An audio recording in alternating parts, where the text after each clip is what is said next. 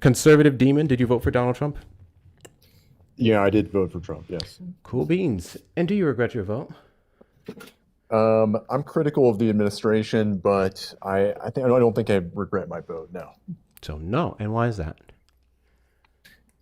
Um, I've appreciated the deregulation on the Second Amendment side, and there has been a great increase in border security under Trump. There's like a 99.9% reduction in encounters, Yeah, and that's not accurate in they the are slightest. deporting some people. It's not nearly as many people as I would like or what they promised, but um, yeah. 99.9% reduction in encounters in what area? Compared to, excuse me, what area?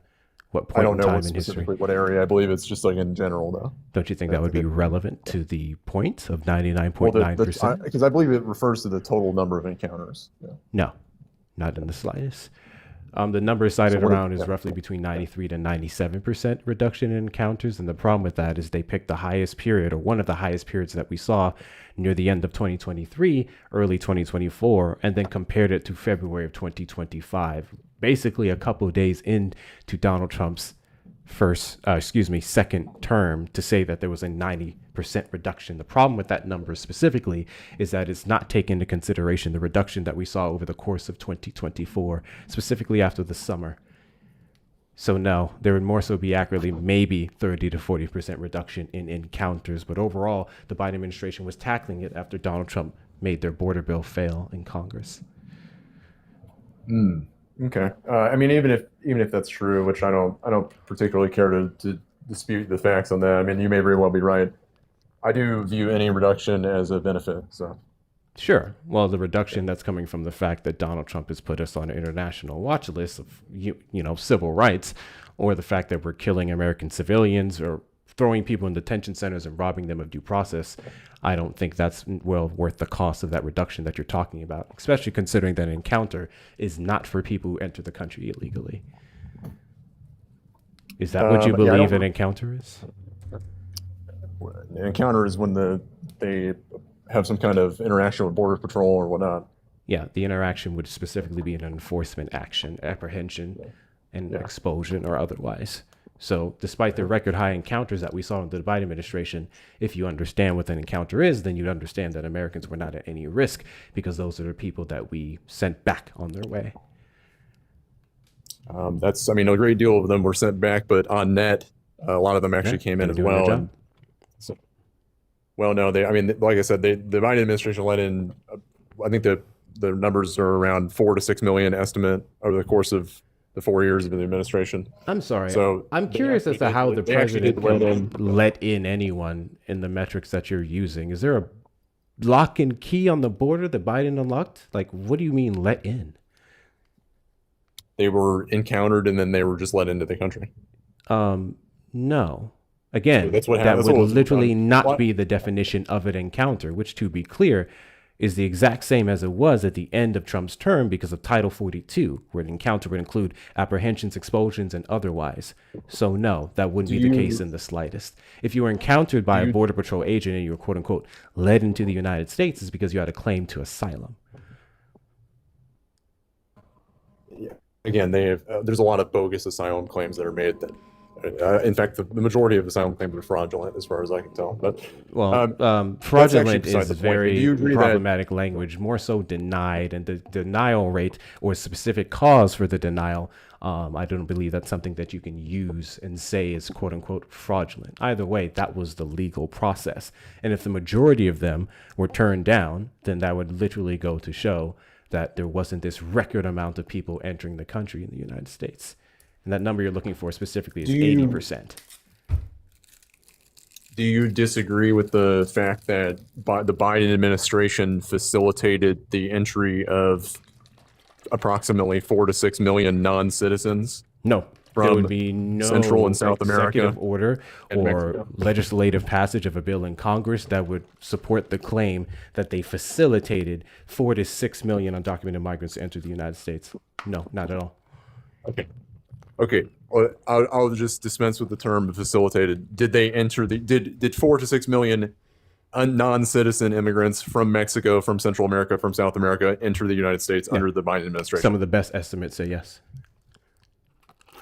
So you agree with that? 4 to 6, 3 to 5. Sure, people enter the country illegally under several different administrations. We can't catch them all. Okay. So millions were entered the country under the auspices of the Biden administration. Auspices. Under the watchful eye of the Biden administration, right? Yeah, and that considered the amount of people that came, that considered to the population that we have here in the United States is really an inconsequential number. Millions standing on its own sounds like a ton, but let's say those 4 to 6 million still reside here in the United States. They never went back or anything of that nature. That would be compared to the population of, let's say, at least adults. 240, 250 million adults in the United States is really insignificant. I mean, this is a change that occurred. You're talking a few million in just a few years. That can quickly cascade into tens of millions in just a few short decades of time at the same rate. No, because it that wasn't actually at the does same have rate. And the Biden administration's literally last 2 years would disprove that. No, so in no way, shape, or form would it be the same rate. But on net, over the 4 years, it was about 4 to 6 million that were let in. You agree on that? Yeah, I don't know why. Not let it, but they actually entered. The same thing. Again, the estimates would say that. Yeah. Okay. Where's so the where's I'm the threat against to the having US?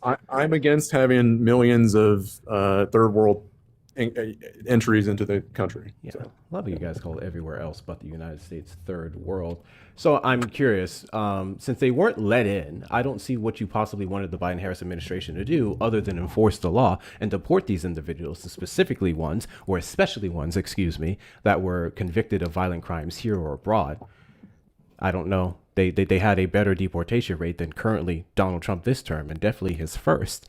So they very much did their job, and they would have saw a carry-on of border enforcement and security under the Kamala Harris administration compared to Donald Trump, who has provided no legislative permanent fix, to the problem. So you're not opposed to mass deportations, right? Well, I think mass deportations under the Trump administration is fiscally irresponsible, but. Okay, so but you said that I'm not Biden opposed of mass administration deportation of deported more violent criminals in the United States. people. You said that the Biden administration deported more people.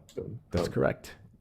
Okay, so But it wasn't necessarily quote unquote mass deportation in the form that Donald Trump makes it out to be. And there was a prioritization, once again, of the worst, the people convicted of the violent crimes, the people who are immediate threat to not only other migrants, but American citizens alike. that's what the Trump administration has been doing as well. Actually, no. The vast majority of them held in detainment centers as it sits right now, or not convicted of any violent crimes here or abroad. No one's saying that the Trump administration has not deported violent criminals. Every single one does. But the majority of the people that he's going after are not who you think they are. They're literally just people minding their business, working their lives, paying their state and local taxes, in some cases federal taxes with ITIN numbers. He's literally going after them too. We just had a case of a guy, he was on the USSR, who was on its way back to the United States, and his father, who had a authorization to be here, work authorization, specifically, who would then be paying federal taxes, was detained and on set to be deported, despite the fact that parents or other siblings or whatever of military serving people would then have a preference or prioritization to be given a pathway to citizenship. There's no discretion with this administration to go after anybody and everybody. That's false. If you actually just look at the trajectory of what's happened since early this year, I mean, targeted enforcement was actually the modus operandi. It was not actually mass deportations as of the type that you're talking about. We can literally look at the and people I actually who have been disagree detained, with this, but and we can look at the people who've been deported, with the majority of that number being Greg self-deportations, mind you. You're just wrong on this, because Greg Bovino, who literally was the leader of the Minneapolis Border Patrol operations before he resigned, I believe. He has come out and stated that there are no mass deportations. It's literally just targeted enforcement against the violent criminals that you're so talking when we reference mass deportation, we're talking about the agenda that Donald Trump ran off of. And I actually said earlier on in the conversation, if you remember, that there really isn't much of a quote unquote mass deportation agenda, but there absolutely has been mass detention, 6,000%. And based off the detention numbers that we see independent analysts review, again, 5% of those people actually have the wrongful, convictions of crimes. 5%. 5% of them don't have. Oh, I'm sorry, are wrongfully convicted. No, not wrongfully convicted. I said 5% were convicted of violent crimes. Okay, I mean, what? I mean, I'm just gonna. I don't know where you're getting that number from. So Easy. Once again, I reference independent analysts. I can get the specific number for you if you, source for you if you'd like. yeah, sure. Yeah, cool. Guys, continue to double tap that screen. Let's get the likes up to 50K and beyond. Please show the algorithm you want to be here. Please show the algorithm you want to be here. Boom.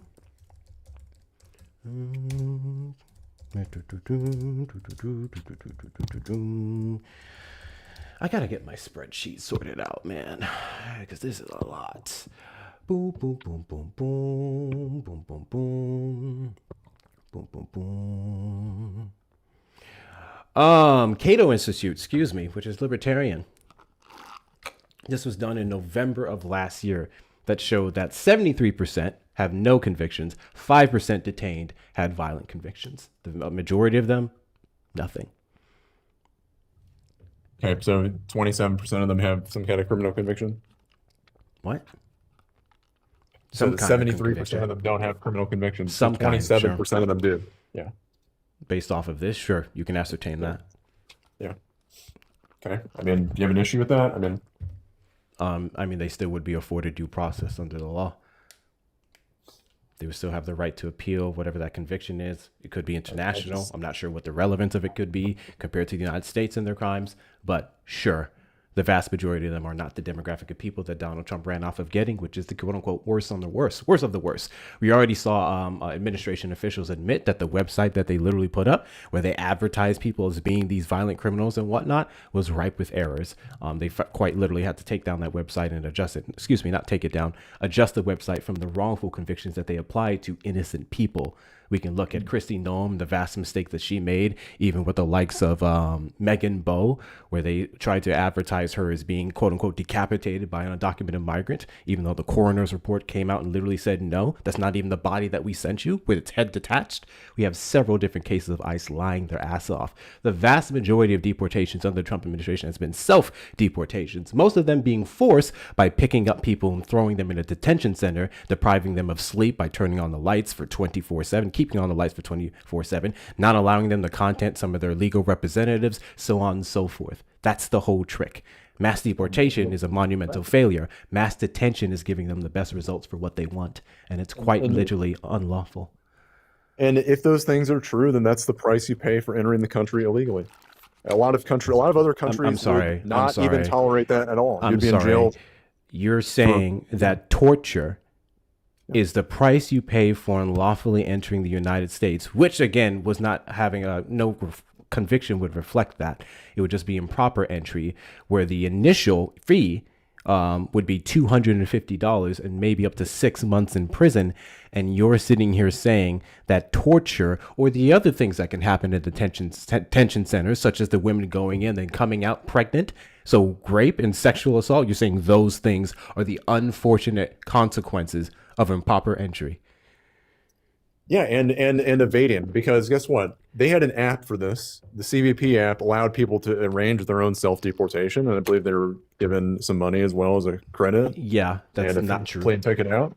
Yeah, and it is true. It's literally not true. We have no adjustments in our budget for that payment. Not a single one. Okay. So is there any verification of that or what? Yeah. What budget did that money come out of? If we had over 1.6, yes, over 1.6 million self-deportations, $1,000 each. In some instances, I believe they went up to 3,000.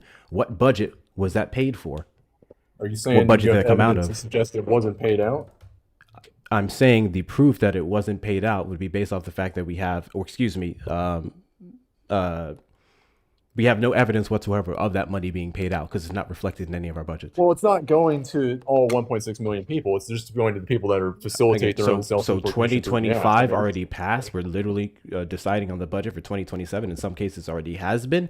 We would see this reflected in those audits. There is no payments that went out based off the fact that I cannot find that information anywhere.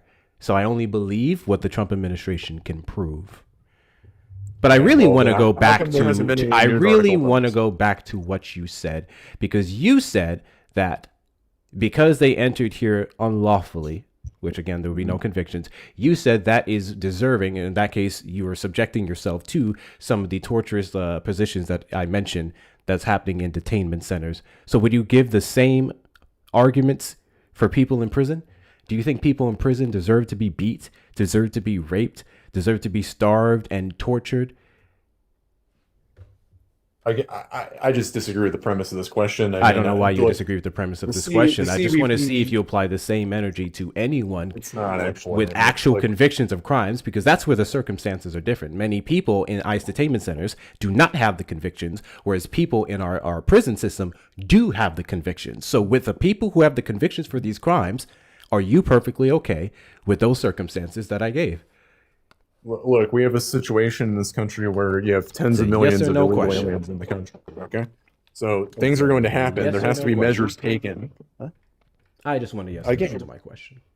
Dude, there was an app that was set up so that these people could arrange this without having to go through. I don't know what that has to do with my question. Can you answer my question? You're just debating at this point. So it's just, I already told you. How am I debating? Ask a question that requires an answer. It's that simple. Judiciously, but do you want to just answer my question? I already told you I disagree with the framing of the question. So. I don't know why you disagree with the framing of the question. Yeah. You literally just came out and said that you're perfectly fine with what happens. Oh, excuse me. Let me correct myself. You didn't say you're perfectly fine, but you be saying that you're perfectly fine with the circumstances of people who would be raped and abused and whatnot in detainment centers. So then I literally just switched it over to prison. That's it. I don't concern myself with that stuff. I mean, this country has way more pressing issues. Okay, it's not about what you concern yourself with. I didn't ask you what you concern yourself with. You're a Trump supporter. Y'all's concerns are very little. What I'm asking you to do is answer my question. The circumstances that you justify for undocumented migrants, and in some cases authorized migrants here in the United States in detention centers, would you apply that same energy to Americans convicted of crimes here in the United States prison system? Torture? No, I don't advocate. And ask for your advocation. Okay. I don't know how many times I have to ask this simple question. Well, that's what you are asking. You're saying that should prisoners be tortured or whatever. It's like, okay, well, I'm asking you, are you fine with those circumstances with American prisoners here in our prison system? Yeah, people have to be detained, man. It's not that complicated. Still not answering my question. There has to be disincentives to get people. Still not answering my question. I already told you my answer. So. You didn't. Actually, you really didn't. So I'm going to ask one more time, and let's see if you have the capacity to do it. Why are you more concerned with I'm going to ask you this question one more time, because every single person, regardless of citizenship, is afforded due process under the United States Constitution. So again, are you perfectly fine with the circumstances that undocumented migrants are subjected to in detainment centers to be applied to American prisoners here in the United States prison systems? That's fine. I don't care. Okay, cool. Great. So you have no problem with torture camps. You have no problem with concentration camps. You have no problem with anything, even though those people, despite their convictions under the law, would still be subjected to some of the same protections, civil rights protections, compared to anyone walking outside the street. Again, I just reject this entire premise. But I don't see why you would reject the premise when you accepted the premise, and you accepted, or better yet, confirmed exactly what you're okay with. You're okay with Americans being subjected to torture because you're okay with undocumented migrants even more so being subjected to torture. Criminals. I'll just be honest with you. I don't. Yeah, again, so those criminals that you're talking about. So let's talk more about that. So again, you admitted that you're perfectly fine with the people in American prisons being subjected to torture. Okay, you said you're fine with that. Fine. You don't care. Cool. So people who are in prisons. What is the highest degree? What is one of your most violent offenses you can think of? One of the most gross offenses that someone can be convicted of that just bothers you to your core. Can you name it? Like Child rape, probably. Child rape. People who mess with kids. Okay. What are some of the lowest offenses that you can serve prison time for? Like failing to pay a traffic ticket or something like that. If that can go to misdemeanor, I think that could go to some time. In I'm not sure what the conviction rates for that is, but sure, let's go with that. So you're perfectly fine with that person who maybe didn't pay a traffic ticket being subjected to torture in our prison systems. No, I'm not okay with that. No. What do you mean you're not okay with that? They did the crime. Yeah, you're right. I'm by and large against traffic tickets. Though I think the traffic tickets are mostly nonsense ways to defraud normal people. Sure, your contention So. with the crime doesn't negate what you said. Okay, you said, and now you're changing it. Now that some context is being added, you're changing it. Now you're going, you don't think someone who is convicted of not paying a traffic ticket should be tortured in prison. That's not. I never made that claim. Just to be clear. So. I'm sorry. You said you're not okay with that. Did you not? No. Yeah, I don't agree with that. No. So then I don't know what I said that was so different. I just view them as two separate categories where you have these. They absolutely are two separate categories, but they all go to the same place. Correct? Illegal aliens in detention centers are invaders. Hold on. Though. They absolutely are two separate categories. First off, we're on American prisons. We're on American prisons specifically. So we're talking about someone who is convicted of fucking with kids, and then someone who is convicted of not paying a traffic ticket for long enough. And that would have to be one hell of a ticket or a hell of a time that you just avoided paying it to end up in prison or jail, whatever. So again, so you want to change your answer on thinking that you don't care about torture that happens in prisons? Or do you want to stay on that? Because again, the same torture that you don't care about that happens to the child toucher is the same torture that the person convicted of the ticket will be experiencing. Yeah, I don't care about the welfare of invaders and rapists. Yeah, so anyways, you're not answering my question, and this is really going to prove one hell of a point, by the way. Again, is it that you now care based off the crime, or is it that you don't care across the board? Which one is it? I depends on what crime it is. Depends on the crime. Got Absolutely. you. You Cool. got me So there. depending on the crime, that is where you care or not care about someone being tortured in a prison or detainment center. Perfect. Great. Now we're getting somewhere. I appreciate that answer. Cool. So it's fair to say you don't give a shit what happens to a child toucher, which I would actually agree with you for the most part, versus you do care about someone who would have a conviction of a BS crime. Cool. Great. Wonderful. Fantastic. What is the crime of an undocumented migrant here illegally? They entered the country illegally, which is a offense under some immigration statute. What do you mean? Which one? I don't know which statute it is in particular, but there's USC, an unlawful entry statute. That's correct. Improper entry. USC USC 1325, 1326 are the ones that describe it as well. And what are the whatchamacallit? What are the penalties? I think deportation is one of the penalties, potentially. I don't know what the other penalties In what circumstances deportation the go-to? I actually don't know. Why don't you tell me? Yeah. The second time afterwards, that's where you can be subjected to deportation. Very rarely is it in the first instance. The first instance is up to a $250 fine, and you could spend up to 6 months in prison. Here, American prisons. While improper entry overall can subject you to deportation regardless, that would be based off of a conviction, and that would be more so described in 1326. However, it is just improper entry, and that is a federal misdemeanor. Okay. But according to you, you don't care what happens to that person who committed a misdemeanor. No, in I a view them detainment as center. invaders.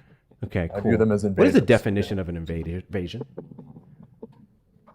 It's very similar to what happened in that Spanish colony recently, a couple weeks ago, Actually, no, it's not. where you have What's the definition of invasion? tens of thousands of military-age males just crashing into a particular Which area, most of them turn back. overrunning the Which most border of them turn security. back. What's the definition of invasion? What's the definition? Yeah. You said it's I invasion. think That's how you see it. So you could say there's a military invasion. That's maybe you could, I mean, that is a form of invasion. And there's also a demographic incursion as well. Well, if it was a So, military invasion or some type of oppressive force or a force that does not align itself with the United States, we have the Alien Enemies Act so we can respond to it. So I think that's why we should get very particular with our definitions here, because we wouldn't be having this conversation if it was for the Alien Enemies All of the Act. judges were against that. All of the judges did you I don't- how many times did federal judges appointed under Obama combat Trump on the Alien Enemies Act this term? I mean, Quite a few probably times, just I as believe. much times that federal judges appointed under Donald Trump or Bush actually turned So why are you Trump's pretending like you're in favor of the unconstitutional Alien orders Enemies out. Act? Yeah, so it's not about being in favor of the act. It's about the law being on the books, and we can respond to it in kind if the circumstances meet the metrics described, which they don't. That's why. That's why the Alien Enemies Act has been found to be, or Donald Trump's usage of it is found to be unconstitutional. It's because we did not meet the required barrier to authorize it in the fashion that Donald Trump has. Again, I view this as way more existential than you do, clearly. Yeah, So, well, I view this from but- the position of the law and our Constitution, what's unauthorized, what's fine, and the unconstitutional. law and is what's not gonna save us. And you That's view this why from I- the position yeah, I of, agree. I just want to treat undocumented migrants or anyone who comes here with improper entry no different from how I treat a child molester. That is how you want to treat them, despite the I didn't fact say I would. I didn't say I would. you engage in said abortion or you anything. What are you don't talking about? care. You said you don't I don't- care. I That's don't what you care about said. any- no. That's what I you don't care said. about any- So again, Shouldn't have- my point still stands. You don't give a fuck what happens to them, despite the fact that even when they get less rights upon a conviction, even when they're thrown into a detention center or a prison cell, they still would be afforded rights and protections. And you don't care about that. So why do you hate undocumented migrants? Tell me. I already told you they're invaders. They're No, they're not invaders. Again, you didn't even know the definition of that in the context And that's of how how- we can that's how utilize warfare is the Alien conducted in Enemies Act, so 21st you would be incorrect. So no, they wouldn't be invaders. So again, why do you hate undocumented migrants? Because they're not a threat to you in I mean, any again, way, shape, you or can- form. They're not taking your jobs. They actually. They're not messing yeah, with your money. Well, long term they are. None of that. In fact, they've been nothing but contributing to our economy with the taxes that they pay. We can look over the course of the last 15 years, over $3.5 trillion. We can look at the fact that they quite literally have been have been helping us replace our workforce, because the American birth rate is only 1.5, 1.6%. We need it to be 2.2, which immigrants play a substantial role in helping us meet. Be talking about the fact that many of the jobs that they are working are jobs that you and I probably won't and never will. We can talk about the fact that the large portion of them, again, have no criminal records whatsoever. So what possible reason would you have to hate them?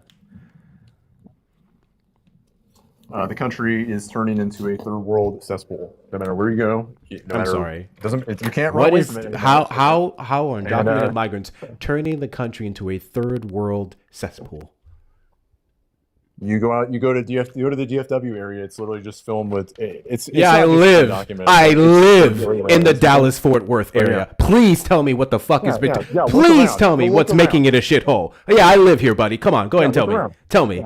Yeah, I am Yeah, looking how around. about Tell the me Indian what's making it a incursion? shithole. Go to Frisco. Go to Frisco. What Indian about it? incursion in Frisco. What about it? What about it? I listen. When I ask the question, I don't mean, oh my God, I see more brown people were being invaded. I just want you to point out the negative of the brown people that you're seeing. Is that so hard for you to do? Tell me what the negative is. They're not us. That's fundamentally the negative. Oh, who's us? Who's us? Who's us? Who's us? That's interesting. You're black. You're a black American. You want to be replaced by these people as Who's well? us? You think that's going to go well? Who's us? Huh? Who's us? Us Americans, people who are born here, people who. Yeah, have I'm lived here unaware for of generations. every migrant that comes here, an American leaves. So no, we wouldn't be replaced in any way, shape, or form. So what do you mean we're being replaced? That's just a ridiculous nonsense argument. Well, It's you like, said do you we're being understand the replaced. concept of political power? You Do said we're being understand, like, replaced. yeah. You said we're being replaced. it's called- So if yeah, you'd like to yeah, provide more ethnic context to that blocks in this country, ridiculous statement, by all means. But you said we're being replaced. Come on, spit Yeah, out. we are being replaced. Yeah. How In are we terms being of- replaced? in terms of our, not only by total by percentage of the population, but also by total number as well. I mean, By percentage of the population, the population is irrelevant to voting power because undocumented migrants cannot vote. And then once they Oh, can, really? guess what? You become an American citizen? Then Oh, guess really? what? They can't. It's not my business. I don't know. The mail-in Congratulations. ballot system, You're an I think, is, American. You have the exact same rights that I do. I don't know why you'd have an issue with that based off of them being proud. You just don't want certain people here. yeah. Yeah. I don't. Yeah. So cool. So once again, I want you to tell me I don't want what is I don't the want this to issue. be a dumping ground of the third world. Yeah, A I dumping agree. ground of third world. Can you tell me what is third world about an Indian American? Can you tell me what's third world about a Mexican American? Can you tell me what's third world about them Indians coming have a- here, starting their I'll food tell you. trucks or their businesses and construction and lawn care or whatever, sending their kids off to college to get their degrees, to work on behalf of America's interests? Can you tell me what's third world about any of that? Yeah, they have an archaic fucking social hierarchy system. The fuck where, does that mean? Yeah. They, I'm God, you're sorry. flailing hard. Where they bring their intra-ethnic conflicts here to the United States. Intra-ethnic conflicts. yeah. Again, can you Yeah. tell me what Mexican conflict is coming here? I'm talking about Indians right now. Can Indians you have tell an me? Oh, average okay, now IQ we're getting specific. The average IQ Can you of tell me Indians what is 76. They have Oh, a public listen. defecation I'm sorry. problem, I'm sorry. okay? Oh, I'm sorry. Sorry. In their own country. I don't know what They law. literally I don't know. defecate in What, the streets. yeah, we okay? have It's like San defecation in the Francisco. streets Yeah. here. Yeah. Anyone can Yeah, defecate in San- here in in the San streets. I don't know Francisco, what we the do, yeah, relevance of but- that is, nor do we base our laws off of IQ. So I don't know what relevant point that was. But that was a very nice racist dog whistle of yours. Very good job. Very good job. Dog whistle? So anyways, I'm not dog whistling, I'm just I being want you outright to racist. tell me what is the threat of an Indian American specifically. Cool, because Like I'm I said, unaware they of form Indian these- Americans en masse draining anything from our social programs and not paying back into it, which they would by default. I'm unaware of Indian Americans en masse committing a gross amount of any particular crime. I am that's not my unaware contention, of Indian Americans that pose Not any my threat. contention. So, okay, so your contention is not based off of threat. It's not based off replacement, which they're not. It's not based off of all that stupid shit that you said. What is your contention then, buddy?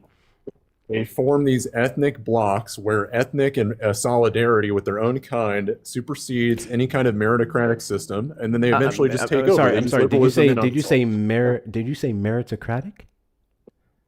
Yeah. When you say meritocratic, They infiltrate organizations. so they let me get infiltrate this straight. So let me organizations get this straight. and then hire so more of now their you're co-ethnics. making. So Yeah. now I'm sorry. Now you're making the argument that Indian Americans do not have the qualifications for positions that they have. By and large, they do not. No. By and large, they do not. Based off of what?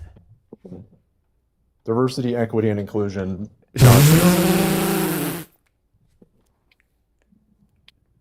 Can you tell me how many Indian Americans benefited from DEIA? Let me give you a hint. You can pull from whatever the last 6% is, considering that 90%, or yeah, roughly 6 to 10%, considering that 90% of the beneficiaries of DEIA policies were white women. So go ahead and tell me out that roughly 10% left, how much of that was due or went directly to Indian Americans?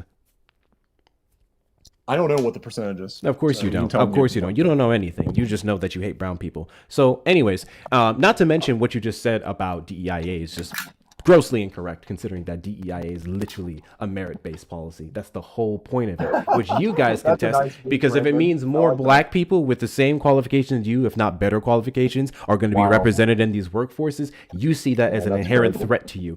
I just want to point this out.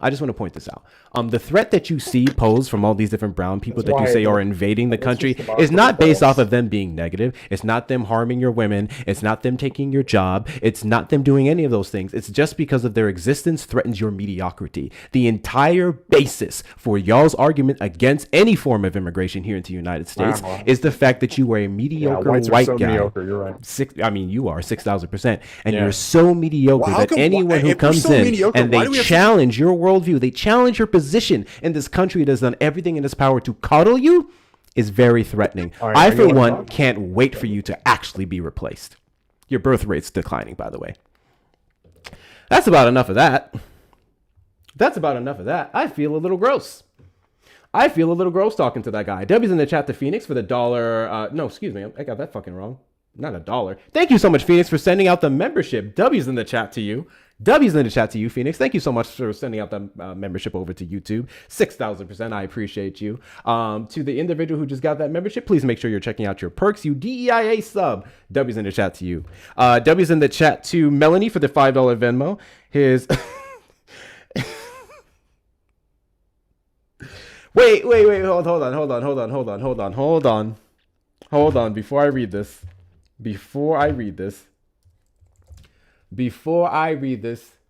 let me make sure. Y'all not getting me today. Give me a second. We are looking at how to pronounce you say it correctly. The pronunciation of amygdala. I knew it. I just wanted to double check. Dubby's in the chat to Melanie for the $5 Venmo. His amygdala is bigger than his peen. Fuck him. 6,000%. Dubby's in the chat to you. And Dubby's in the chat to Gucci for the $5 Venmo. I love how they always reset back to their factory setting. Racism. The moment they realize they have no argument. Exactly. Guys, I have a thing. I have a thing, okay? I have a thing. It started bothering me. There's been a few times lately in the live where I've said some words wrong as fuck. I pronounced some words wrong as fuck, okay? So I'm now extra cautious about it because I pride myself on accuracy, and I'll be damned if y'all call me out again. So I'm going to double check more words. I'm going to double check more of these words. W's in the chat to you guys. Thank you so much. Best way to support the platform is going to be the links in the bio. Cash App, PayPal, and Venmo. Hector Talks with 2 R's on Cash App and Venmo, and PayPal, Hector Pal with 2 O's and 2 R's. And if you're over on the Tube side, you may send a super chat, super sticker, or consider becoming a member. Those of you on the YouTube side, hit the like button on the stream, subscribe, and turn on notification bells as well. TikTok side, please double tap that screen. W to y'all for getting over 100,000 likes before the hour mark. W block for the galaxy. Shout out to you. Where's my alert? Hold on. My alert's not going off. Oh, wait, I think Jonah just cleared out the gift gallery. The Galaxy's in the gift gallery. W's in the chat to you. There's my alert. I went ahead and fixed it. W's in the chat to you. Thank you so much. Click on my name in the top left corner if you guys want to support the stream that way. The TikTok gods love to see all the TikTok coin gifts, and you guys love to see them as well. So if you want to become the title gifter of anything in my gift gallery here, I believe we should still be in B5. I hope to God we're still in fucking B5. Please feel free to become the title gifter of any of the gifts in there. Top left corner, click on my name, B5 Gift Gallery. Share out the live with your friends and family as well. Give it a good repost and add to your story. There are roughly 400 people in here, at least on the YouTube side, TikTok side. So please make sure we get the shares up to at least 50 to 100. Send your daily heart message if you haven't already. Obviously, hit that follow button in the top left corner. And let's knock out the Divine Fingers gifts here as well. Links in the bio is going to be the best way to support the platform and all the other ways that you can. Ooh, let's go, Chaos. Let's go, Chaos. W's in the chat to the Temu Transformers. W's in the chat to the Temu Transformers.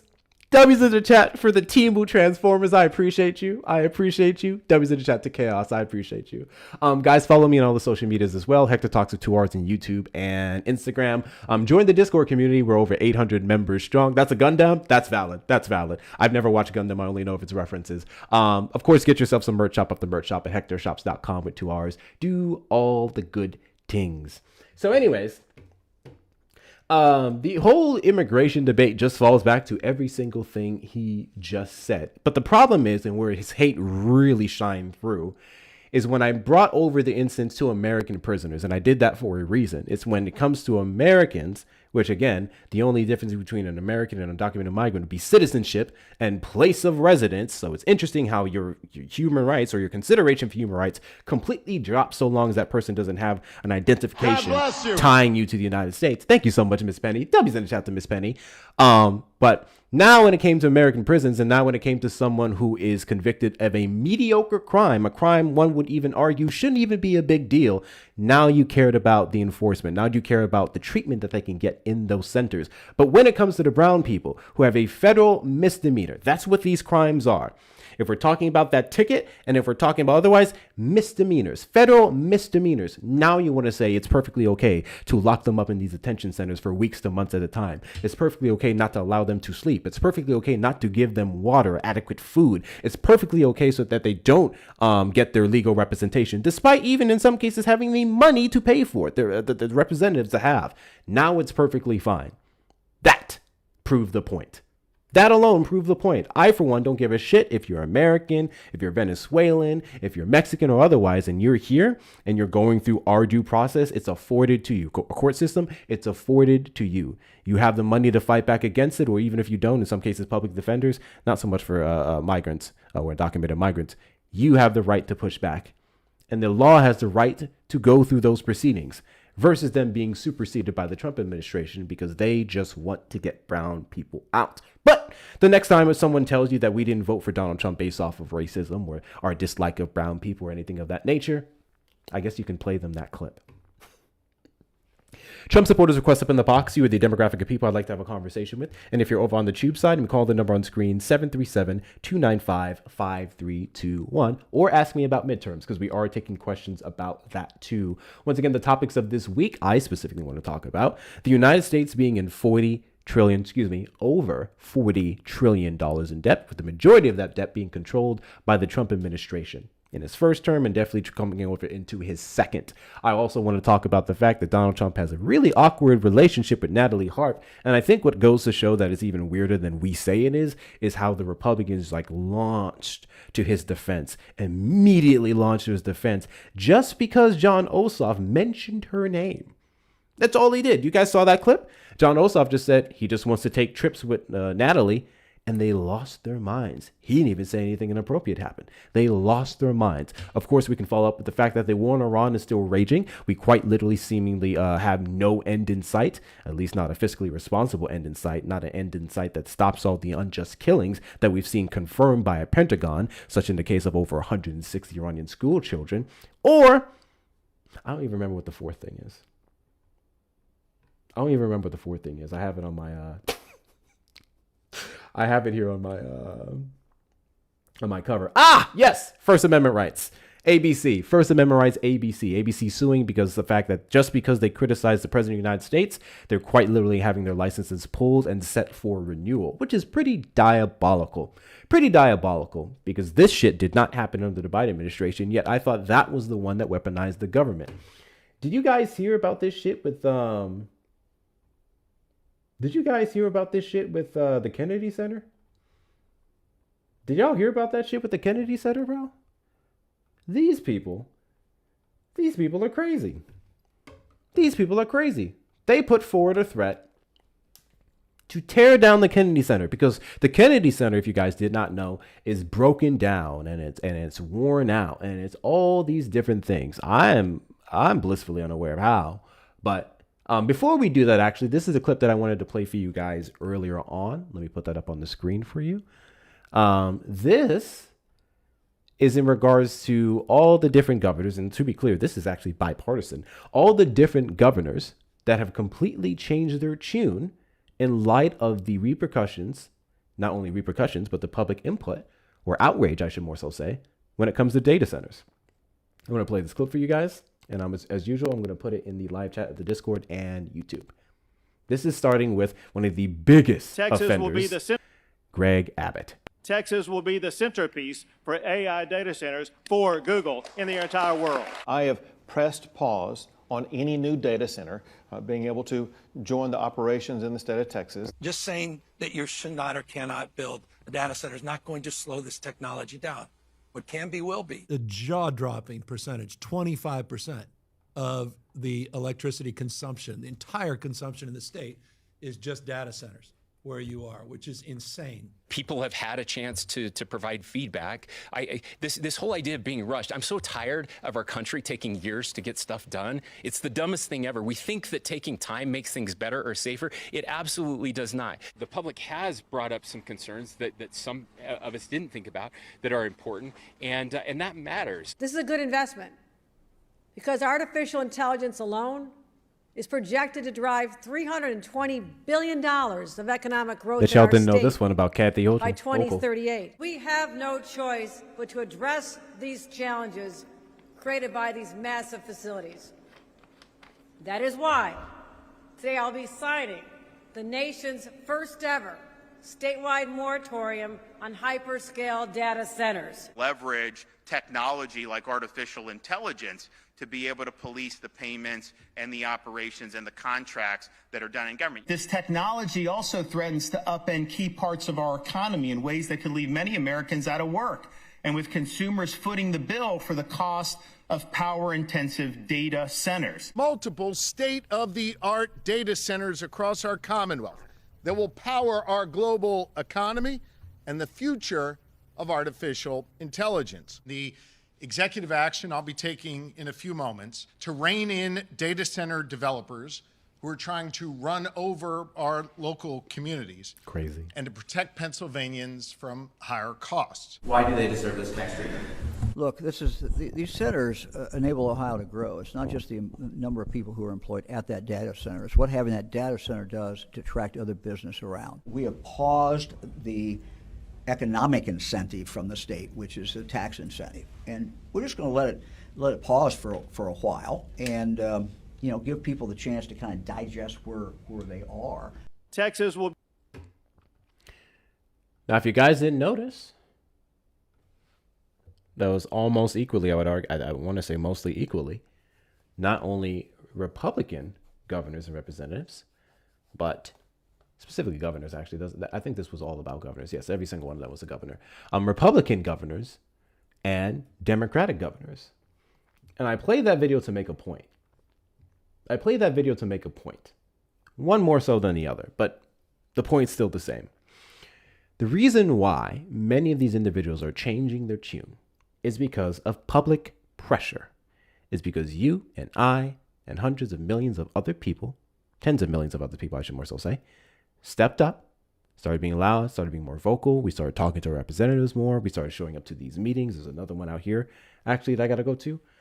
We started saying, hey, enough is enough. This is going to be a harm. We need to stop. Because all of them, when it came to the money they would bring, when it came to investments, when it came to them enriching themselves, had no issue with it. They thought shit was cool. And the tone changed after the fact. The tone changed when we started making it change. So I'm using this to make a couple points. The main thing is what we say can go. What we say does matter because we own all of their seats. We determine if they win or if they don't.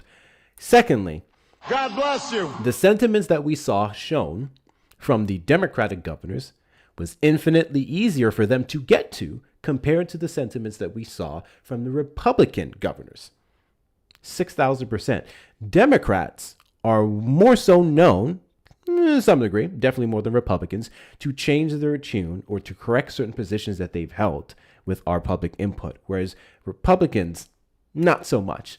Some of those Republicans, many of those people were outspoken about data centers or the harm that it could cause potentially long before the Republicans ones are. Specifically, Greg Abbott here in the state of Texas, I can tell you off the bat, that numbskull did not give a flying fuck about it when he literally launched this AI data center hub here in the state of Texas. Now we're seeing places like Westlake near Austin. If you guys are familiar with Westlake Hills, they actually were able to get a temporary pause on the data centers, which makes sense because it's a rich white ass area. So they kind of listen to them compared to another county that's going to see it proceed on. So yeah, it's getting crazy out here, y'all. It's getting crazy out here, y'all. Absolutely crazy. With that being said, keep your eye on the ball when it comes to the data centers and keep your foot on their necks specifically. I also want to talk here about the Kennedy Center. We're going to get into that in a second because these folks have lost their mind. All of this over a name. All of this over his name on a building. The Trump administration has threatened to demolish the Kennedy Center if a judge determines that the renowned Performing Arts Center cannot close for a 2-year renovation. In court filings on Monday, Justice Department Attorney Brantley T. Mayers repeatedly referred to the Kennedy Center as a decrepit structure in dire need of new renovations, led by the Trump administration. Mayor said without renovations, this site will deteriorate further into an unsafe, decrepit structure that will be required to be taken down, with a determination to follow on what to build on the site, such as a large outdoor amphitheater overlooking the Potomac River that has been proposed by some for many years. He also argued that if President Trump is not given recognition for updating the center, it would cause donors to flee, financial contributions to dry up, and structural rehabilitation to stop. There will simply not be the expertise or funding necessary, expertise is crazy, to rebuild and renovate this decimated structure. The Trump administration is ready to go, but without it, the Kennedy Center cannot be Potomac. Thank you so much for that, Phil. WCU. Potomac. Thank you. Cannot be saved. His comments echo those of the federal government against a lawsuit filed by Rep. Joyce Beatty in Ohio, an ex-officio board member of the center who argued it was illegal to add Trump's name to the building without explicit permission from Congress. She said his efforts to overhaul the Kennedy Center during a 2-year closure were not clearly presented to the board. Her office did not immediately respond to the Hill's request for comment on the threat to demolish the building. You already know what happened earlier on this year. Judge ruled that the president's name could not legally be added to the building and ordered signage recognizing Trump to be removed. Instead of removing the lettering on the building, it was covered with a tarp. The board, largely appointed by Trump, voted to add an inscription underneath the Kennedy Center's name that reads, "Restored and renovated by President Donald J. Trump." This is the focus of the administration. Getting his name on buildings that he did absolutely nothing to contribute towards and should not be allowed to, because it would be yet another waste of taxpaying dollars, much like his East Wing ballroom, over actually ending the war in Iran. In fact, they actually got more funding allocated to continue bombing the fuck out of them. Literally what we've seen. Hey, buddy, come up here and tell me what Jim Crow law I support. I would love to hear it, actually. I would love to hear what Jim Crow law that I support. Don't forget the aircraft carrier, 6,000%. 6,000%. There's also that as well. So where are we at when it comes to the war in Iran? Have we finally been able to replenish all those missiles and drones that we brought down to next to zero? Have we finally been able to do that? Are we close? Do we finally have an end game when it comes to a deal on them not enriching their uranium over 60%, which I guess now they would go lesser than that? Did we finally get that done? I'm waiting. I'm curious. I'm waiting. I'm curious. Mind you, isn't what's his name? Isn't JD Vance like some kind of czar in that regard when it comes to the negotiations in the Middle East? They paired him up with Witkoff and others. Isn't he some kind of czar? I forgot what he is. What is JD Vance? What is JD Vance? Some part of negotiations he's a part of. I'm just not going to be able to name it specifically. I mean, yeah, I know he's a negotiator, but I thought there was a task force. Whatever. He's one of the negotiators, and I just find it interesting that he was specifically appointed to do such by the Trump administration. That's given no results. If we're to sit here and talk about Kamala Harris being the border czar, which is wrong, and that she failed in that job, where's that same energy for JD Vance? All the people saying, oh, I would vote for him in 2028. I don't know why. He clearly has been incapable of making a deal. The MOU was a monumental failure and it's expired as of August the 17th. And the next one comes around, we're going to capitulate to them even further than we did under the MOU. Meanwhile, gas prices are up, grocery prices are up, and everything under the sun here in the United States directly due to his actions versus what we had beforehand, which was no strikes. No, this one is Epic Fury, excuse me. The operation that we took over last year, that we executed last year, was Warhammer. That's it, Warhammer. That was the operation that completely obliterated Iran's nuclear capabilities. Fast forward, what's up, Allison? Fast forward to now, we don't seem to be doing any better. No better. We had to go start a war with them over the thing that we took care of in the summer of last year, and you guys still don't get the point.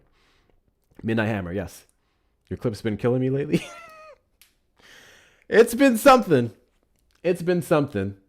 I think that's the part that gets me as well. As someone who gets up on this platform most days and I put my face in front of people, I take that very seriously. I take the things that I say to other people that could be clipped and used against me at any point in time very seriously. I try to be accurate. And for some reason, other people don't have much. You support Ukraine? Yes, absolutely. Do you not support Ukraine? I'm sorry. Do you have an issue with supporting victims?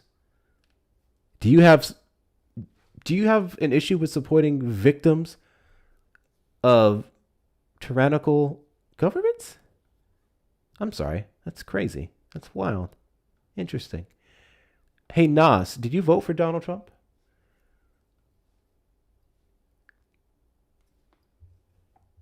Nas, did you vote for Donald Trump?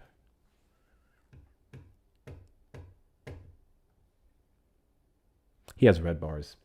W's in the chat to Bugsby for the $2 super chat. What's up, Bugsby? Here, nephew. Damn, JD is the czar of couches. That part's true. There's actually a super duper funny video that I watched on that. Because he said there was a video that was put out, or excuse me, not a video, some kind of post that was put out recently, where they asked one of JD Vance if he had a favorite meme that was put out against him, and his answer was low-key funny. I'm not gonna lie. Did he run? Did he run? Bruh.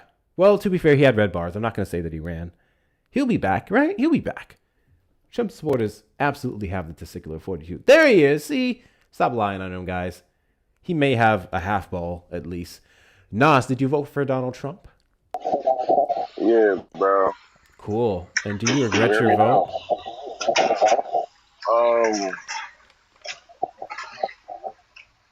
No, not really. It's going the way I thought it would. Yeah, I imagine. Cool. So can you tell me what the issue is with the supporting Ukraine against an aggressive nation? I mean, I don't think there's a problem with it. I just think that you can't. I mean, I think you were very specific in your wording. You said you support Ukraine. Shut up. If you let me finish what I'm saying, I mean, I wouldn't mind, but I'm not gonna lie. Your mic is terrible. Are you at a birthday party? Or are you in the back of a restaurant kitchen washing dishes? What is this background noise? I'm at work, big bro. Oh, I'm at work too. My job is clearly better than yours. I can't deal with that background noise. I can't deal with that background noise. Holy shit. Holy shit. Also, imagine working in the back of a restaurant trying to talk shit to me. Let me be clear. I'm not here to disparage any of my restaurant workers at all. That's not what the fuck I'm saying. I would know this. I worked in restaurants before I went up to management. I'm not disparaging anyone. I'm just... Anyways, I'm curious. Don't request backup. Did you fix your mic? Bro, we can't hear you. Why are you requesting backup? Did you fix your mic? Plus, he's at work. He should be working, no? Listen, I'm not... I kind of don't give a shit what you do on company time. I think I'm just it's funny you assume where I work. I don't work in the back of a restaurant, my dude. Yeah, it's called That a was a quip. funny It was a assumption, little joke. What- A little jokey joke. what do you It have sounded against like you were restaurant? washing dishes. I literally went over all this already. Washing. I'll tell you what. I can tell one thing about your job. They don't have good service. That's crazy.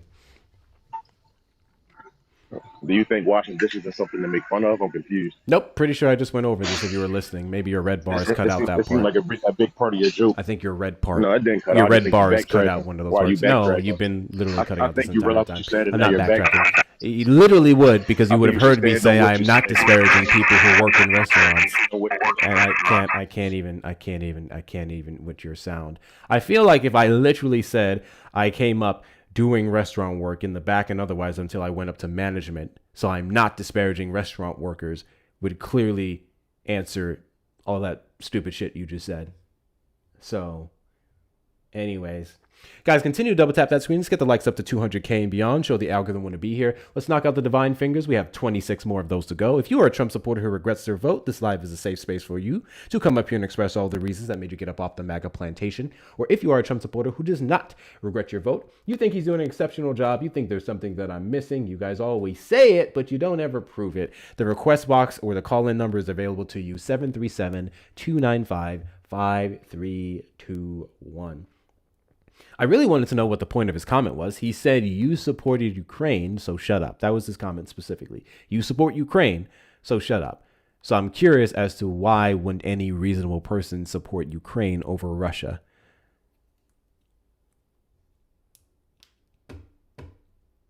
It was just that noisy. Anyone that worked in the kitchen would agree. It literally sounded like he was in a kitchen. Yeah. Yeah. 6,000%. 6,000%. 6,000%. What's up, Korea? Hope you're doing well. Hope you're doing well. POTUS is morally bankrupt. Well, I think here's the thing. We can talk about Trump all day, every day. I would really love more so to get into the nitty gritty of the 77 million people who voted for him, because Trump's easy pickings. Let's keep it a buck. Trump's easy pickings. He's a god awful president. He's a sexual assaulter. He's a fucking rapist. I'm not even gonna water that down. Well, he's both. He's a fucking rapist. He's fiscally irresponsible. He is terrible when it comes to actual immigration reform. He doesn't protect this country in any way, shape, or form. He's god awful to children. His policies do not suit women, who in the United States, so if you do not know, please feel free to Google this, literally the majority population or gender population here in the United States. There are more women than men. Margins are slim, but there's more women than men. He does not serve them at all. So that part's easy. That's light work. I'm more so curious as to why people who claim to have a eruption of moral decency, specifically often associated with their faith, their Christianity or other religions, that's what I really want to know. Those are the people that baffle me, because I would think that someone who is full of not full of moral contradictions would then vote for an individual who is not full of moral contradictions, such as Madam Vice President Kamala Harris. Right? Right? My vote would align with my morals. If one of my morals is protecting children, I wouldn't blow them up abroad. I wouldn't defund programs meant to feed and care for them here. I wouldn't separate kids from their families because they may or may not have legal authorization to be here. If that's my priority, I would then move on behalf of that priority. That's not what we've seen the Trump administration do. But for some reason, they're pro-fetus. If I had no contradictions with my morality, then I would then vote on behalf of the woman who actually ran off of programs to help the parents by default, help the kids, and also enrich children. The woman who has a record of helping them when it comes to education with billions of dollars of student loan forgiveness, with the maintaining of key programs here meant to feed children. The majority of people on SNAP are children. They're the number one recipients, kids. But Donald Trump didn't care when he started to shut down government shutdowns based off of undocumented migrants getting Medicare, which is literally not true. And then he also didn't seem to give a shit when he defunded it under the big, beautiful bill. Just saying. Yeah, that's the thing. Lee, it's the exact same thing with American laws. It's the exact same thing with the Constitution. The two amendments that Trump supporters know, and they barely know those, are the first and the second. They can't get into anything else. That's why they're so bitchy about due process. They know the First Amendment because that's their justification for coming up in here saying hateful stuff and then getting muted. So then they'll scream and cry, for free speech taken away. Or it's the Second Amendment because they think Democrats want all their guns, even though a large portion of Democrats are gun owners, including my goddamn self. I don't get it. I don't get it. Make it make sense. That's correct, Moonbow. The Back on Track program, 6,000% correct. She has always had a prioritization for the youth, including in her most controversial laws. I remember in 2024, they consistently kept bringing up, thank you guys for clearing out the gift goal, I appreciate you. They consistently keep bringing up the truancy laws, which I don't have a single problem with. The execution of those laws could be the issue, 6,000%, but I don't have a single issue with truancy laws. If you have a child that is consistently and persistently missing school, that is detrimental to their well-being, and there's no excuse for it unless you have a valid reason, which you can take up with the agency. That's exactly what her law was meant to produce. It was meant to ensure that parents stay on their children, that they were being effective parents and ensuring their children get an education. That's all it was. But people screamed and cried because of the mistake it made with the black woman and her child with sickle cells, which was objectively. God bless you. Thank you guys for the gifts. Thank you so much. I appreciate you. God bless you. It was objectively an error. What's up, Ford? It was objectively a terrible thing. It was an error. But by then, that wasn't Kamala Harris. That was the improper enforcement of the law. Improper enforcement of the law. It is what it is. But I, for one, don't want to see a bunch of kids running around town during school hours, getting up to no good versus being in a classroom meant to help them. Just my thoughts. Just my thoughts. Anywho, of course we have Dolly Parton and Tim Curry. They're kind of gone too. Kind of gone is crazy. They're dead. And it just seems like all the wrong old white people are dying. All the wrong old white people are dying, bro. I don't appreciate it. I don't appreciate it. Shout out to them, though. Shout out to Dolly Parton. And what's you would call it? Wouldn't surprise me if some crazy shit came out of Dolly Parton's closet just because she's from Tennessee. Tennessee is racist as fuck, y'all. I lived there. I grew up there, actually. Tennessee is racist as fuck. However, in regards to her music, shout out to her. In regards to Tim Curry's career, shout out to him. Shout out to him. Just saying, Hillary. I'm just saying. I'm just saying. I'm just saying. Don't you dare say that about, I think you meant Dolly? I think you meant Dolly? I don't know Dolly Parton's past. I'm saying it wouldn't surprise me if some shit came out. You know who they still can't get any dirt on? You know who is still, up to this day, one of the greatest white men to walk the face of the earth? I want to see if you guys can guess. Those of you who know me, you know who he is. I want to see if you guys can guess. You know who they can't get even in death? One of the greatest white men to ever live. I want to see if you guys know. I want to see if you guys can guess him. Take some guesses, guys. I want to see what you guys say while we're waiting on the Trump supporters. Trump supporters, request up in the box. You are the demographic of people I'd like to have a conversation with. And if you're over on the tube side, we call the number on screen 737-295-5321. John Brown is a good one. John Brown is a good one. I will accept all of these answers, Mr. Rogers. I will accept those answers. However, that's not the specific one I was naming, but those are good guesses. Those are very good guesses. Who the fuck said Ford? That's crazy. Robert De Niro? Yeah, he's been targeted specifically by the Trump administration, which is pretty crazy. Steve Irwin, Bill Nye. Okay. I'm actually surprised none of you guys said him yet. Alex from Jeopardy? I don't know. Somebody got it. Weibo's got it. Nope, never mind. Let me give credit where credit's due. Ren got it first. Bob fucking Ross. Bob Ross is one of the greatest white men to walk the face of the earth. One of the greatest white men to walk the face of the earth. I love that man. That's my distant white daddy. And not daddy in the Republican relationship with Trump sense. Father, okay? Father. Let me correct my words here. Father. Trump supporters have daddies. I don't have a daddy. I have a father. All right? I got two of them, actually. All right, we got this guy up here. Hello, brother. Be gone. Did you vote for Donald Trump? Of course. And do you regret your vote? Absolutely not. Absolutely not. Why is that? I mean, why would I? Easy. The Trump administration doesn't care about American civilians, specifically if you disagree with his belief system, to the point to where he's willing to arrest you unjustly and make up an entire crime to justify your detainment. Well, brother, I have spoken out against him a couple of times. I'm not arrested. Cool. So you would be one of the individuals that was not on his radar. Tell that to David Hearn. Tell that to Letitia James. Tell that to Lisa Cook. Tell that to Jerome Powell. That's one of his affiliates, actually. Well, I actually added him on X. And? So you're saying I'm not on his radar? Well, clearly I am. Being on a social media platform is not being on his radar, especially considering that he was literally banned from that platform. God bless you. I mean, he's back if I'm not mistaken, but he circulates Truth Social. That's besides the point. So I think that's besides the point. You brought it up. So I agree. Let's move on from this.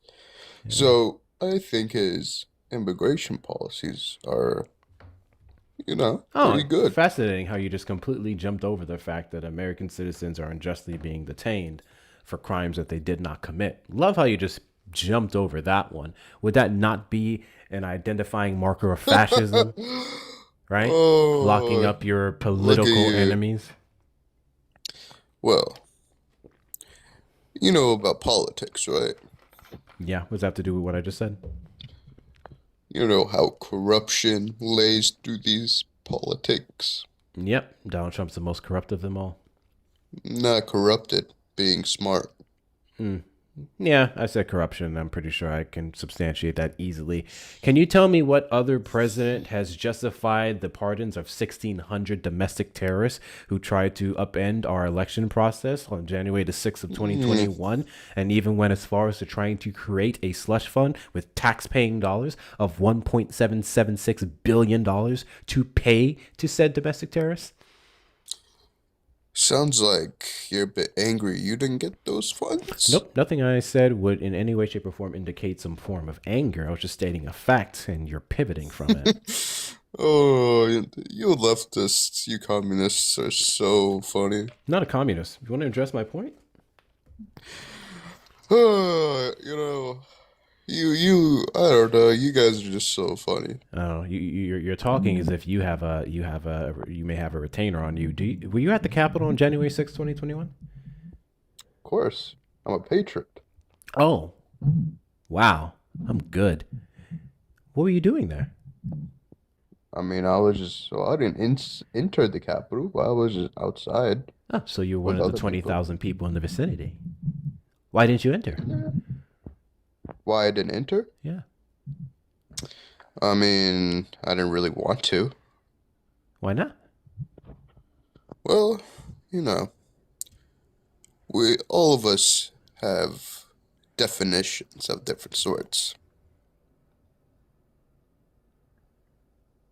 I don't know if that has to do with why you didn't enter, so I'm going to ask again. Why didn't you enter the Capitol on January 6, 2021?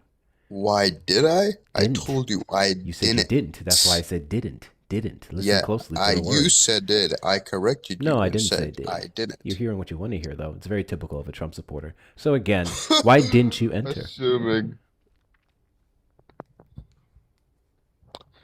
Not surprised. Yeah, why didn't you enter? Assuming. Once again.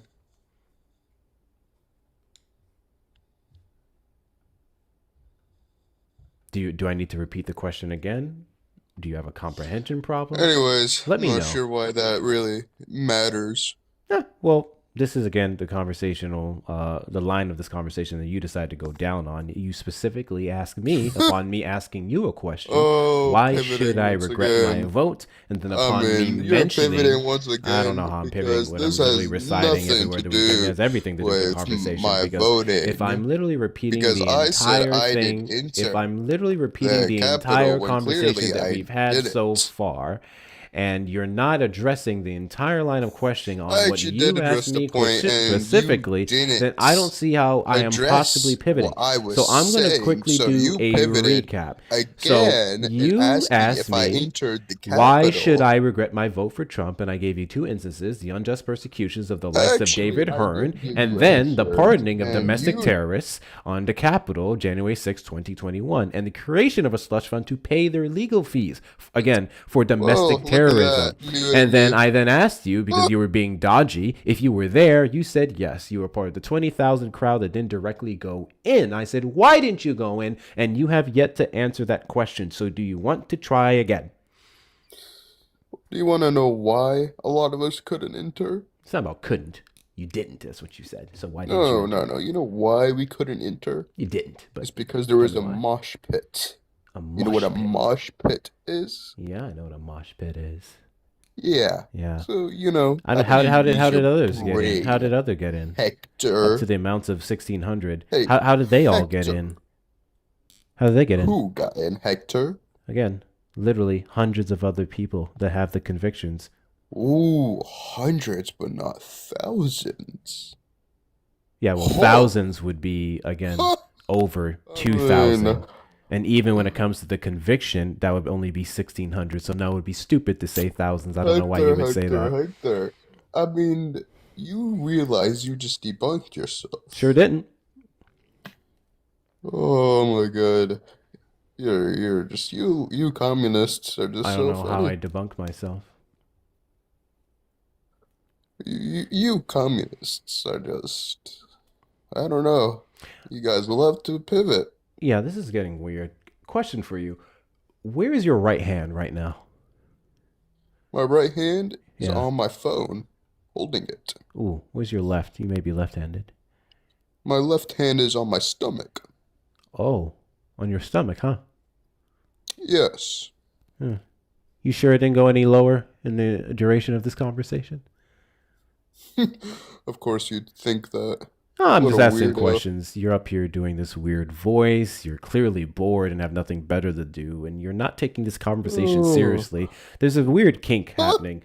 You guys and your incompetence and small I know peepees you'd be love to into come up that on these if you're panels, into and you love to men. like just I mean, do weird personally, stuff, and it's really I'm not crazy. into that, but if you're into those kind of fantasies, be my guest. No, I think I won't I stop have you. more than enough experience with a large portion of you that are. In fact, you will You tell have me. experience Many of you with tell that? me to my face. Yes. Whoa. Yeah, that's what I said. I have a large amount You of have experience with experience men with that. who come up here and share that. That's correct. Woo, Yeah. Yo, Mhm. Hector, that is not something you want to admit. a Oh, lot. look who's butchering sentences now. Look at that. Butchering sentences. Yeah, that's correct. Do you know what butchering means, or I have to define it for you? I mean, I'm not sure when that happened. Yeah. Do you know But, what if butchering you're means, into or do I what need to you define just it said, for you? I mean, wow. This guy must think that he's fucking is- Santa Claus. Debbie's in the chat to Sick of Society for the $5 Venmo. I don't like Well, this actually, this I Timu consider Felix myself Seymour. Debbie's in the chat to you. Abraham. Thank you so much, Tay Tay. I am so happy they brought the tomatoes back. Yo, throw the tomatoes. Debbie's in the chat to you. Debbie's in the chat to Sick of Society for the $5 super chat. Venmo. I don't like this Timu Phillips Seymour Hoffman. If there's a drop fund, please You make him don't go like away. I mean, do you want to start it? We can do that. I'll start with the 5. Debbie's in the chat to you. Debbie's in the chat to Casper for the $5 Venmo. Why is he talking so effing slow, trying to sound intelligent? Tell him a ghost told him to shut the fuck up and have a great day, Hector. Debbie's in the chat to you. I appreciate you. So anyway, do you want to engage? Do you want to engage with Donald Trump pardoning and trying to create taxpayer-funded accounts for domestic terrorists and then terrorizing American citizens who have not actually committed Now any you're crime calling him a whatsoever? domestic terrorist. No, I said the 1,600 people he pardoned were domestic terrorists. I've been very specific. Now with my you're calling language. them domestic terrorists. Yeah, they are. Oh, define domestic terrorism. Cool. I would define domestic terrorism by people who went and stormed the Capitol to obstruct our election processes here in the United States. Considering the region, W's to the That's not tomatoes. domestic Considering the region terrorism. that it happened, it would be domestic because it was here in the United States. That's So it would be on American you know soil. what And the terrorist action that they literally committed was trying to upend the process of what certifying does the election terrorism mean? results. That's what What they does did. terrorism mean? That's what they Define did. terrorism. I'm sorry. Call from Owen. Owen, you're on the line. Did you vote for Donald Trump? Did you vote for Donald Trump? Yeah. All right, hold for one moment, please. Hey, so again, remember when you couldn't define butchering? Do you remember that? Do you remember that? Hello. You hear me? Do you remember when you couldn't define butchering? My name is Owen. Yeah. Do you remember when you couldn't define? Last name is also. Do you Hector. remember when you couldn't define butchering? Do you remember that? My name is Hector. So cool. Anyway, would you like to refute the fact that I called them domestic terrorists? Define terrorism. Easy, cool. If we're going to do Oxford specifically, the unlawful use of violence and intimidation, especially against civilians in the pursuit of political aims. Can you None tell of me that how was- that definition does not align with what took place on January 6th? None of that was achieved. Achieved. Oh, wait, I'm sorry. Achieved. Got you. So if they don't they don't meet the aim, the political aim, it's not terrorism. So No. if, say, someone flew a plane actually be into the White attempted House to terrorism. scare Americans into doing something, and they flew into the White House, but we didn't scare Americans into capitulating to whatever the demands are, that would mean they're not terrorists, right? It's all about if their political aim was met, right? Terrorism can only be defined as if we capitulate to their political aim.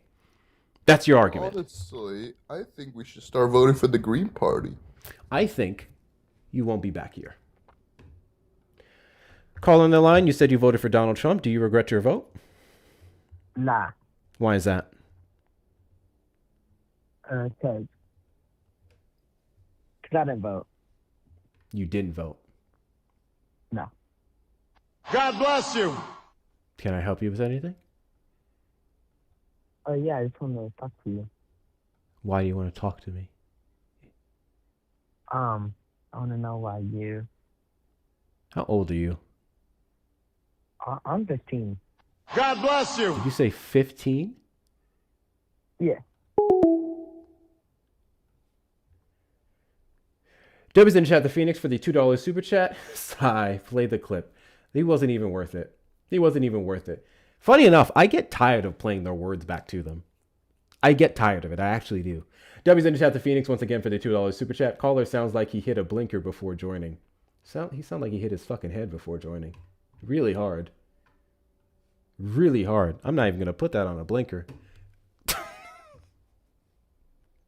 I'm not even going to put that on a blinker. He just sounds like he hit his fucking head really goddamn hard. And he just woke up ignorant. God. Gosh. Hector is angry because he can't grow a mustache. I actually am. But you can continue to nitpick more so at my personal appearance. Goes to show what you care about. Do you have your camera zoomed into my face? I helped you out. I made you silent. There's the number. 737-295-5321. Who needs a mustache when you got all of this? Shit. He sounded like Buffalo Bill from Silence of the Lambs, a movie I have not watched. So I don't understand that reference. I'm angry because I can grow a mustache? That's crazy.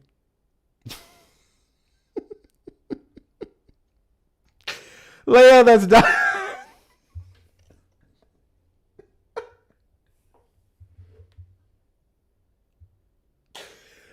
I hope I'm pronouncing your name right. Leia? That's diabolical. That's diabolical. Watch that movie. What is Silence of the Lambs about again? I feel like I just had this conversation with someone recently. What is this movie about again? It's a horror movie? I don't fucking watch horror movies, y'all. It says horror/crime. I do not watch horror movies. What are we doing? Absolutely not. Absolutely not. Hannibal Lecter? Nah, I'm good. Do you guys enjoy watching movies with sick people doing sick things? I don't. It's not my cup of tea. I literally like heroic movies for a reason. I like the movies where the good guy overcomes some hardship and helps people. Those are the movies that I like. I don't like to watch movies where like horrible people just get off on doing horrible shit. If I wanted to watch a movie on horrible people getting off on horrible shit, I would just watch Donald Trump's press briefings.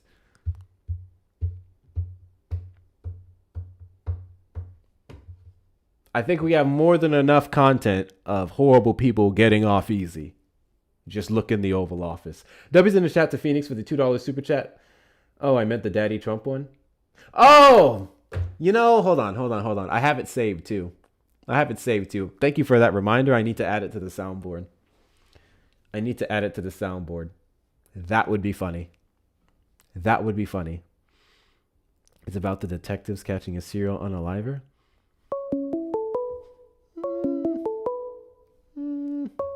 Not my kind of content, man. Call from Chris. Callie on the line. Did you vote for Donald Trump? Yes. And do you regret your vote? No. Why is that? He's doing what I want with immigration. That's the only thing I care about. So you're a one-issue voter. Yes, that's it. So there is no cost whatsoever that can outweigh your want. Right? Is that what you said? No, not at all. Oh, so there is a cost that can make you, care less about your goal of immigration.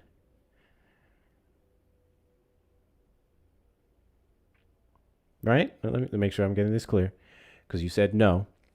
So there are things that the Trump administration can do that could supersede what you wanted them to do with immigration, correct? My only thing that I don't like is I think he needs to go harder. You're really bad at answering direct questions. I'm going to try this again. Deporting people. So once again, because you said no, unless you'd like to change your answer, Is there a cost that can outweigh the goal that you wanted the Trump administration to achieve? No. No. No cost. No. Gotcha. No cost. So, Donald God Trump bless you. starting a war, Donald Trump justifying the killing of American citizens, innocent ones, Donald Trump jacking up all your prices, Donald Trump threatening election integrity and security. None of that matters so long as we get the brown people out, right?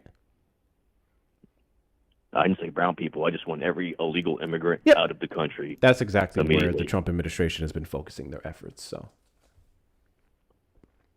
Well, it just so happens that a lot of them are brown, but sure. just And get that's them all exactly out. where they've been focusing their efforts. So, still make it a true statement that I made.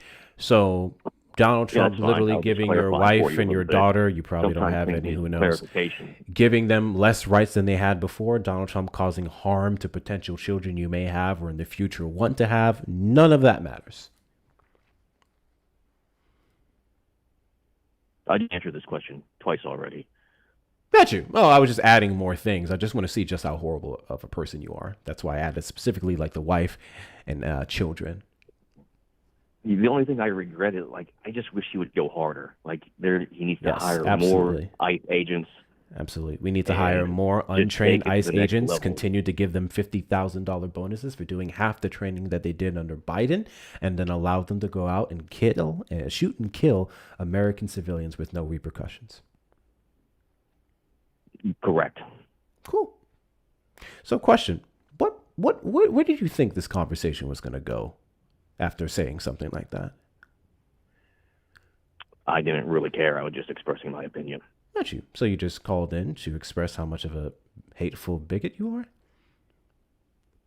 If you want to use those terms, that's absolutely fine. It's not going to hurt my feelings. I mean, I would say you'd have to be extremely hateful and bigoted to literally want Donald Trump's immigration agenda to be met with no cost or consideration to even people around you.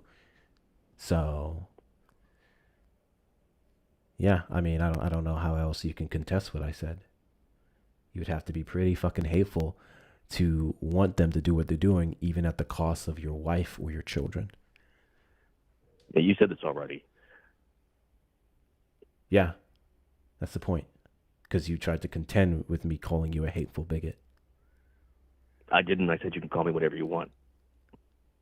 You worded it a little differently. You had an issue with my phrasing, so. I really don't. I said I don't care. It doesn't hurt my feelings. Do you acknowledge the fact that you're a hateful bigot? I don't think I am. Exactly. But you can call me anything you like. That's the point. You don't think you are. So explain to me how you're not hateful. Thank you guys for the gifts. I appreciate you. Explain to me how you can't be hateful if Donald Trump's immigration agenda is met, even at the cost of harming your wife or your children. Explain to me how that wouldn't be a hateful ideology It doesn't that hurt you my have. wife or children. Oh, yeah, that's the whole point. It was a hypothetical, and also other things that Donald Trump does very much do hurt your wife and children, but that's a separate conversation. That's not reality, though. That's not the reality. You're just making shit up. No, I'm not making shit up. Donald Trump's administration You literally does 100% harm are. women. So, no, I don't have to make up the children that are literally starving. Maybe not yours, of course, but the children that are more food No, I'm insecure because pretty of well the off. cuts It doesn't to affect me at Donald all. Trump and SNAP. All That the doesn't price change the fact increases that your doesn't affect mother. me. I don't notice that. That doesn't change the fact that your mother, or your daughter, or a close woman friend of yours could literally die because they could be denied important health care on the operating table when they're having birth because of Donald Trump's healthcare are you restrictive talking abortion about? laws. The health care that is prenatal and otherwise, that one. What's going to kill them? Tell me what's going to kill them. Do you know what an ectopic pregnancy is? Well, you do know that's been debunked, right? They're not going to let some that. Do you know what an oh my God. ectopic pregnancy is? All right. You Listen, do know what an ectopic you've been pregnancy is. brainwashed. I don't see how I've You been are out of your brainwashed. damn I don't think mind. I don't think Adriana Smith would agree with you. I don't think Nevaeh Crane would agree with you. I don't Yeah, think. but what about all the? I What don't about the think women that have Amber been killed by illegal Nicole. I don't immigrants? think You're Amber bringing up these- Nicole I can bring up Thurman cases would agree too with where you. These are white women all and women brown who women have been literally killed by wanted illegal their immigrants. kids. They were actually So pro-life we're gonna and do they that wanted and to just bring their cherry-pick children to data. fruition, We can and both now play they're that game, but dead it's not gonna because their benefit health anywhere, care is it? was denied because they we prioritized both the was yapping fetus away, over the trying to life prove of a the point, mother who and actually wanted it. who really cares about these So there's fringe that. cases? And the instances you can bring up of undocumented migrants harming us women here in the United States. Not only are they insignificant compared to someone like you, who's probably a white man, but also those people get convicted, and those people get time spent here in prison. Donald Trump is actually obstructing that. Do you have a problem with white men? Have they hurt you somehow? I mean, they've hurt the country, yeah, but that's a separate They conversation. That's correct. Oh, shit. Tell me how they've hurt the country. Yeah, I know you're trying to pivot desperately from what I'm just said. I just want to repeat back to you the fact that undocumented migrants who are convicted of doing any harm against women here in the United States would be arrested, and the Trump administration would be obstructing that, actually. Do you know about that recent Haitian migrant who was convicted of having, let's say, kitty corn on his devices? Do you know about that story? No. Cool. The Trump administration seek to deport him before his conviction. Do you know the problem with that? Since you don't, I'll go ahead and tell you. When you when you deport someone without the necessary conviction and you do not have cooperation with the place that you're sending them back to, nothing stops them whatsoever from slipping back into the United States the same way he did before, illegally, and committing the same crime again. I'm of the firm belief that when we catch someone for doing creepy shit, for harming children, for fucking with minors, that we should convict them here in the United States, and we can ensure that they pay the damn price here versus sending them back to a country that will do absolutely nothing about their crimes. How do you know the other country won't do anything? Again, I just stated the fact that we do not have cooperation with the other region, with people that we send back to the country. How do you know that? Is this every case? Can you tell me where the cooperation is with Haiti? Can you tell me where the cooperation is with Mexico? Can you tell me where the cooperation is with Nicaragua or Venezuela, Cuba? Can you tell me where the cooperation is there? So wouldn't that just further my point? Why would we want to deal with these people coming from countries where they don't even convict criminals that we send back to them? Wow, you're quite the moron. Let me help you out. If they're here, they're here. There's nothing we can do about that other than convict them. Yes, there is. We can That's deport it. them. When they That's commit exactly these what we do crimes. about that. I just How can you went say we over can't the do fact anything that when the we can deport them? deportations do not give justice to the victims if they can come right back. How do you know coming here is not that easy? What do you mean coming here is not that Especially with easy? the lockdown Are you on the border unaware of the amount of Trump's times that doing we a great counted job. the same people trying to improperly enter the country under Title 42, specifically the pandemic? You don't know, do you? You think that one time is the only How hard it time. is to get into the country now under President Trump. Oh, how hard! Not Well, the it wasn't lackadaisical border hard policy we had for under Biden. it wasn't hard for Martinez Guzman to get into the United States under the first Trump administration Are when you he gonna went on a speak, or are you just gonna 9 talk people over me? killing spree in Colorado. That wasn't Are you hard. going to speak over me the whole time? You're not answering my question, so I'm just going to go ahead and talk over you. Yeah. Okay, go ahead and talk. Yeah. So it wasn't hard for that guy who went on an 8 to 9 people killing spree. I'm in, gonna go get a glass of water, keep talking, 'cause yeah, absolutely. what I you will. say doesn't matter anyway, It I'll be wasn't. It back. wasn't hard for him to get back into the United States. So I don't know what your point is.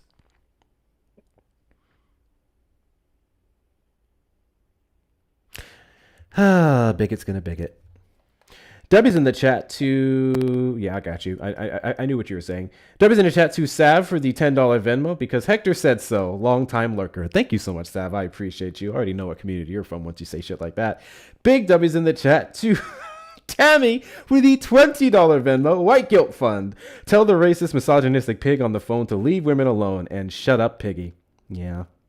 He probably heard he's going to act like he didn't know. Big W's in the chat to you. Thank you so much for your supporters. Thank you. I'm back. Thank you to the supporters for the support. I appreciate you. Guys, best way to support the platform is going to be the links in the bio. Cash App, PayPal, Venmo. Hector Talks with 2 R's and Cash App and Venmo. PayPal, Hector Pal with 2 O's and 2 R's. If you're over on the Tube side, you can send me a super chat, super sticker, or consider becoming a member. So anyways, you're a hateful bigot. I don't know why you're fighting it. I said you can call me names, so it doesn't bother me. Yeah, So say it's not anything about you need. calling you a name. This isn't like a tit for tat. It's about calling you what you are and your little inability Of to course it's not defend tit it. for tat. I haven't is called you any names at proving all. the point. I mean, you could try to call me names. I would more so worry about the truth in what I you don't call stoop to me that level. versus the I fact don't that you call care. I'm me not a going to call you name. names like a child. Again, yeah, calling people names doesn't make you childish. If I called Donald Trump a pig, specifically in regards to his sexual assault, the fact that he's held civilly liable of sexual abuse, and the 26 other credible allegations against him, or the weird shit that he said when it comes to minors back in the day when he bragged about walking into their underage dressing rooms, I don't think calling him a pig is just calling him a name. It's calling him what he is.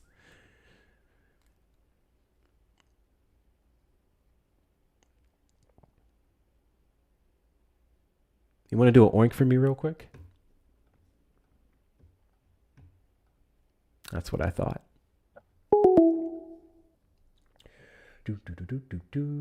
Guys, continue to double tap that screen. Let's get the likes up to 300K and beyond. We are almost there. Trump supporters request up in the box. You are the demographic of people I'd like to have a conversation with. If you're over on the tube side, and we call the number on screen 737-295-5321. Don't know what your name is. Do you vote for Donald Trump? My type is steel and fighting. I cast Israel. What?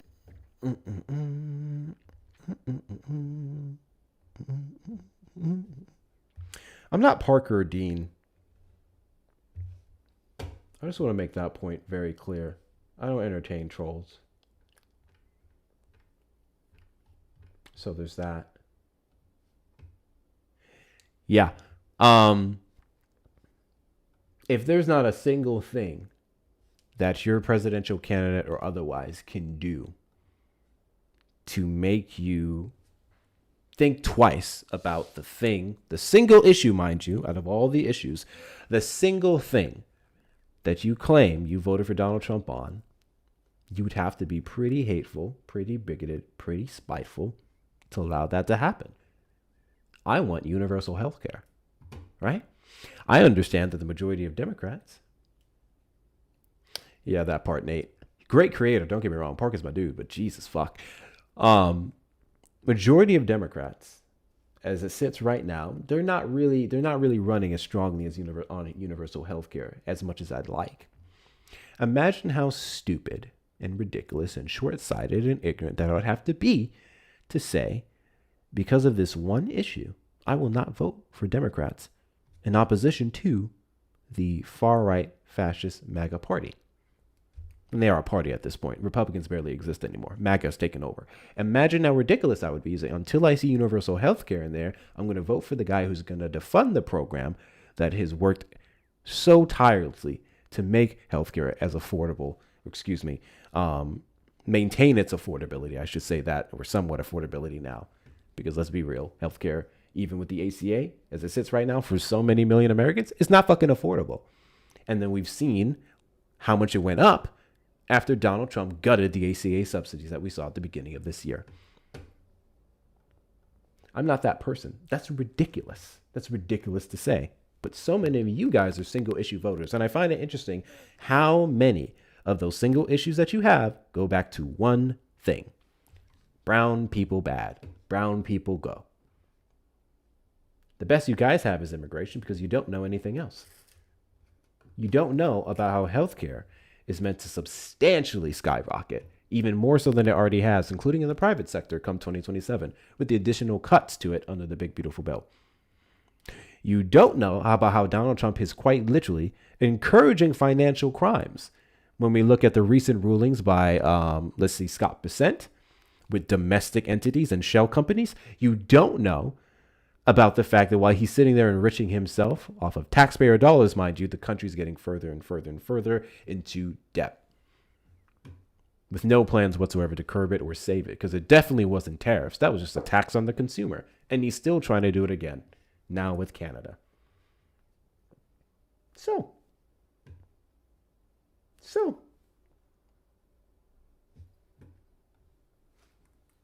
I don't know. That's my guess. That's my guess. If this thing is so important to you that nothing else matters, you have to be pretty hateful sack of shit to stand on it. And you can't prove me wrong. You know how many people come up here and say basically what he just said? All that mattered to me is that the border was closed. They don't even know what an open or closed border means. All that matters to them is that the border was closed. So what does that mean? His crimes didn't matter to you. his 34 counts of falsifying business records, to conceal paying off a corn star so it doesn't interfere with the 2016 festival. That is literally financial crimes. And he got convictions of them too. That didn't matter to you. His sexual abuse of E. Jean Carroll, that meant nothing to you. Grab him by the ussy, don't even wait, meant nothing to you. Bragging into walking into the underage dressing rooms of girls meant nothing to you. I can shoot someone down Fifth Avenue and they would still vote for me, didn't mean anything to you. Smart people don't like me, meant nothing to you. I love the poorly educated, meant nothing to you. Immigrants are the fault of all of our problems in this country, meant nothing to you. Lying about his relation to Epstein and his very direct implication in the Epstein files meant nothing to you. The protection of individuals, Democrat, Republican, or otherwise, in the Epstein files meant nothing to you. Israel's errand boy, yeah. Being Israel's bitch meant nothing to you. So long as I got those brown people out of here. And that's all based on them being a threat. And I think I'm starting to realize this the more and more I talk to Trump supporters, is the more I realize that they are threatened by competence. If you want to see how the average migrant, undocumented or otherwise, is infinitely better than these people, look at how scared they are of them. That's what I use to support black people's excellence. You know black people are exceptional because they're so fucking scared of them coming up in the world. You're not threatened by something that is... Right? Like, you're not threatened by something that is not even on your level. Right? It's like a... Thank you guys so much for the support. I appreciate you. It's like a horse being threatened by an ant. That doesn't make any fucking sense. Right? Just saying. Thank you guys for the follows. I appreciate you. I'm just saying. Just imagine if Biden Kamala even did half of that dumb shit. Oh, yeah. Oh, yeah. Oh, yeah. Well, according to them, they literally sit around and make up what the Biden-Harris administration did. They say that they brought up gas prices. They say that they persecuted Christians. That's always a funny one for me. They say that they opened the border. They say that they brought up the cost of healthcare, so on and so forth. A lot of words. A lot of words, not a lot of proof. A lot of words, not a lot of proof. Trump supporters request up in the box. You are the demographic of people I'd like to have a conversation with. If you're over on the tube side, and we call the number on screen, 737-295-5321. If you're not following me, hit that follow button in the top left corner. We are live every Saturday after 3 p.m. CST and randomly throughout the week. Guys, continue to share out the live with your friends and family. Give it a good repost and add to your story. Trump is the proof. Everything he puts on Truth Social. Let's get the shares up. I'm not sure where they're at. They're at 52. We can absolutely get that up to 100. Put it in your group chat. Share with your friends and family on TikToks, your mad uncles, your baby mamas, your baby daddies, everybody. Share with everybody. Send your daily heartbeats in the top left corner if you haven't already. You can do that upon following me. Super duper important that we maintain that level every week. For 1 coin, you get access to a couple cool stickers. You become a part of our awesome community. Let's knock out the roses. We have roughly 15 more of those to go. And of course, please click on my name in the top left corner to feel free to knock out any of the grayed out gifts in the gift gallery. That's super duper helpful and appreciated. We try to get as many of those things in the gift gallery knocked out weekly as possible. Consider becoming a super fan. Couple cool perks that you can do with that. And then links in the bio, of course, are also going to take you to other ways you can support me. The free ways is following me on social media. Hector Talks with 2 R's on YouTube and Instagram. My Instagram is almost at 50,000 followers. Right? Yes. My Instagram is almost at 50,000 followers. It's going to pass my TikTok. I know it's going to pass my TikTok. TikTok's been suppressing the hell out of me. And now we're at 61, I think. On TikTok? Yeah, 61. We're about to be at 62. Instagram's about to be up at 50,000. YouTube's at like 5,000. We don't care. Combined, we have over 100,000 people who listen into the shit that I have to say. So that's super duper cool. Make sure you're getting me on all the platforms because if one algorithm suppresses my content, you can see me on others. So follow me on everything. Hector Talks with 2 R's. Join the Discord community. We are over 800 members strong. I got to figure out what we're going to do to celebrate 1,000. that. So tune in. Be a part of the community. We're going to get to some movie nights. I said this week. I lied. Next week. Get yourself some merch shop off the merch shop. HectorShops.com with 2 R's. We can get all the loud pieces of lib that you see me typically wearing or on this mannequin on a daily basis. And then, of course, the best way to support the platform is going to be direct donations to the links in the bio. Cash App, PayPal, Venmo, Hector Talks with 2 R's and Cash App and Venmo. PayPal Hector Powell with 2 O's and 2 R's. And if you're over on the Tube side, super chat, super sticker, or consider becoming a member. Anything's accepted, everything's appreciated, as that one peanut head nigga always be saying. YouTube, hit the like button on the stream, subscribe and turn on notification bells. We appreciate every last one of you for being here. It looks like it's a chill night because typically I see a bunch of moderators muting the fuck out of Trump supporters, but they're literally just not here. Oh, there's one. Biden destroyed America. Cool. Everyone says that. How? Give me a metric to show that Biden destroyed America at the end of his term. That's it. You guys won't worry about the uptick of certain things. You don't worry about the recovery. I think the recovery is impressive. Biden's recovery rate is exceptional. Still waiting for the I'm Hector's Latina friend shirt. Wait, what? Wait, what am I missing? They can't even back up that claim. No, they can't. No, they can't. You can't say inflation. You can't say job growth. You can't say the stock market. You can't say immigration. You can't say healthcare. You can't say any of those things. None of them. Not one. So I'm always curious as to where the destruction was. Right? Remember the I'm Hector's white friend convo? Oh, yeah. Oh, yeah. See, I was supposed to get those. Them shits ain't gonna sell. I was supposed to get like a Hector's white friend, Hector's Latina friend. I was going to do one for all the communities. Biden messed up by not indicting Trump? Absolutely. 6,000%. Or not so much Biden, but what's his name? Why am I blanking on his name, bro? Hold on.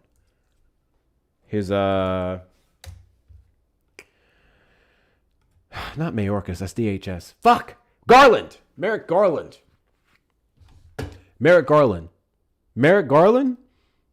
Mediocre. Mediocre as fuck. If you were to point to I would argue for the most part, an absolute failure in the Biden administration, Merrick Garland. But let's be clear. Let's be clear. Trump's track record here. You know.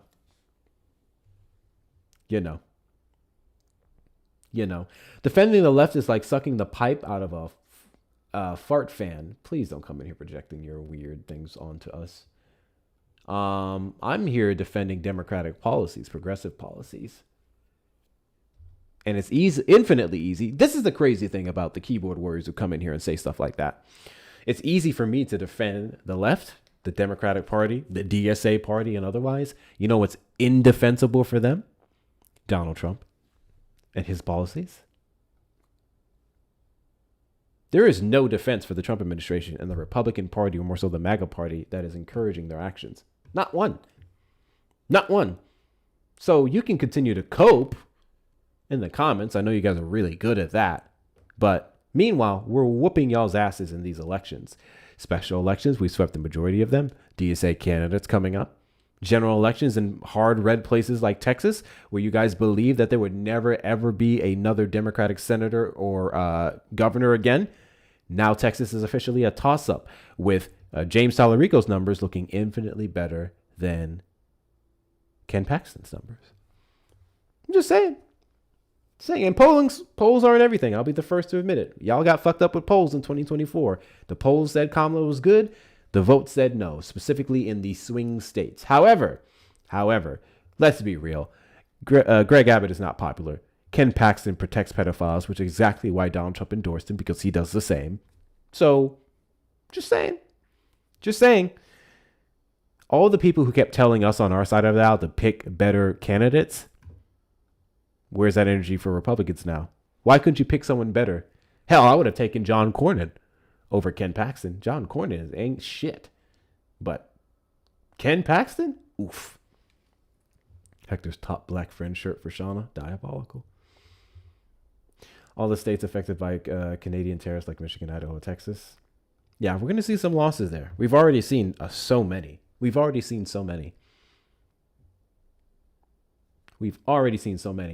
I have a feeling this surrogate situation is going to tank the Republicans. Yeah. I don't think you really have to and this is why I've actually noticed this heavily. I was in Parker's live earlier today, and he had a guy come up, and Parker's topic, why do you still support Trump? And this guy came up and he's like, yeah, man, the DSA candidates are so far left, man. They're so far left. And it's kind of been irritating to me. And this is no shade to the DSA or DSA candidates, but it's kind of infuriating to me as a content creator who's talking about this. How many of them, because they're incapable of defending Trump and his actions, are now trying to nitpick. God bless you. Thank you, Korea, for the gifts. I appreciate you. WCU. They're now trying to nitpick DSA candidates. They're now trying to nitpick the DSA platform. And I understand there's a good bit of stuff on there that's not specifically articulated in the ways that we want to see. We don't have a lot of specifics. We're curious as to how some of that shit's going to work. However, let's keep it a buck here. Let's keep it a freaking buck here.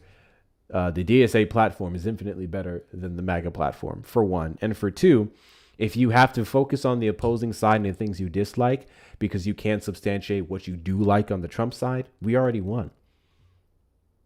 We already won. That's what they're doing now, by the way. Stacks.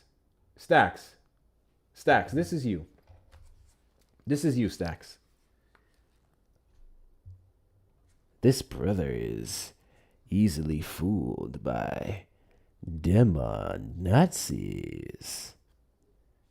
And then this other guy said, no regrets. You wouldn't either if you used logic and reason instead of feeding off the garbage leftist propaganda sell you.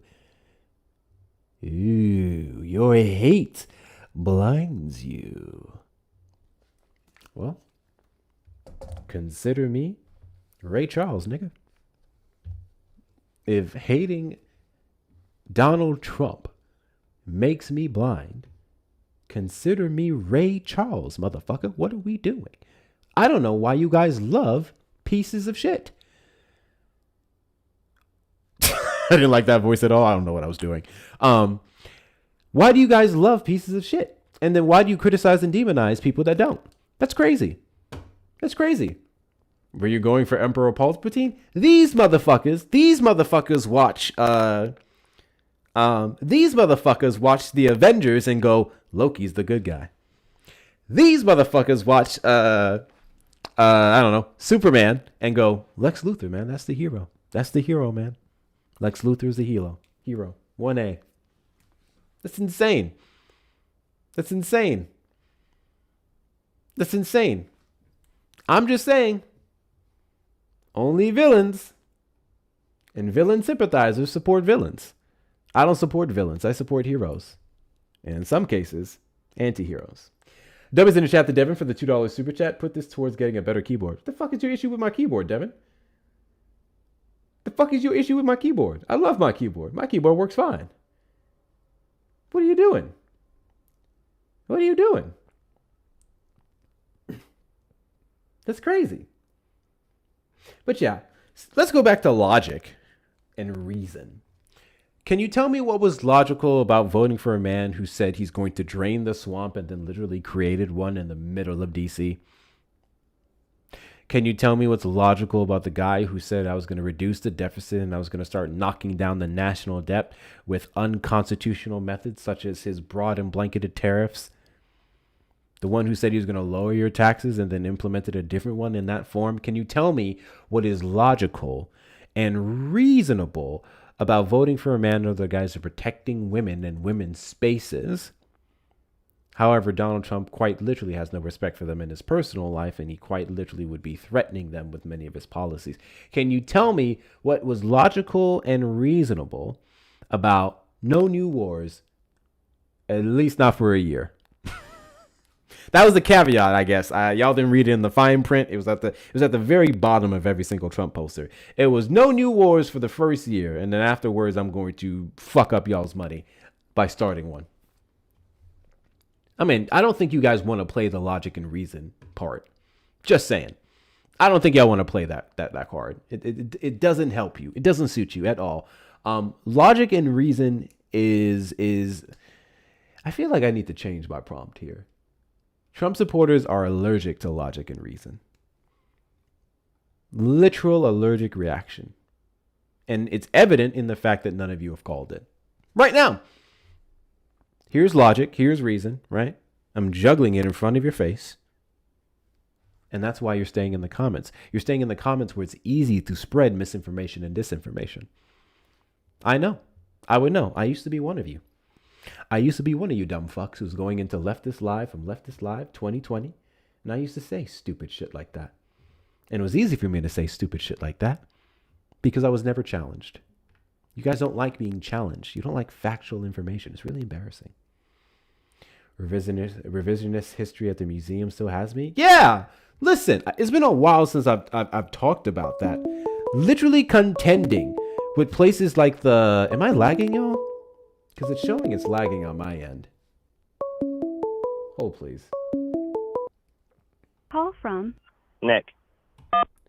Caller on the line, did you vote for Donald Trump? Yeah, I did. Cool. And do you regret your vote? No, I don't. Why is that? I mean, you can make an argument. So, I just want to touch up. The reason why, I don't like calling is because I'm not a debater. Like, even right now, I feel like anxious and nervous because I'm a blue-collar worker. It's not what I do for a living, sitting here talking to people. But anyways, this is a conversation the reason I amongst support two humans. Huh? This is a conversation amongst two humans. Yes. And my girlfriend's a liberal. She leans your guys' side. So, and we've been together for 14 years, have a family. And so it's obviously it's always a battle between her. So I usually don't get a lot of words out. How the fuck does that? How does? Wait. Okay. Hold on. So you said she's a liberal. Are you conservative? I lean conservative. Yeah. I mean, my first time voting was for Obama. I'm 34 years old, for the record. How does that work? You tell me. Her name's Karen. Please don't say her name on the platform. We didn't need to know that information. Yeah, I gotcha. Yeah. I gotcha. Yeah, people are weird. No, I appreciate it. But yeah, I was sitting here listening, people, and I made the mistake too, like most of these people who have called in. Like, I called into Pickles the other day, like a couple days ago, and he was doing the same thing you're doing a debate with callers, and I called in, and I was still just getting over the flu, so I sounded like RFK. I just sounded like shit. So the comments were roasting me, and I think the mistake our side keeps making when it comes to calling in is, we obviously voted for our president, so we're going to support him. But when it comes to getting the facts out, we don't have that information in front of us. We're just going off of what you know off the top of your head, and that's not necessarily ever right. So you have to have the facts to back it up. So, like, if I asked you how many people died in a car accident last year, and you're like, I don't know, well, that's typically how it is, like, one-sided, because you can't give an answer back. So you kind of look stupid. First and foremost, obviously these are formatted in a quote-unquote somewhat debate style. However, if I have the understanding that I do this full time, so I would be infinitely more informed on politics than the average caller, then there is no shame in not knowing something. I would argue the shameful part is how much people want to debate it versus learn. Or better yet, in this format, we're just having a conversation. You support Trump for whatever reasons that you do, and that's fine. Yeah, and I'll get into that. The problem that I end up running into in a lot of these conversations is that I will present the information to people, and then they will respond with, nuh-uh. That's a huge problem. Yeah, exactly.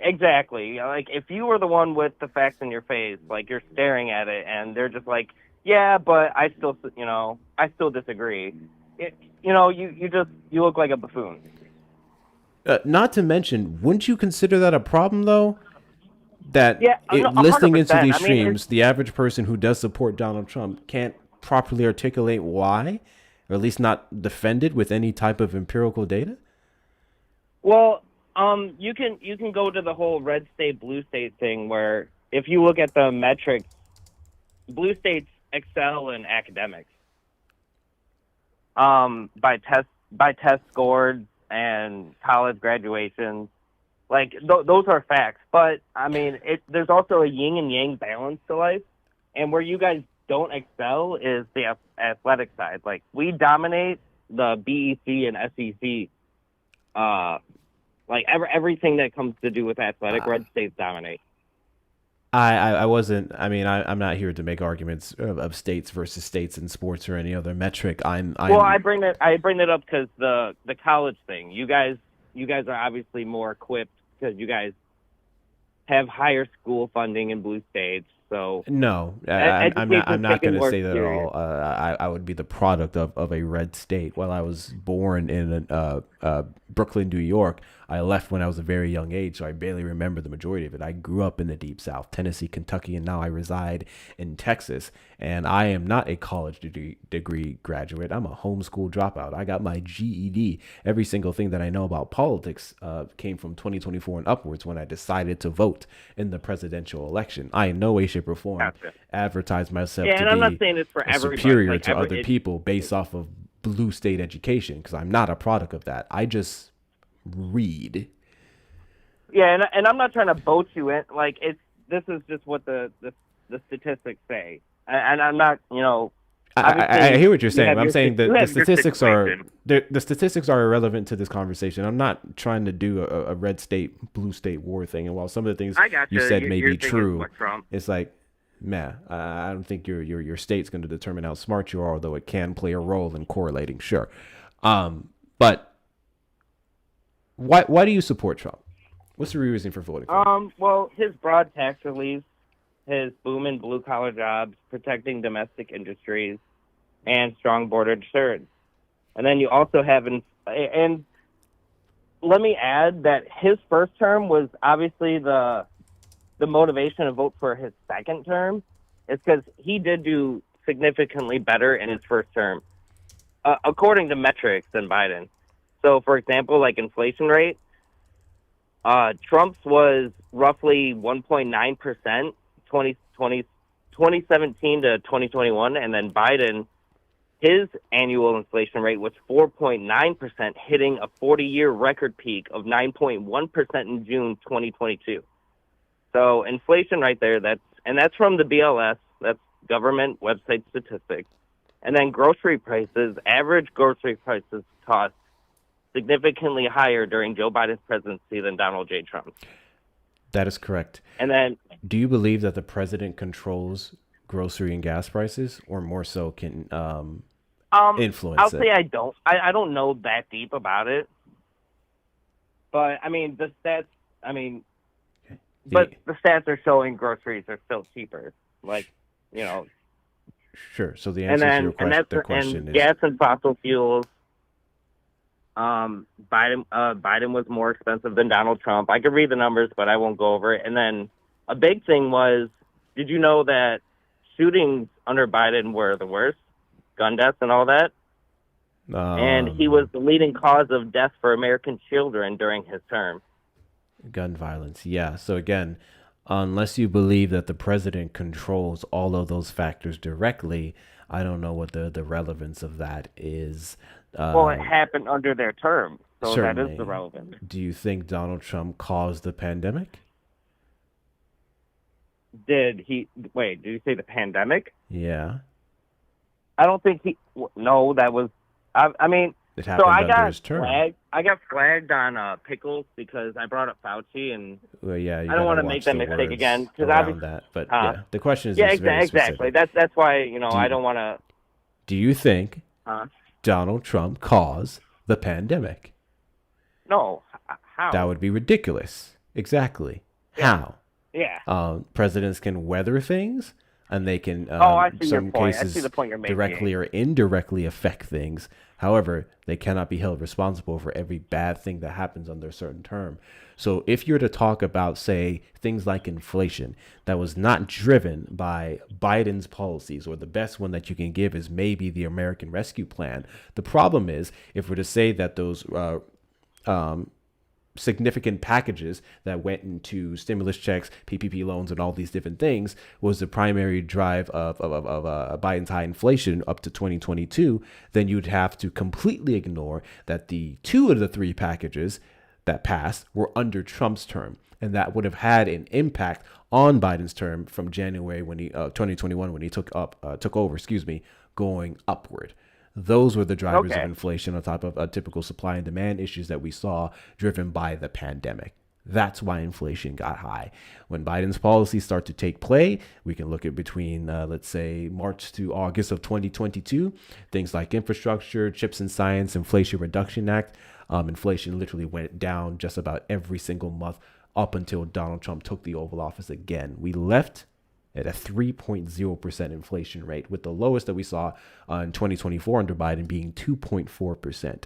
And inflation as it sits right now is higher than that, with the peak being back in May of 4.2% under Trump's second term because of his unauthorized war in Iran. If you're to talk That's about... what I'm saying. In second term, he's not doing so good. Like, his whole tariff things, like, I understand, like, the premise of why he's trying to do it is to get more work, put, infrastructure, doing more work out, exporting instead of importing. Like that idea, I back that idea, because obviously you want your country to be producing more instead of importing more. That's my personal opinion. I don't know whether that affects the economy, but it does affect the economy in terms of let's say consumer. Well, I don't know the prices facts behind it, but more domestic manufacturing as it sits right now without the infrastructure to do so would bring up the cost of the majority of things that you're referencing. The United States is a consumer nation. We consume a shit ton of stuff, which is why we get so many things overseas. And we could absolutely encourage manufacturing in other different fields here in the United States. But Donald Trump's methodology of broad blanketed tariffs under the guise of economic, not invasion, that's the wrong word, threats or whatnot, was a failure. Exactly what the Supreme Court determined, the International Court determined. And then now we're paying corporations who paid the upwards of $185 billion. They paid, yeah, that's about right.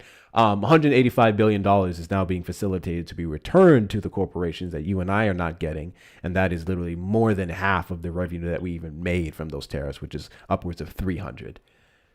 So Gotcha. Not to mention manufacturing, we literally saw a 16% reduction from last year, a large portion of that driven by AI, Donald Trump's mass firing of federal employees and the government, even in key departments to where it was necessary, and he had to literally hire them right back.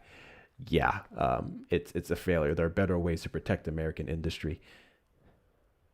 Well, so you obviously, on the left side, you guys blame Trump for the health crisis, the health coverage issue, right?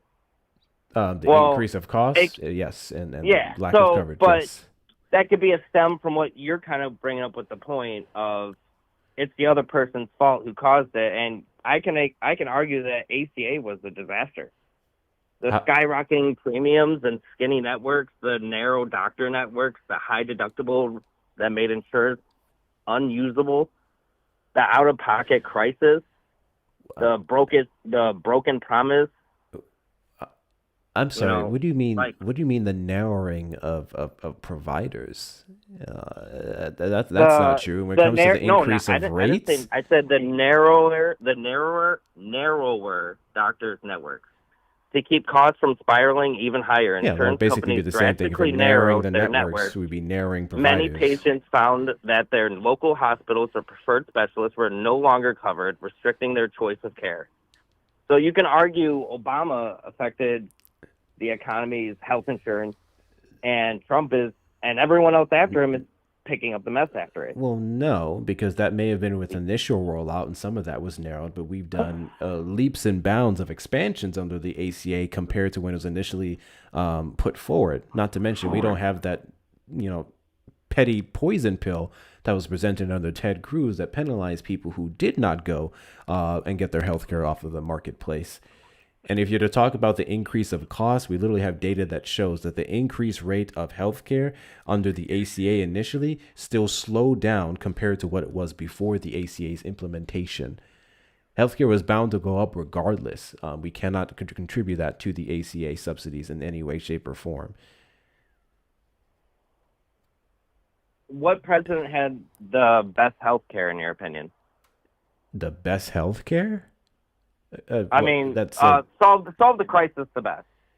I would literally say, I would say Obama with the ACA. Obama. We were able to insure millions of more Americans, and we were able to do so. I believe it, expanded your child's coverage up until like they were 26 years old. They can be under yours. Not to mention, it was able to allow people who already have life-threatening illnesses to be covered and not be kicked off as beforehand. The ACA is the reason why we have the expansion of healthcare to the degree that we do now compared to when it was before. There's pros and cons to pretty much everything in life, except for drinking water. There's always, that's just a pro. But, so I'm willing to bend and break. Thank you, I mean, I live with a liberal.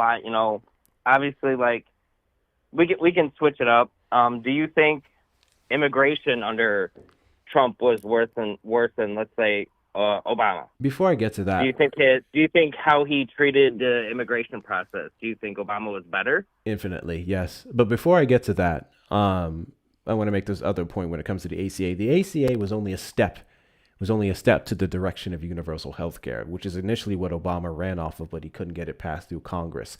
They want universal health care, and universal health care is the final path because it would actively reduce those premiums that you're talking about with more people covering and paying into it. So there's that. So it was only a stepping stone and wasn't meant to be going on this long, which Republicans are now trying to gut, and that has actually done the opposite of lowering costs. In regards to your comments about immigration, Obama was infinitely better when it came to immigration enforcement or directives that he issued to DHS and others compared to the Trump administration, both terms, but most especially his second term. We literally did not see any case such as Kilmar-Berger-Garcia ever go up to the Supreme Court. The most that happened was the case of if their due process rights were violated. The ACLU alongside others was the one who brought that case to the Supreme Court, and they determined that it actually didn't, versus the conservative-leaning Supreme Court that determined that Donald Trump quite literally would have violated Kilmar-Berger-Garcia's due process and ordered for him, or respected the lower court order to facilitate his return back to the United States. We haven't seen under the Obama administration the likes of more than 17,400 cases. The majority of those cases ruled that the Trump administration violated their due process rights. We haven't seen the killings of American civilians and the protections of those people under these ICE agents. Thank you, Angel, for the hand hearts. None of that happened under Obama. And let me be clear, ICE was still wilding out under Obama. We had the report back in 2013, 2014, that people were jumping in front of vehicles so they can justify firing weapons at them. That was well established way back then, but we still never had cases to the degree of now, which is exactly why people are calling for the abolishment of ICE. I think saying Obama, I mean, everyone's entitled to their opinion. I'm not going to say. So, in my opinion, I think to say Obama was, I forgot your word, but significantly better than Trump. Infinitely better. I think it's a bit of a stretch. Because, I mean, do you remember the freeze box, the ice box situations where they were keeping the cells dangerously low at freezing temperatures, earning the Spanish nickname Los Peleros? And then overcrowding. I actually don't know about that. The detainees were packed into concrete cells, the ice boxes. Hold on. I mean, I know about it a little bit. I wasn't even heavy into politics when I voted for Obama. I only did it because my mom, we grew up in poverty, so his policies veered more towards helping people in poverty. So that's why I voted for Obama was, we were poverty. And I mean, I'm still technically poverty. I'm blue collar worker. We're getting there, but I even heard I remember the ice boxes back then. And then you had the Yeah. overcrowding situation where detainees were packed into concrete cells without beds, forcing them to sleep on the floor with only thin, disposable aluminum space blankets for warmth. And then the sanitation deficiencies. Reports highly highlighted a lack of basic hygiene products, including soap, toothbrushes, and adequate access to showers. Yes, And then you had detention centers were the mass never great. incarceration of children. The administration opened a large-scale private family detention centers in Texas, such as facilities in Kansas City and Dilley. And then you had legal violations where policy drew lawsuits from advocacy groups. In 2015, a federal judge ruled that long-term detention of these children violated the 1997 Flores Settlement Agreement, which dictates that migrant children cannot be held in unlicensed, non-secured facilities for more than 20 days. And then psychological harm.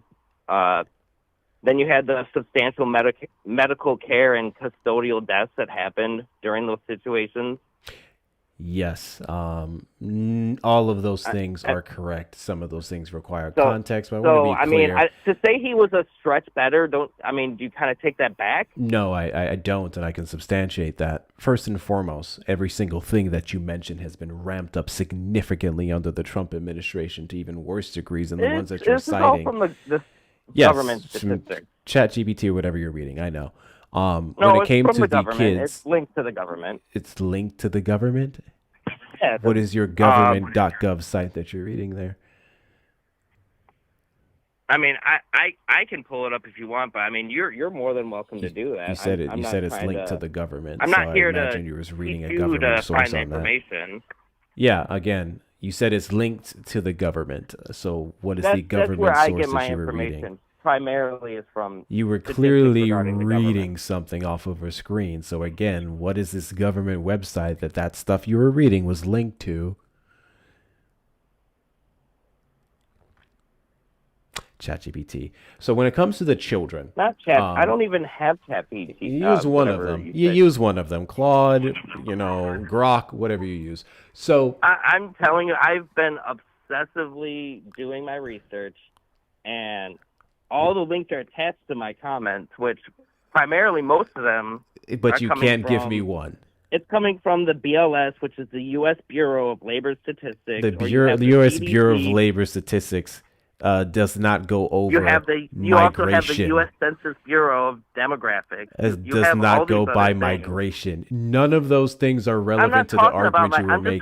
talking. Most of my statistics come. So I asked you specifically about where you mentioned you were getting this Anyways, information on iceboxes and you otherwise, don't and need now to you're flailing. source check me. I'm not source checking you. So I mean, you're you can more just than welcome rebuttal. to source check me, and I can provide I know, sources for and you're more every than welcome single just to thing that keep I rebuttaling. say. I'm only questioning what you said because literally everything that you said is true in many of those allegations, but I'm sourcing it specifically because you said I got this from government sources. So what is the government source on behalf of what you read when it comes to Okay, Obama's let me- detention I'll pull- policy? I'll pull it up. Cool. While you're doing that, when it came to the Yeah, kids you in can talk.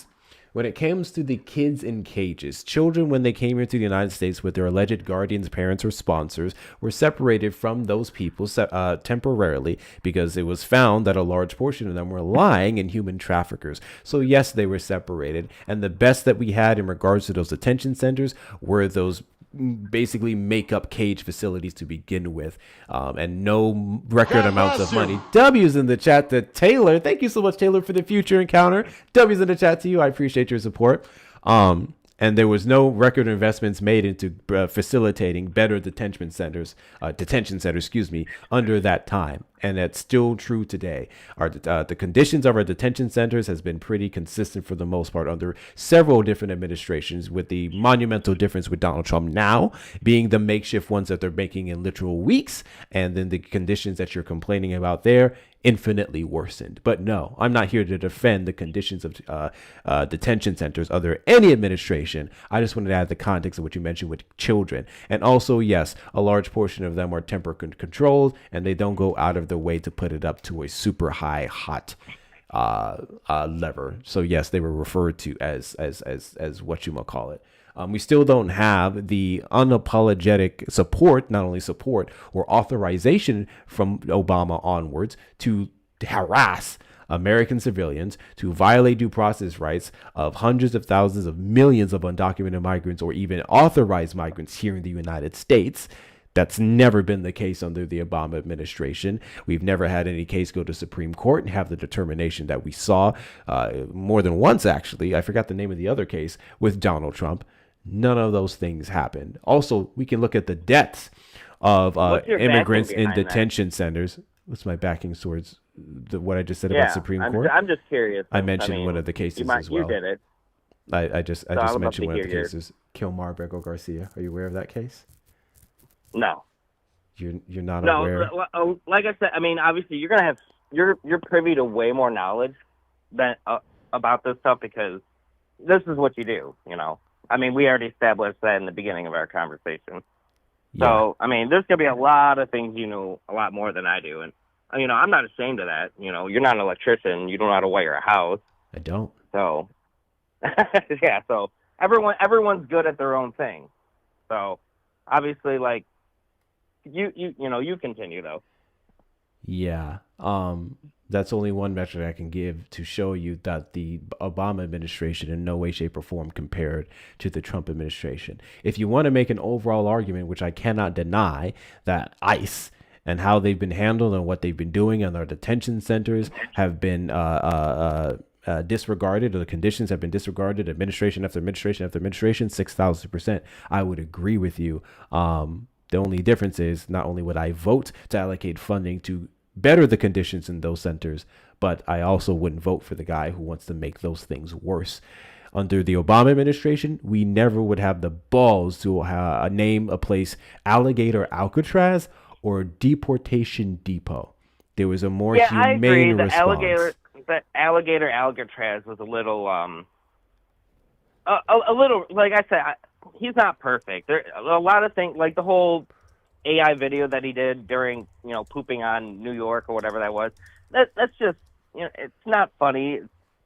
You know, the one thing that I admired Obama the most about was his stoic presence. He really fit the role of a president. He wasn't making these stupid tweets and, you know. Yeah. So yeah, Trump is not a perfect human. I can attest to that as a person. I voted for Trump twice. Obviously, he didn't win. He didn't win three times. I voted for him 3 times.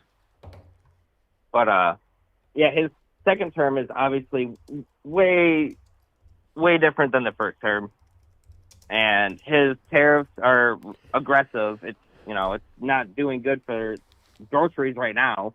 Yes, it's not as worse as Biden's, but you know, it's still difficult to manage. And then gas prices too. Gas prices were high under both of them. At this, but averagely it was higher under Biden. You're looking at this through a very limited lens. What do you think Donald Trump did under his first term and now to lower gas prices? It was his policies with fracking and trying to lead an export, which we did. I've read the stat. It was like we were the first country to export 40 billions of crude oil, something like that. We've been the number one exporter of oil for decades under several administrations. Also, yeah, see, I don't know that stuff, and my fault for even certainly making it sound like. But Biden, Trump was very much pro oil, anti green energy, which is, infinite, mind you, compared to finite resources, which is where the Biden administration comes in. And if your argument is to say that because of all the fracking done under Obama's first term, that led to the lower prices, and then what took place under Biden's term, which is quote unquote less fracking, contributed to higher prices, then you would have to argue with the fact that under Biden's term, we actually drilled more than Donald Trump. Gotcha. Do you feel that Biden is the cause of what's happening in Ukraine right now? No, we didn't start a war with Ukraine. We did encourage Russia to invade. Russia started it. Yeah, But why would I you don't believe that think the the Biden president is the administration fault had of that? any reasons why it happened though? Can you explain to me 'Cause, what I you mean, think I those can make reasons the are? case that he did. How? How I can make the case because the first situation was when he came into term. He had the Afghanistan withdrawal, which signaled our weakness and lack of strategic resolve to That started adversaries like under Russia and China. that started under And then Donald Trump. obviously our failure of deterrence before the invasion. Do you remember Biden explicitly stated he would not send American troops to fight inside Ukraine? Do you want So American troops fighting in Ukraine? No, I don't. But it's a failure of deterrence. It matters. Like, yes, you don't want to do it, but you want to deter. And the fact that he stated his administration said they would not send troops was a deterrence. And then I would say upwards of thing, $300 billion of military equipment that we would have given them aid for is literally what helped them hold the line and in some cases push back against Russia during the war. There were so many moments where they were winning with no direct hand played by any of our troops on the ground, just by aid that we sent them. And then Republicans complained about that too. Not to mention the deal that you're referencing with the pullout in Afghanistan, that was literally started under Donald Trump. Donald Trump is the one who wanted that to happen. It was carried on. What happened in the end was under Biden. That was his call. Trump wasn't in office when that happened. He finished the plan that Trump started. If your issue was the pullout, Correct. then you would have to criticize Donald Trump for doing the same thing. He didn't have to, just because he didn't have to follow. So if he wrote down like, "Hey, this is what you need to do to withdraw," and he looked at it and was like, "This is a great idea," and it obviously wasn't because look what happened. That's on him. That's not on Trump at all. You can't blame Trump for the withdrawal. That's literally Biden was. So now the withdrawal was the withdrawal was bad, and then Biden is to blame because he continued on with the bad withdrawal. And no, I would disagree. I don't think withdrawing out of Afghanistan, almost a 20-year war, was bad in the slightest. I would also No, say that's not a bad thing. The precipice of it, withdrawing was. I'm saying how all of it went down was bad, and that's. Sure, it was that shouldn't messy. even be biased. It was ugly. Yeah, it was absolutely messy. No one can both run from sides that. should be But I able to think agree on Biden, and I would even argue Donald Trump would have done the best that they could out of that situation. With Donald Trump making it worse when he literally freed 5,000 Taliban members, many of them associated with the disastrous pullout that we saw. You can't say like that's not a what if. It would have been the same. He did release 5,000 Taliban. He went around and he negotiated with them, released them, and they were directly involved in the destruction that we saw in the pullout. But hold on a second. I didn't agree with the whole Taliban thing. Like I said, not everything I agree with that he did. Hi, Izzy. And but then the biggest thing I remember during the Ukraine situation was, do you remember when they were trying to have them recommit? Hold on. Okay. Hey, so before we go back to Ukraine, I want to address Afghanistan and the pullout. Oh, okay. Okay. So, what month were we originally supposed to be out of Afghanistan? I forgot. I don't know. It was April of 2021, right? Trump signed the Doha Accord in January of 2020, and in the agreement, it was stated that the United States would be removed from Afghanistan. All forces would be removed from Afghanistan, but no later than April of 2021, right? Now, actually, sorry, it was signed in February because it was 14 months, not 15 months.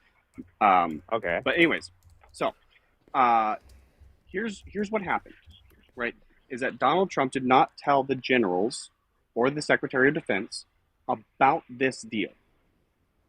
So there was in no way, shape, or form was there any ability for the leadership in CENTCOM to prepare for the mobilization and the redeployment of all the forces, the gear, all of that. Just a quick, did you ever serve in the military? No, my brother did. Okay, that your brother's service is of no consequence here. The reason I ask is because, like if you didn't serve, right, then I'm going to assume that you don't know how long it takes to get a unit mobilized, like just a brigade size element mobilized to move out. I mean, I'm assuming you know because you looked it up then, right? No, I know because I served. Oh, okay. Well, thank you for your service. That, anyways, the point is that this was not this information was not relayed to the generals. It was, and because it wasn't relayed to the generals, they couldn't get this ball rolling when the deal was first pinned, right? This means that a lot of this falls back to Donald Trump. What happened after the transference of power is that Joe Biden was made aware, not because Donald Trump relayed the information to him, but because he found out about it, right? And then he went to the Taliban and had to go to the Taliban and renegotiate the deal to get the pullout date moved to August. So, all things considered of how botched that deal was as a direct result of Trump's inaction and inability to communicate to the top leadership of the military at that time, I would say that it went as good as it possibly could have. To add on to what you're saying, Izzy, and caller, what would you say if transition plans were not presented, or at least how am I trying to word this? Hold on, let me change my wording here. To the Taliban? No. With Donald Trump losing the 2020 festival, his plan was to bring over all the negotiations, the daily briefing, so on and so forth, and transition over with Biden's team. Would you not say, if that was held up for months because Donald Trump decided to wage a war on the certifying the accurate results, would you not say that that could have played a role in the disastrous pullout? If your team that is on the way out the door refuse to share that information with the team that would have to finish the pullout, would you not say that that would have a negative impact on that pullout deal?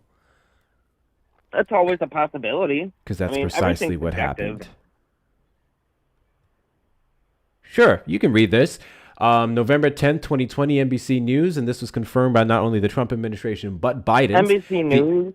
Again, I literally just said this was not only confirmed by the Trump administration, but also Biden's. The Office of the Director of National Intelligence said it will not interface with the Biden transition until the General Services Administration decides it's clear who won, a process known as ascertainment. This was already ascertained. This was already confirmed. Donald Trump just refused to accept the election results.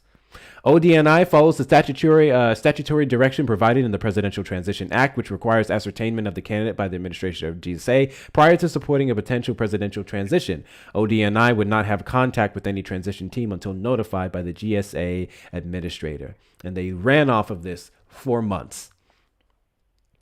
So the reason why I made the comment, even in NBC News, do you know what percentage of American journalists are even Republican?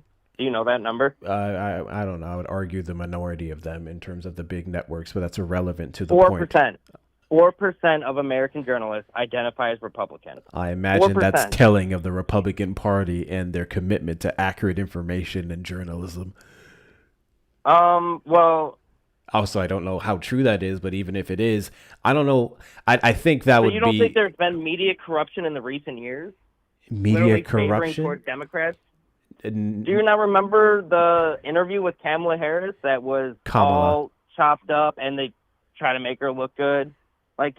Did that kind of phase out of your memory? I don't understand. One interview, what was it? 60 Minutes, I believe. There was like a 60 Minutes interview or something like that. 60 Minutes. Where it went on pretty long because of how she was answering some questions. I don't know, how was that a surprise to you? It was well established that Kamala Harris wasn't the best public speaker. And the whole thing with the January 6th, she had several other interviews where she did a good job. After years of it being there, they finally debunked it and broke down and released the actual footage of the J6 video. Yeah, the footage of rioters breaking windows, destroying property, shearing shit on the walls. I'm sorry. Hold on. I'm sorry.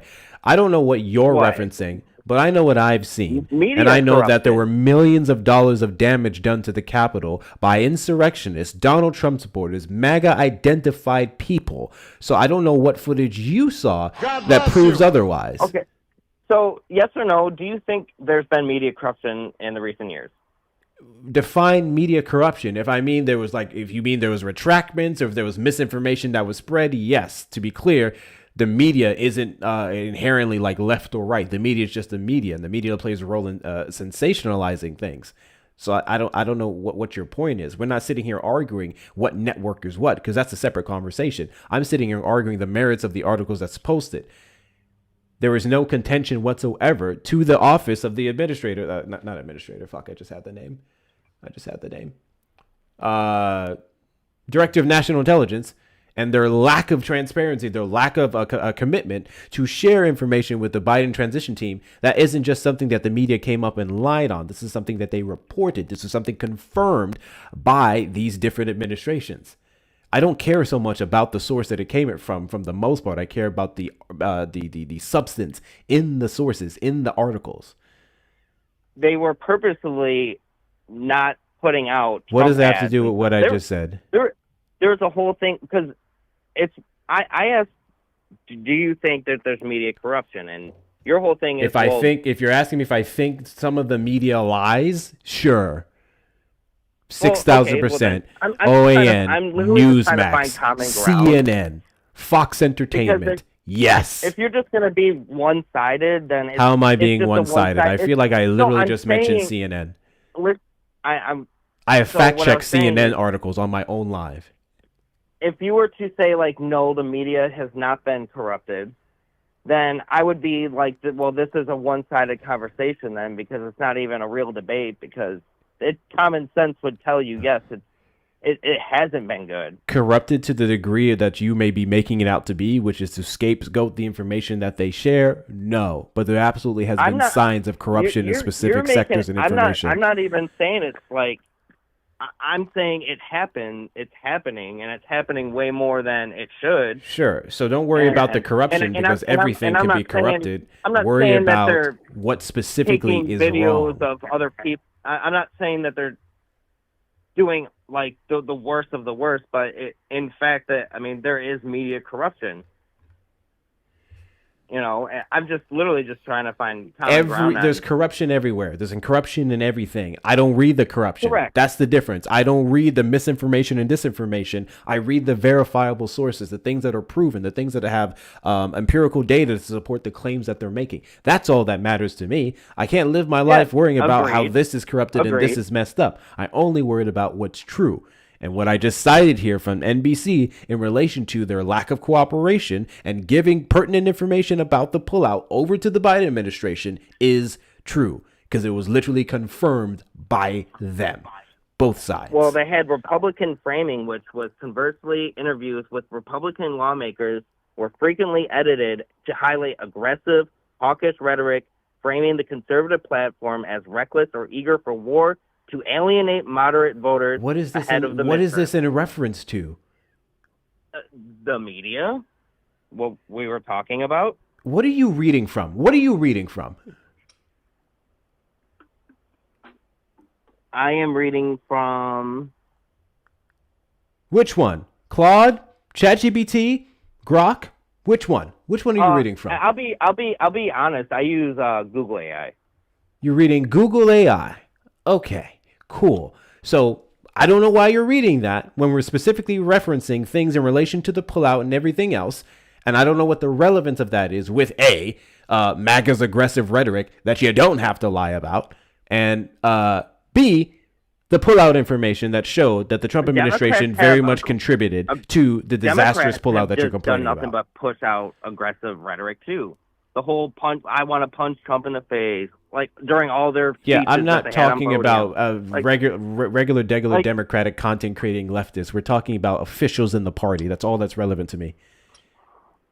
Also, I would like to anybody. clarify. I think anybody in Congress kind of matters. I think it is far less damaging to say that you want to punch someone in the face than to have an active mob ready to hang the vice president. It's violent. It's violent rhetoric. What do you mean? No. There is a vast difference between saying, like, if I were to say, hey, I want to punch Hector in the face because of whatever reason, is vastly different than a mob going after someone to turn them into strange fruit. Right? And would you make the argument for both sides that do that too, though. Is there a difference between actively pursuing someone for their unalignment versus saying that you want to just punch them? Before you even finish it, of course. That's the common sense. You. When there actually is a compilation of a few people, I believe, I last watched it was roughly between 2016 2019. There actually were some Democratic officials, some served in Congress, I'm not sure if they're still there anymore, that made comments about wanting to punch Trump in the face. He's not wrong on that. I just don't see what the fucking relevance is of a congressman or a senator's personal opinion on Donald Trump versus a literal violent mob that Donald Trump would not only, I would argue in some cases, facilitate, but encourage and pardon. That's drastically different. Not to mention, this is a monumental pivot from the original point they were trying to make. You're here making an argument about violent rhetoric. Again, one's personal opinions on somebody is vastly different from a violent rhetorical mass thing that Democrats are spreading against Donald Trump, which is for the most part the fact that he's just a terrible president who says terrible things and encourages terrible behavior from not only his base but officials under him. He does say stupid things, and you can arguably say awful things, but he wasn't the worst president we've ever had. I would absolutely make the argument that Donald Trump is the worst president we've ever had in United States history. There are sources that are available. You think he's worse? You thought he was worse than Herbert Hoover? I would argue yes. Historians also agree with this. Historians also agree with the claim that he is a worse president than Hoover. What's that? And story? Carter. Historians? Yes. I'll pull it up. Yeah, thank you for that. Because Debbie's in the chat too. Nina for the $10 Venmo.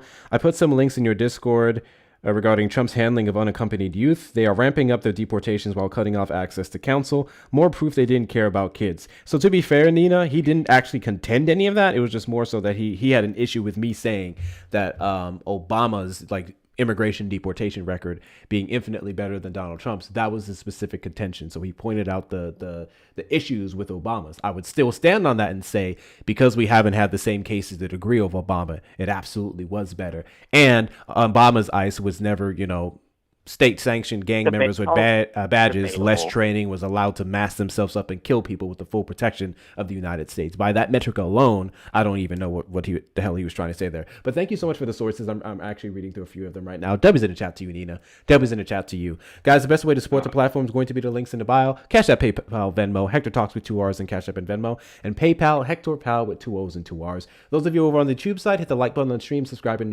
turn on notification bells. Turn on, yes. And if you want to support the platform, super chat, super sticker, or consider becoming a member. Please take care of Izzy while he's up here hanging out with us for a little bit as well. I also do want to highlight the fact that this conversation, for the most part, has still been civil, so I can appreciate it. Yeah, I agree. Really quick, Hector, to you. Economically, the worst presidents in history. Historically, the consensus among economists, and C-SPAN presidential surveys and stock market data ranks Herbert Hoover, Richard Nixon, Andrew Jackson, Jimmy Carter, and George W. Bush as economically the worst U.S. president. Really quick. No Trump. We didn't put a clarification of it. Oh, so there's a stipulation to it was an I'm economy. I'm saying there was no stipulation about who was the worst economically. You just said. So what are you going off a character? No. It's ranking overall, right? So, and I will say, I misspoke. I did when I said that Trump was rated as the worst, because there are only 3 presidents under him for the worst: Franklin Pierce, Andrew Johnson, and James Buchanan. To be fair, this is 2021. This is a 2021 survey specifically. There are several others that rank him differently. However, I would say you're still accurate in your point. Did you not say that he's ranked at the bottom, one of the worst? No. I mean, I say the worst for other reasons, but yeah. On this list, he's literally ranked fourth from the bottom. I'm looking at the bottom 5 economic performers, and this is according to C-SPAN presidential surveys and economists. So you know what the problem is with the economic part? Herbert Hoover, Richard Nixon, Andrew Jackson, Jimmy Carter, and George W. Bush. So if he's on, I could care less if he's 6th. He's not perfect. I mean, but he's obviously he's not the top. The problem with the economic metric is that Donald Trump, under both terms, objectively fueled like economic engagement isn't the right word that I'm looking for. Spending right here and whatnot in the United States. By default, that's exactly what's going to happen when you give tax cuts, and the tax cuts that were concentrated to the 1% then led in investments into the corporations, or them buying more land and hiding it in this area, so on and so forth. The what's fueling like GDP growth and whatnot in last year of this term was the AI revolutions and all of that. Consumer spending is a completely different metric. AI's killing the economy, kind of. So then again, when it comes to record stock markets and all of those things, of course, Donald Trump's going to have good economic metrics. But when you look at things like unemployment, when you look at things like the consumer price index, so on and so forth, that's where those conversations drastically differ. He's had unemployment lows. Yes, he had record low unemployment under his first term. Biden had, and then Biden beat it. Biden had record lows for Black African Americans, which is good. Everyone. He had record lows across the board. Yeah. He beat Donald Trump's record. But, and yes, even better records for Black Americans. He did better for Black Americans, what I'm saying. So I'm not here making an argument Trump did better. Statistically, I saw. W's in chat to you, Kira. Thank you so much for helping that in the gift gallery. Guys, click on my name in the top left corner. Feel free to knock out anything in the gift gallery that you can. So again, by several other metrics, I would definitely stand on the fact that I said he's ranked one of the worst presidents, and I would absolutely say he is the most controversial president ever. I would agree he's the most controversial, but I don't think from what economically, he is not the worst by data. That's a nitpick. I would argue his divisive rhetoric is terrible, because if we're supposed to be one nation under God, if we're supposed to be united, then Donald Trump's divisive rhetoric alone would make him one of the worst presidents, because he does not seek to unify the country. He quite literally separates us at every single term. I mean, I don't have anything. I don't have that information to even argue with you. You don't think he's divisive as fuck? He quite literally ran off of calling everyone on the left the enemy within. He called the the senators. Yeah, but I mean, who told service members that they do not have to follow unlawful orders by Republicans. Are you talking about Thomas Matthew Crooks, registered Republican? The second guy, the fucker in Florida, he was a Republican who literally was pissed off what Donald Trump was doing. And then we have several other individuals that we cannot directly associate with the left, to my knowledge. Better yet, I'm not the most informed on those guys. But the two cases of Butler in Florida, those guys are Republicans. Okay, and then what about Charlie Kirk? Charlie Kirk was killed by a dude who wasn't even involved in politics. He wasn't even political. The guy just hated his rhetoric. Same thing, like if you look at, say, Luigi, which is not even political at this point. Luigi wasn't even left. That's debatable, because his I don't know if it was a girl or a boy, but he was dating a trans individual. It was like non-binary, some shit like that. The partner wasn't trans. Obviously, he's going to lean towards one way over the other. Why else would he shoot? I'm going to recommend that you look into a pipeline of femboys because that's what the person was a femboy, not a trans individual. I don't. I just knew There is a thing that is noted throughout the internet that is a femboy to essentially Groyper pipeline. It's not as bad as it was in the early 2000s. It's not as large as it was in the early 2000s, but it is still present. This is a thing that is noted. I would suggest you look into that. This is confirmed in the Okay. hearings as it sits right now, by the way, the ongoing court cases. It was confirmed that he was never trans. That was literally far-right propaganda that they spread to fuel an attack against trans people. This has been well established. No, you cannot say just because he's into femboys that makes him left-leaning, because we can have one hell of a conversation about how the GOP lights up when Grindr's I'd in rather town. not talk about that's weird stuff, and I'm really not about any of it. Like, everyone's to each their own, and just keep it in your lane, and I stay out of the light. Everyone do their own thing. But I mean, I will disagree with the school systems with teaching early ages about stuff like that, because I have children, and I think that's fairly inappropriate, and I would hope that could be an What do you agreement. think early sex education looks like for children? I'm talking like early, like elementary school. Like, obviously high school is different, and I said early, so we'd only be referencing the early, not high school. What do you think early sex education looks like? Well, I don't believe there is early sex. I think the first thing that I learned about, from personal experience, the first time we learned about anything like sex related was in 5th grade. They showed us the movie Roots.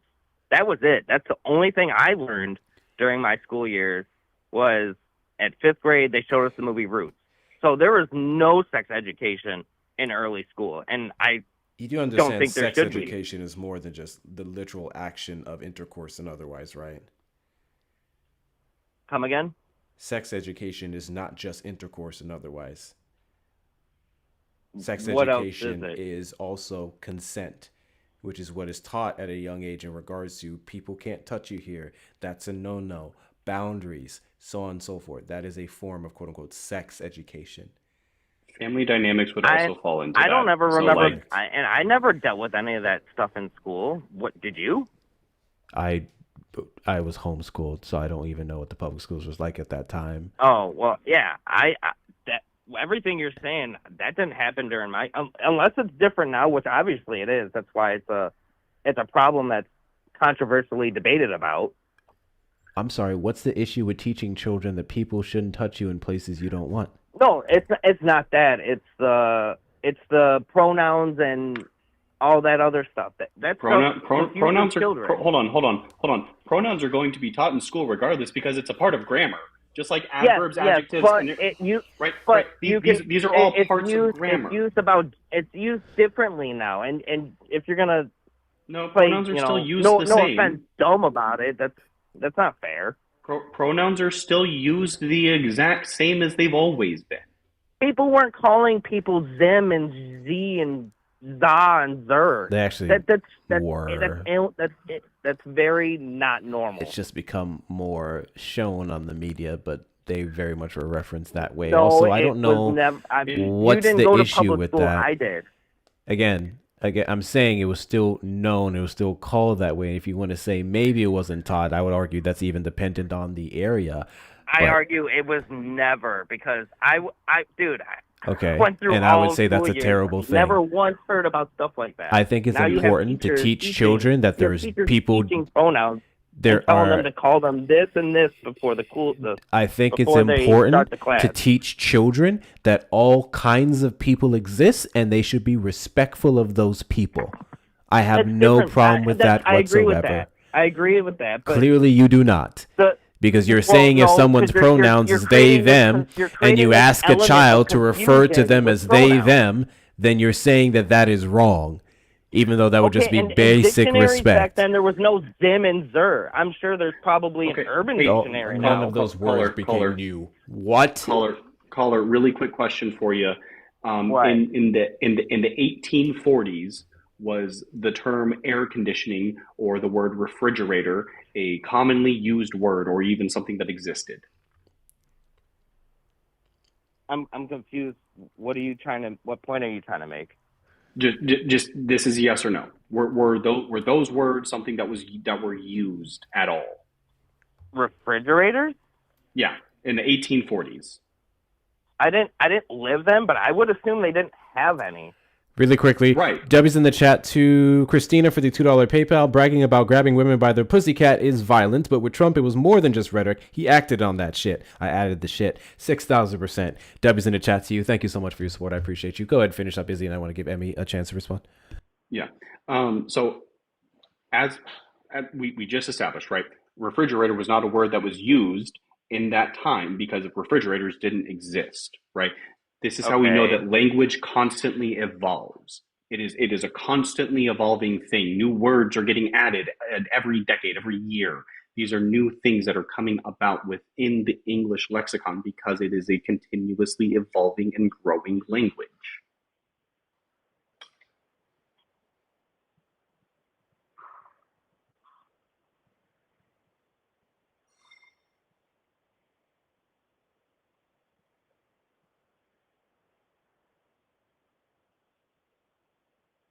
I mean, obviously you have your opinion, you feel strongly about it, and as do I.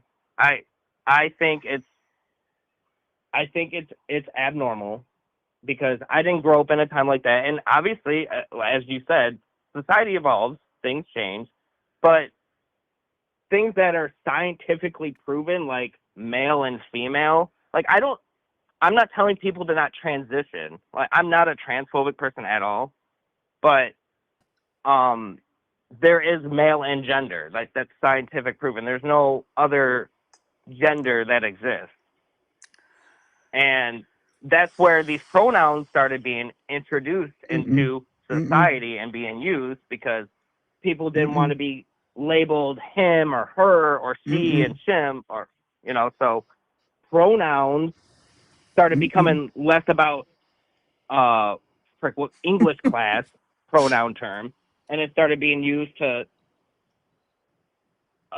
label somebody without offending them. Agree to disagree, right? Hi, sir. My name is Emmy. I'm a trans woman. I'm here to talk to you for a moment. I'm a friend of Hector and Izzy's here. Oh, okay. Hello. Yeah, I want to jump back to this pronouns thing because, first of all, well, actually, before we even get there, when you said things about there being male and gender, you're absolutely wrong about that. And you started talking about scientifically proven things. We'll get to that. Possibly. But when it comes to the pronouns thing, and you have been going back and forth between they and them, and then you're also inserting things like Z and Zer. Z, Yes. Zer, those types of pronouns, those are called neo-pronouns. Okay. They're not just pronouns, they're called neo-pronouns. And I don't even know right? what those are. Right. They're newer pronouns, right? Neo, newer, right? Newer pronouns, right? That are used for people, by people who prefer to use them. And that's just simply something that they do. Now, as a member of the I trans understand that. community who knows a lot of trans and non-binary people, okay? I have only met a couple that have ever used neo-pronouns. And in school, if that is taught at all, it is taught under the guise of what Hector has already said to you and what Izzy has already said to you, of just simply calling people what they want to be called. But the idea that pronouns themselves have been changing, we're not going to talk about neo-pronouns right now. It's not to say that they're not important. For the people that use them, they're very important. But when it comes to they, them, right, you probably have used they and them as a singular pronoun before. Right? Tell me if anything sounds off about this example. If Hector was to say to me right now, "Hey, Emmy, the mail, the mail came today," I could say, "Oh, did they bring my package?" Right? Okay. Now that would have only been one mail carrier, right, that brought that with the regular mail. I don't know their pronouns, right? I don't know their identity, their gender, anything. And there is nothing Okay. grammatically wrong about using they as a singular pronoun. Okay, we do it all the time when we're unsure of the person's gender. Sometimes people just assume a gender of the person based on what they're learning about the person or the moment, right? They just decide that this sounds like a man, so they're going to call it he, or men typically go for he all the time because men are just obsessed with men for some reason. But yeah, no, like it's perfectly acceptable. There's nothing changing there. So when it's taught in schools, it's just simply, hey, pronouns. These are examples of pronouns. He, she, her, him, they, them. These are examples of neopronouns. That's a language class, my friend. That's not a sexuality or gender studies class in elementary school. That is a fucking English class. That's what I did. I said English. I did say pronouns is an English Right. subject. It's used in English. Exactly. But, So like it's not but something that but we're like teaching children. Hang on. When they're learning that in school, what pronouns are, and neopronouns are like very almost never taught. A child might encounter a neopronoun if someone who uses that is teaching or involved at the school, right? In some way. That might be the yeah, time I've that they seen learn about it, but teachers. it's not taught. Try to like. I've seen It's teachers extreme try to introduce their extremely class and rare. teach them like what to call them, and all the students. It was like in a high school class too, and they were all confused, and they were like, we didn't sign up for this, and then that's where It doesn't matter. It doesn't matter. Well, I mean, it creates Because here's the thing, confusion. hang on, you didn't sign up. You're at You an didn't, early age. sir, you didn't sign up for What? my name being Emmy, but you would have no problem Wait. calling me Emmy. I'm showing up here telling you to call me Emmy because my name is Emmy, and that's not going to infringe on anything for you, right? I'm not showing up I'm not talking telling about. you I'm anything talking like about that. pronouns, not your actual name, What's the Emmy. Like I have no difference? problem with What's the your name. difference? Sir, what's the difference? It's in my world. Like when I went to school, that was never I don't care around. about when We you went never. to school, sir. I understand. Look, when I went to school, we didn't really talk about these things that much. That's because I grew up in the transphobic 90s too. Like trans people weren't like, you know, out and about and like in the public eye as much. And quite honestly, we don't want to be. We just kind of want to be left alone. But for some reason, Republicans keep talking about us because they're obsessed with us, right? So like I don't really think you have to be worried about it. It's not corrupting anything. It's teaching children how to live in today's world where these things are actually used, right? It's something that they can apply to their real world. They may meet someone someday who uses they them pronouns and they would just simply understand that, oh, that's pronouns, that's normal, whatever. And they would just do what they do in life. It's not something that's going to destroy them or to introduce them to something dark and disturbing or anything like that. It's just teaching people how to, like children, how to respect each other. Okay, Now, if we want to talk about the big part of the biggest problem I have with what you've been saying so far is you said you're not transphobic, but then you're making these claims about like sex and gender, and you're confusing the two and male and female and all of this stuff. I'm confusing So male it and female. sounds, yeah. Well, no, you're confusing sex and gender. You said that there is male and gender. I don't think I believe that I said there's only two genders. I didn't say there's two sexes. But there's not. Because you got to realize that what you think is two genders, you're in the United States, right? I'm assuming that no, that's sex. Sex and gender are different things. That is sex. That's genetic sex. Okay, gender is something different. It is a social construct that involves how we treat people that we perceive to have certain sexual characteristics. It's all about the culture around how we treat people, right? When you see, it's not necessarily about like. I mean, it's not just about that. There are other components to it, right? It's a schema of things.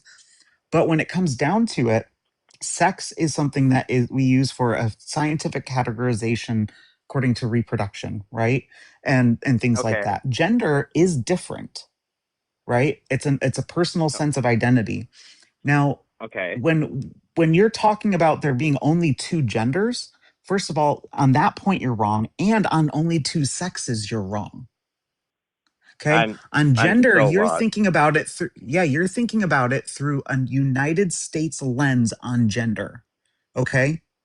If you go to other cultures, if you even look at the indigenous cultures of this land that you're standing on right now, you're going to find out that there have been cultures throughout history going all the way back to ancient Mesopotamia that were not strictly binary man and woman, right?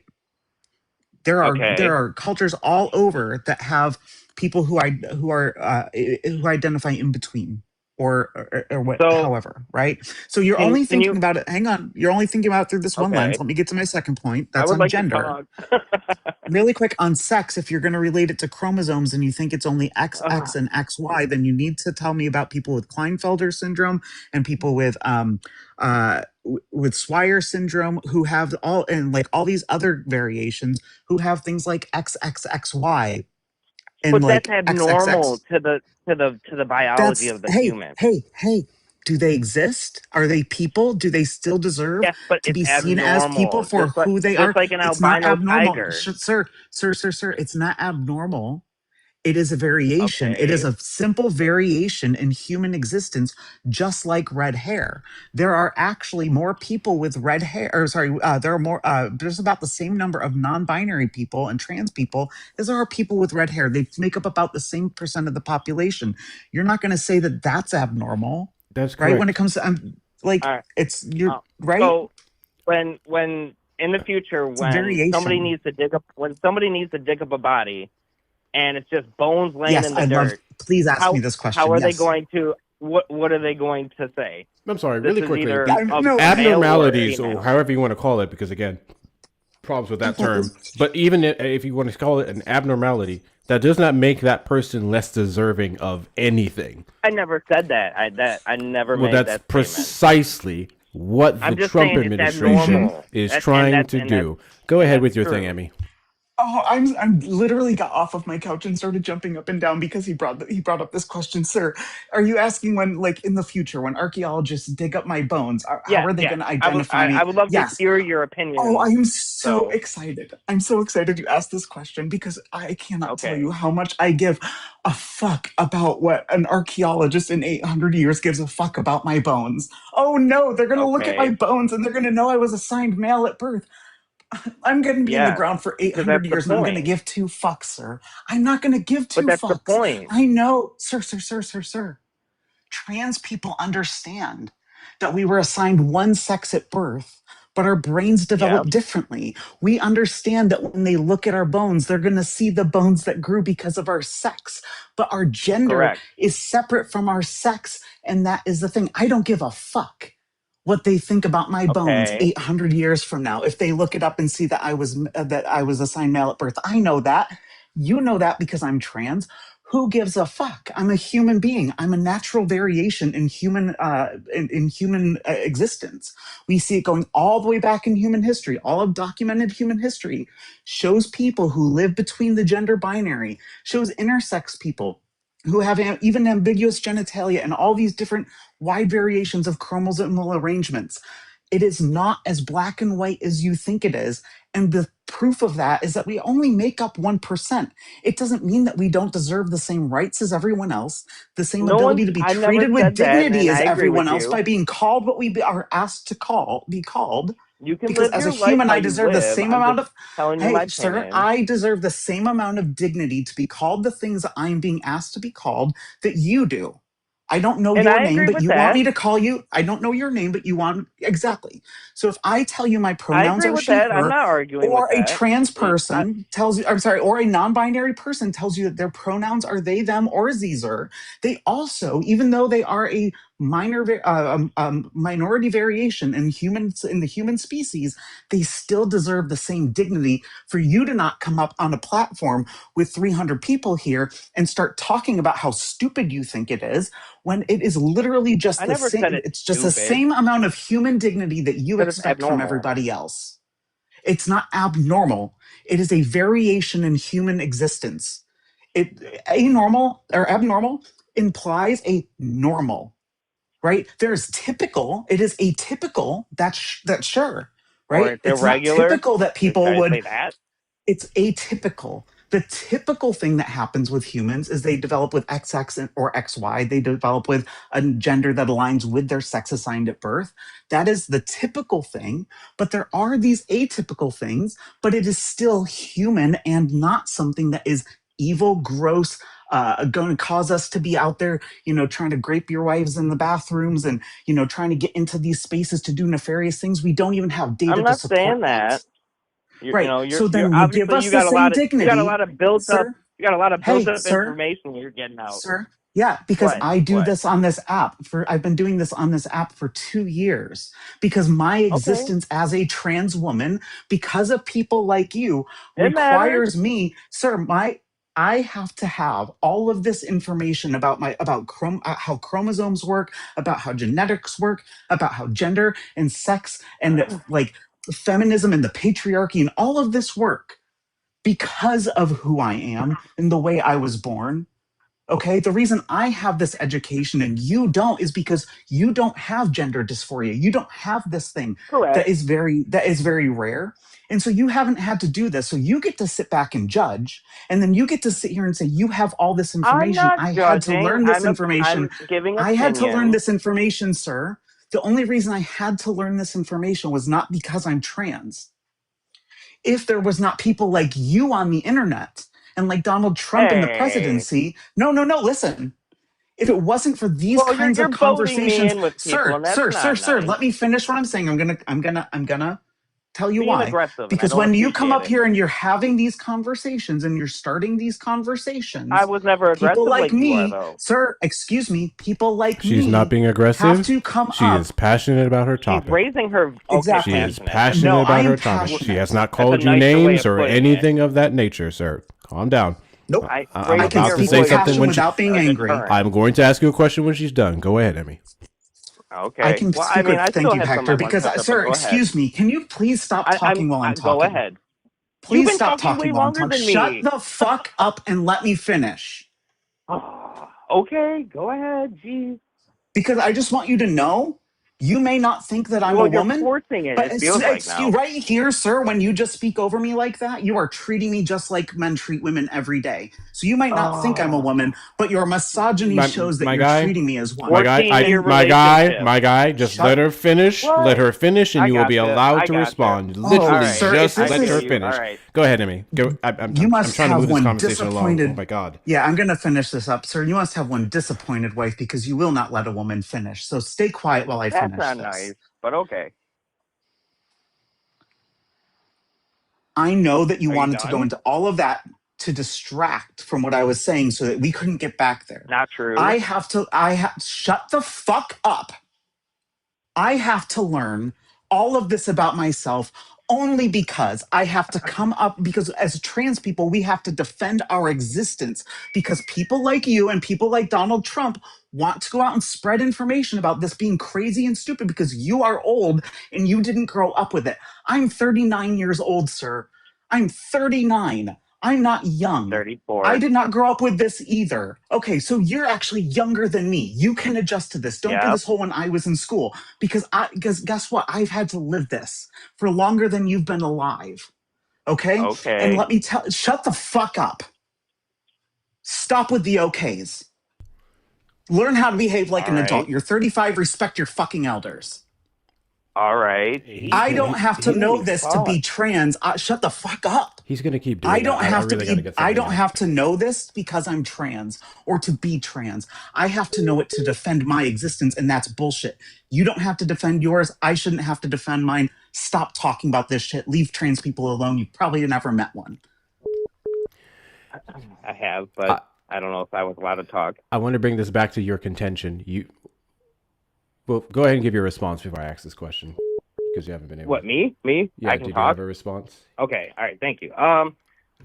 I just wanted to ask him, I guess you too, since you're listening. I feel. I'm sorry, you were talking to Emmy this entire time. I gotcha. Well, I mean, I'm the guy here. She's the gal. I gotcha. Cool. No. I know what I'm saying. What I'm saying is, I'm assuming you were listening. I wasn't saying. I'm confused who I'm talking to. Just want to clarify that. But I don't think I sound like Emmy in the fucking slightest. No. You guys. I'm you guys Emmy. don't I'm the sound one that same. told you to I'm shut not, the fuck up. That's Hector. He's got a much deeper voice I know. than I do. I know the difference Literally. between both of your voices, but I want to ask, because in my opinion, where I feel like it's becoming invasive and it's harmful for the kids is, for example, Washington, they passed that restricting parental rights in gender transition. Stop reading and AI. The negative, Stop it. Oh, hey, can I sir, talk? no. No, not at this point Oh because my I'm sick and God. tired of you What's the insulting point? my friend Hector. He has every single But thing that he he has said to you tonight. He did not need AI Hector, for. can you he can help me, finish. Every He please? single can thing finish. you have said tonight. He can finish. He can finish because I'm just All right, going to I'm gonna debunk the go. shit that he's saying. But it's just, I know, but it's just, I'm sorry, it's insulting to you that you have to sit here and debunk AI because this guy can't think enough, and you're sitting here doing this. Like, I mean, kudos, cool, beating AI, but like this dude needs to learn how to actually think for himself. I'm gonna drop. I don't Please disagree drop with me. you. Thank you, Emmy, for coming up. Can we get some dubs Bye, in the Emmy, chat to love Emmy? you. I appreciate you. Finish your point, because I don't know what's Thank you. invasive about protecting trans youth or trans people. I guess the last thing, I guess I can't ask any, but anyways, the negative impact of that was the parental rights groups fiercely condemned the law, arguing that the state is actively What is using the the law? government power to drive a wedge What is the law? between a minor. The law? Yeah. Yeah. SB 5599. What's the law? What is it? That's what it's saying. SB 5599. I'm aware of That's the law. name of the number of the law. What does the law do? Oh, okay. It allows licensed youth shelters to withhold information from the parents regarding their runaway children if the child is seeking protective health care services, which includes gender-affirming care or reproductive services. Okay. I'm gonna go. Sorry. Youth shelter? Oh my God, no. Is this Emmy Yes. No. Emmy's not up here. The You're. Oh. You said youth shelter. Can you tell me how a child would end up in a youth shelter? I don't know. I've never been in that situation. I'm sorry. One second, Izzy. I'm so sorry. Are you aware of children, happy lives at home, getting all the care that they need, opting in to stay in a youth shelter? Yelling at me? I'm asking you a question. I'm the host. You're yelling at me. I'm raising my voice. You're not nice. You want to fucking run? Go ahead. I need you to answer my question. No, it's I'm not literally running. I've been in the talking for description how that long? you just gave. Don't You wanna said talk a to you youth anymore, please. shelter. I will hang up if I have to talk. Then by all fucking means, hang up. Because I'm so sorry you're Because you irritated, don't like but what I I don't have think to you do because you understand can't what debate? you just read. You have contentions Oh my with God. children who have to leave home and stay in a shelter because of their parents and their bigotry, and the fact that that shelter would protect that child from their parents who typically do not agree or do not support their identity to the point to where they have to withhold that information from the parent because of how it's going to be utilized against the child. It's a shelter Clearly have a for a biased reason. opinion. What's biased You have about a my biased- opinion? You read it. It's a shelter. Biased opinion. You have a biased opinion. Caller. And all Hey, What? dude. I'm What? going to need you to reread what you said. All I want you to do is read it. I don't need you to give commentary on it. Just reread it. And I want you to pay very close attention to what you are reading. Okay. Allows licensed youth shelters to withhold information from parents regarding their runaway children if the child is seeking protective health care, All right, stop. which includes Stop. gender-affirming care. Stop. What was that word? It was protective. Right? Okay, Protective care. Do you do you think that if someone is requiring any type of protective care, that the home that they have left is a safe environment for them to be in? Here's my opinion. It's a child. You No, don't no, know. no. Children say a lot of things. Okay, cool. Children say a lot of things. I want you. I'm gonna go through like why we still need pride here. So it is a little bit of a pivot, but it is relevant. I promise. So here's the thing: youth in America are kicked out of their homes. Their lives are taken from them by their families simply for existing as a queer or a trans person. If a child is not safe in that home and has to go to a shelter for protective reasons, I genuinely don't care what those are. If it has been deemed by a court that a child needs protective services, then guess what?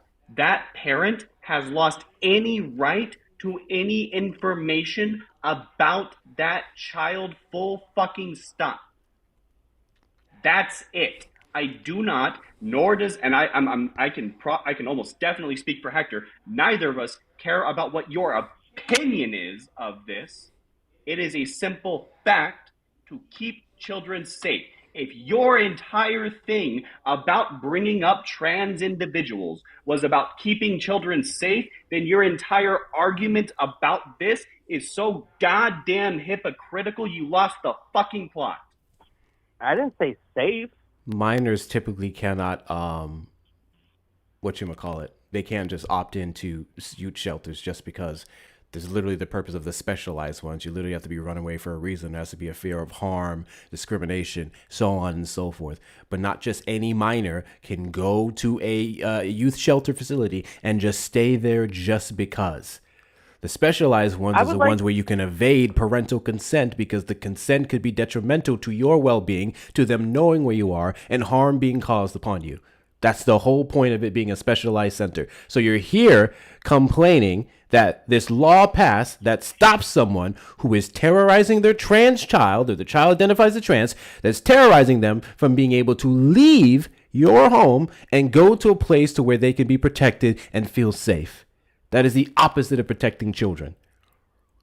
I wouldn't say I'm complaining. It's you brought up this law because you don't like concerning. it.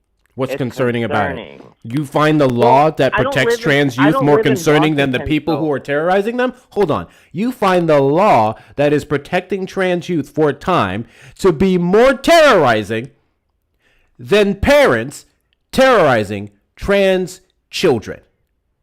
I'm not arguing that. I agree with you. I never made that claim, so I agree with you. You brought up the law and your contention with the law. I brought up the law about Washington. And not the fact that trans youth are often subjected to physical and psychological violence, to physical and psychological torture, to physical and psychological abuse because of their identity, because their parents do not love them for who they are, only what they want them to be.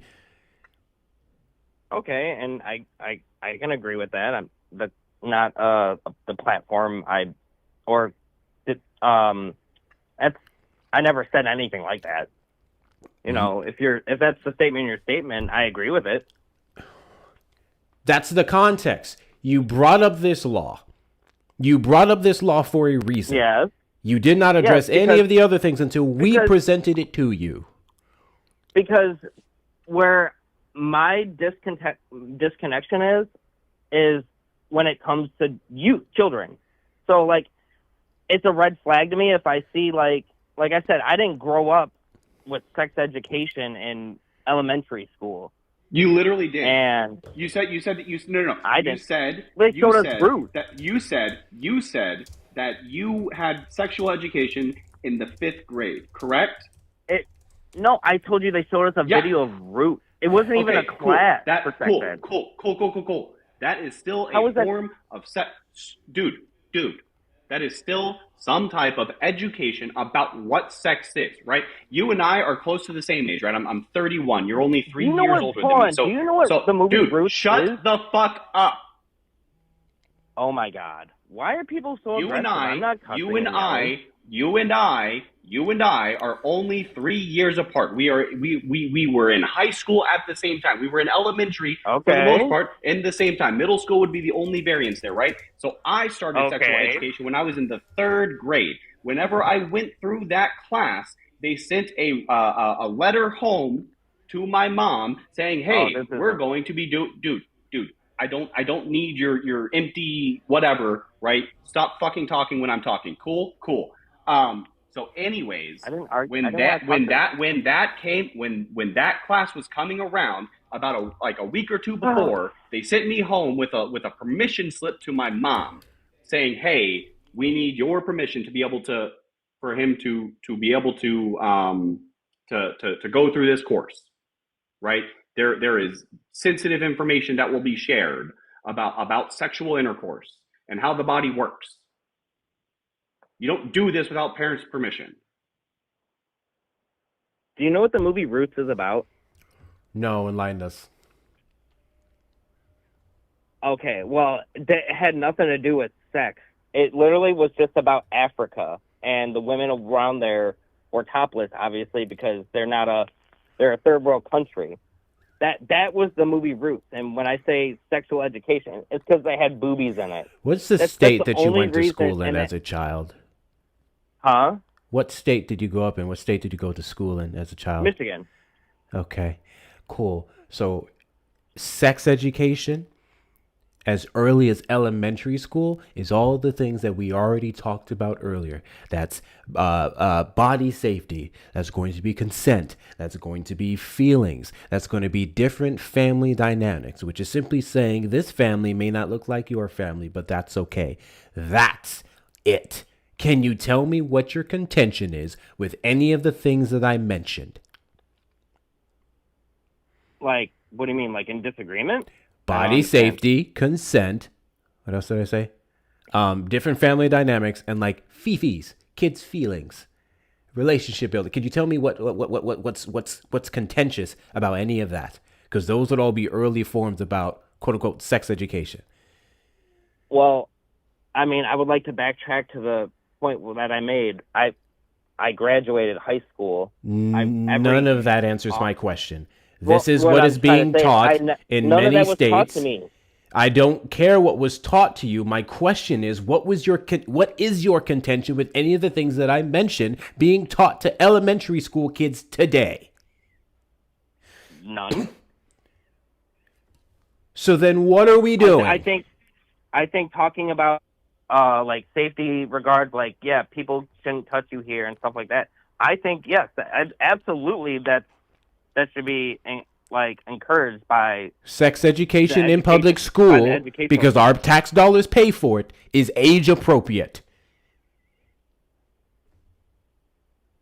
And I don't see what's wrong after a certain age by simply teaching people that pronouns are different for different people. Well, to be honest, I would like to move away from the trans topic, because it's honestly gotten way too aggressive, passionate for me, and I'm not trying to step on anybody's toes. I'm literally just putting out in the air my food, and I feel like people are just us in the middle of it, and it's saying, that's where a lot of the disparity in the world right now, especially in America, is there's no healthy middle. There's no talking. Like, I can say that me and you have kind of had a good civil conversation for quite a while. But the moment trans got brought up, I'm not cancelled, but I'll say it to this day, I don't care what people do. I care what and I'm supposed to do. You're more than welcome to call back at a later date, but let me be clear, because I want to address one of the last things you said here while you're still listening. Your job was to present the healthy middle. If your point of contention is that you do not feel like there is a healthy middle in acknowledging that different groups of people with different pronouns and dynamics exist, then it was your job to present that healthy middle. And also, you would be clearly implying that the things that you had contention with was not the middle, that it was far one way or another. I don't see how. What is the healthy middle for you? Because if you don't have an issue with early sex ed, which is all the things that I mentioned, then what's the issue? Unless you have an issue overall with the fact that any kid is taught that it's okay to be gay, which means if you are 8 or 10 and you feel a certain way, let's say a man, me, if I was 8 or 10 and I felt certain feelings towards a man, instead of being told that I'm an abomination, that I'm an anomaly, that I'm sick, that I'm gross, that I'm defiling God or my parents, I would simply be taught that it's normal, that it's human, because same sex relations is also reflected in fucking nature. So let's be, what's wrong with that? What's wrong with telling a little girl who looks at another girl and feels a certain thing that she's wrong in that? What's wrong with telling other kids that people think that way? And that doesn't have to be you. No amount of gay propaganda ever made me think about bending Izzy over. Not a single fucking piece. Not a single fucking piece. And I love the gay community. I love many of my friends, my family, my mutuals. I love these people, and I've had long, in-depth conversations with them about their attractions. And not a single fucking time did any of those conversations make me look at another nigga or wigga or latiga or any otherwise and go, I'm trying to fuck that. Never happened. Ever. So I don't get this whole thing, because I went through quite a bit of gay propaganda, which is these niggas existing, and it never affected me. Just saying. With a gay motherfucker. Also, Anyway. like I would like to add on to that just a little bit, like my own personal lived experience, right? I came out at the age of 24. Megan, please.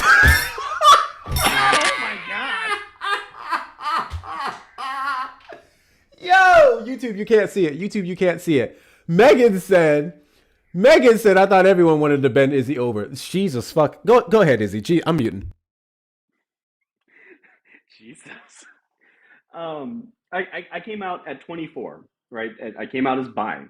And when I came out to my mom, the first words out of her mouth were, well, it's okay. This is just a phase. Like, man, my frontal lobe is almost fully developed.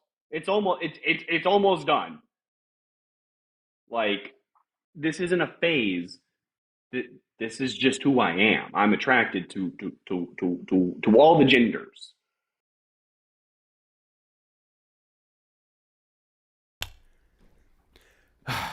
And the reason why the conversation got contentious is because you literally brought it there. You were literally demeaning trans people. And then what specifically got me when I walked away for a second is when he said there are anomalies of this and that, blah, blah, blah. But I'm not transphobic. What is a phobia, Izzy? Can you tell the people what a phobia is? It is either a fear or an aversion to Thank something. you. Thank you for that last part, because every single time we have a phobia conversation, people conveniently leave out aversion is also a part of transphobia. And aversion isn't inherently you not being trans. That's not what we're saying in regards to aversion. But you avoid it, you find it uncomfortable, you have a disdain for it, and that's where the phobia part comes in. I, for one, don't give a shit. Doesn't affect my taxes, doesn't affect my rent, doesn't affect my food, nothing. I'll say, like, for me, whenever I explain phobia to someone, I always like to use hydrophobic. Right? Oil is hydrophobic. Oil is an inanimate thing. It lacks an ability to fear. But it is going to, it does have an aversion to water. It's going to roll water off or float on top of water if it's in it. Someone left me a voicemail. Couple thank yous, but yeah, you can call back at a later date, but that conversation reached this thing here. And if you didn't want to go into trans topics, then you shouldn't have fucking brought it up. W's in the chat to Jonna. Thank you so much for your 3 months of a membership. Fucking W's to Jonna. I appreciate you. She sent a message that said, "This is America. We should be able to live the way we want. Get it right, MAGA. Be back soon." In the freest country in the world, I don't see what the fucking issue is. I just don't get it. I don't get it. W's in the chat to Kiara. Shout out to Kiara for the $25 PayPal for the drop. Big W's to Kiara. Big W's in the chat to Kiara. And to clear up the rest of the drop, W's in the chat to one of our favorites. She literally sits around and waits for it. Lauren for the $25 Venmo. Jesus help us. Or Hector help us, please. I was about to say something, but I don't want to offend the Christians. I really don't have an issue with a lot of Christians. W's in the chat to you. W's in the chat to... I'm just going to say W's in the chat to DNCBot11011 for the $10 Venmo for the White Guilt Fund. God damn it, this guy. Yeah, I mean, I will give him props where props is due. He was pretty chill and fairly respectful until we got into that topic. And I get irritated when you can't allow people to finish their goddamn sentences. He was doing that significantly with Emmy. Hello? And he did... you can hold for a second. I very much think that misgendering was intentional as well. W's in the chat to Christina for the $2 PayPal. This troglodyte thinks Africa's a... Oh, fuck, he did say Shit, he did say that. This troglodyte thinks Africa is a country. The USA has a smooth brain problem, 6,000%. But that's why my platform is here, to do our best to educate the small brains and give them a little bit more riches. Guys, best way to support the platform is going to be the links in the bio, Cash App, PayPal, Venmo. Please feel free to take care of Izzy while he's hanging out here with us. We have another guest, so we're going to go ahead and get into that. YouTube, thank you. Hit the like button on the stream, subscribe, and turn on notification bells if you want to support the platform. Super chat, super sticker, consider becoming a member. Double tap that screen over here on this end. Let's see if we can get to 500,000 likes. Send your daily heartbeats. We only got 30 new followers from this stream. Can you guys hit that follow button? Can you guys hit that follow button? And let's knock out the respective gift goals. Do all the things. James, did you vote for Donald Trump? My name is Jared, not James. Oh shit, Jared, did you vote for Donald Trump? Yes. Do you regret your vote? No. Why I is think a that? lot of things that Trump's doing right now are doing and saying right now are questionable, but I still think and believe that he's America first. So I don't regret voting for Trump. Can you give me a America First policy that is good? Well, he's doing his best to like strengthen relationships with allies, and he just cares about the American people.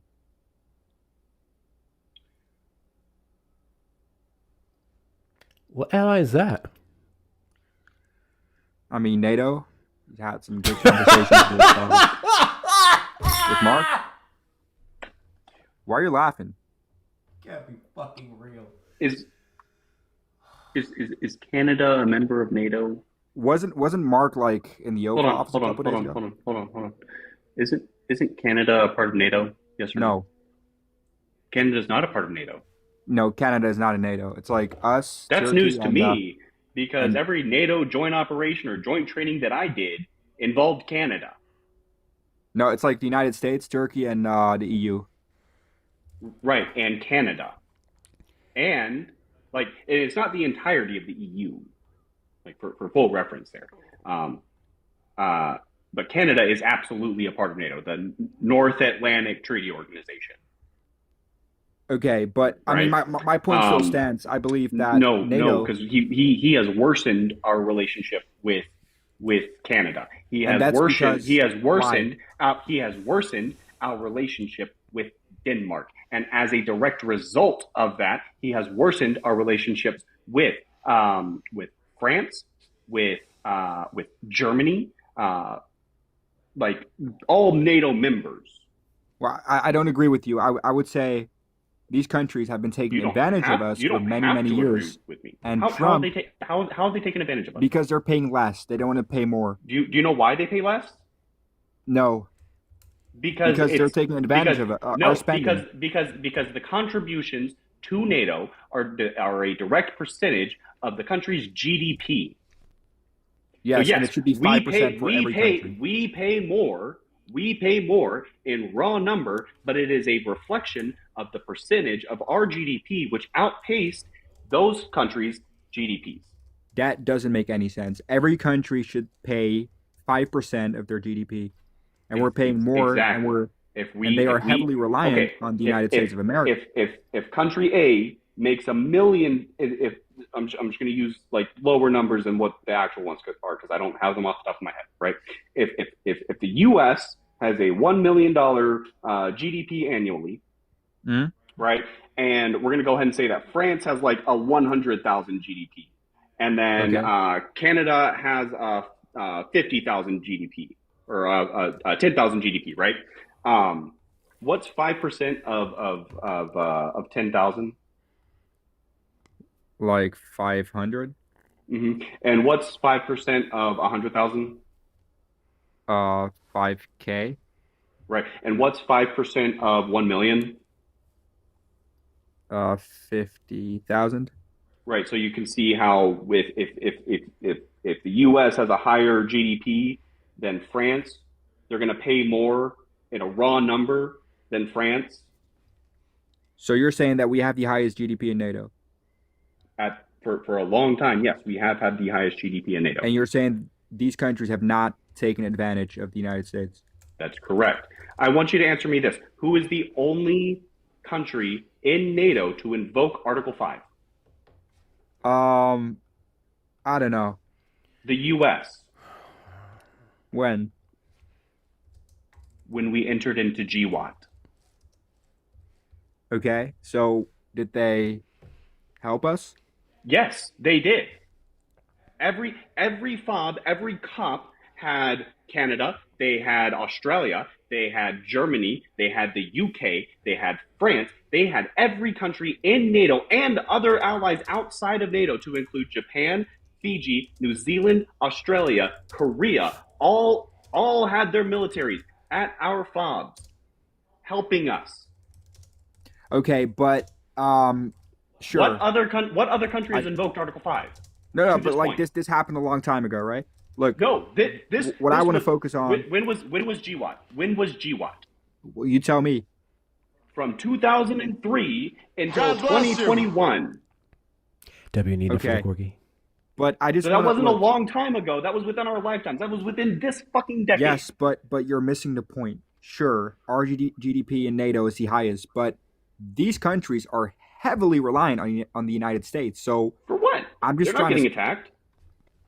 Well, I mean, we're doing all the spending right now. We're spending hundreds of billions of dollars every single year, into NATO, and if we leave, because like Trump is like considering leaving NATO right now, Which and would be a mistake. I would Yeah, support. which I is would support exactly that why decision. your comment was ridiculous when you said he's strengthening our relationships with allies in NATO. He literally would be doing the complete opposite Yes, but of that. he still He started maintains this a off in very his good first relationship term, with Mark. spreading gross lies about how much that they weren't spending and versus what the United States were spending. He conveniently left that out of the conversation. Then he used this to go ahead and spearhead, which more so specifically, I would argue, Russia's invasion of Crimea is actually what got other countries to increase their defense spending. But he used that to get it up to 3%. We saw it carry up into the Biden administration to move it upwards, and then now we have it set at 5%. Regardless of that, Donald Trump has done everything in his power to shit on NATO, including having Republican representatives introduce legislation into Congress to pull us out. Okay, sure. Let's just put that to one side. Apart from that, I mean, countries are saying no when we're asking to use their bases. Countries refuse to give us a helping hand in the war with Iran. I mean, they're just being Because we shouldn't be involved in the rude. war with Iran. Yeah. Why the hell would they do ungrateful. that? Because they're not being grateful. Thank you, Butters. We attacked Iran. Let's not get shit twisted here. We started that shit. And we're all part of NATO. So if we're asking these countries, hey, we need a little help. We don't need help, but it would be not. Do you know the difference between what We need happened help, in but we don't 9/11? need help. So help us. Do you know what the difference is between what happened in 9/11 versus what happened in Iran? What's the difference? I mean, we were attacked without provocation first. We didn't provoke. Sure. We didn't provoke Al Qaeda into attacking us, right? Okay, and then we went and invaded Iraq without reason. We invaded Afghanistan without reason. To be are you saying that was an unjust war in Iraq? 100%. Okay, but what's your point? Because you're comparing Iran to 9/11. Like, what's your point? We were attacked. That's why NATO agreed. Yes, we will go along with Article 5. Right? But with the case of Iran, we attacked them, which is why NATO's saying, hey, you know what? This isn't an apples for apples type of thing, right? This isn't and the same what? thing. By attacking Iran, this isn't the same thing. Whenever they attacked us back, it was a retaliatory measure. Do you even know what the goal of the war is? Look, by attacking Iran, by going... I know what their stated lie is. I mean, you're saying it's an unjust war, but we're making America safer, and we're not Europe safer, and that's why I said they're being ungrateful. We're not in the slightest. For not wanting to help us. Cool. Erica brought up a good point in the chat. I'm curious as to if you think that NATO is offensive or defensive. They're being very defensive. No, I'm saying the entire purpose of it, its structure, its intention. Is it offensive or defensive? Offensive or defensive? Defensive, but also offensive if need be. Offensive in response to? If there's like an imminent threat from Iran, so in this case. Can you explain to me who started the war in Iran? We did. What date? But we had... What? What date? Do you know? The 28th of February. Okay. We are now 6 months into this conflict. And we still Yes. can't provide any evidence whatsoever that the reason we started the war was for the reason that we blew up their bases to stop them from doing the thing that justified the war to begin with, which is Operation Warhammer, which we completely obliterated, according to Donald Trump, Hexeth, and the rest, completely obliterated their nuclear capabilities. Then we blew them up again in February 28th. Why should NATO be obliged to assist the United States in their unauthorized war of choice in Iran when it is not on the basis of defense? Well, I don't agree with you. I would say You can disagree with what you want. You there can just was a- disprove me. I really don't give a shit what y'all disagree with. Y'all disagree with reality in and of itself. I need you to disprove anything that I've said. well, there was a imminent threat. Based off of from- what? They were building a nuclear weapon. Where are they now? Based off of what? What intelligence shows that? Based off, well, intel from BB. Oh. I have a question. Go ahead. I'm just sticking to the facts. Okay, BB. Hold on. When did we start this war? You said it was Again, February 28th, right? 28th of February, yeah. Okay. And when did we blow up their nuclear refinement facilities? Like somewhere in March, I would say. No. It was before that. It was last year, like September, October. Last summer, like June, July. Yeah. And when we did that, what were we told?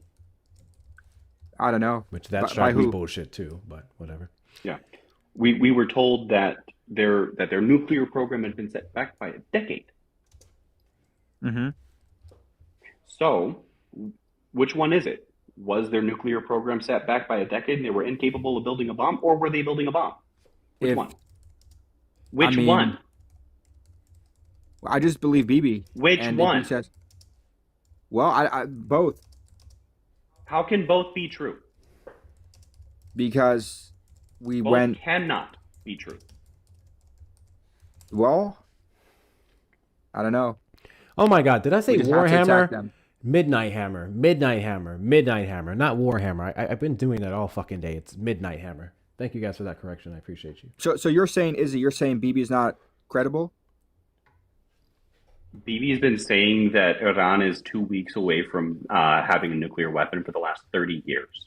Yep. So no. He said it well under the Biden administration when he begged them to try and get them to strike Iran, and they refused to. And they had 60% uranium as early as 2021 confirmed, and they never built this nuclear weapon for any usage against the United States for the entirety of that time.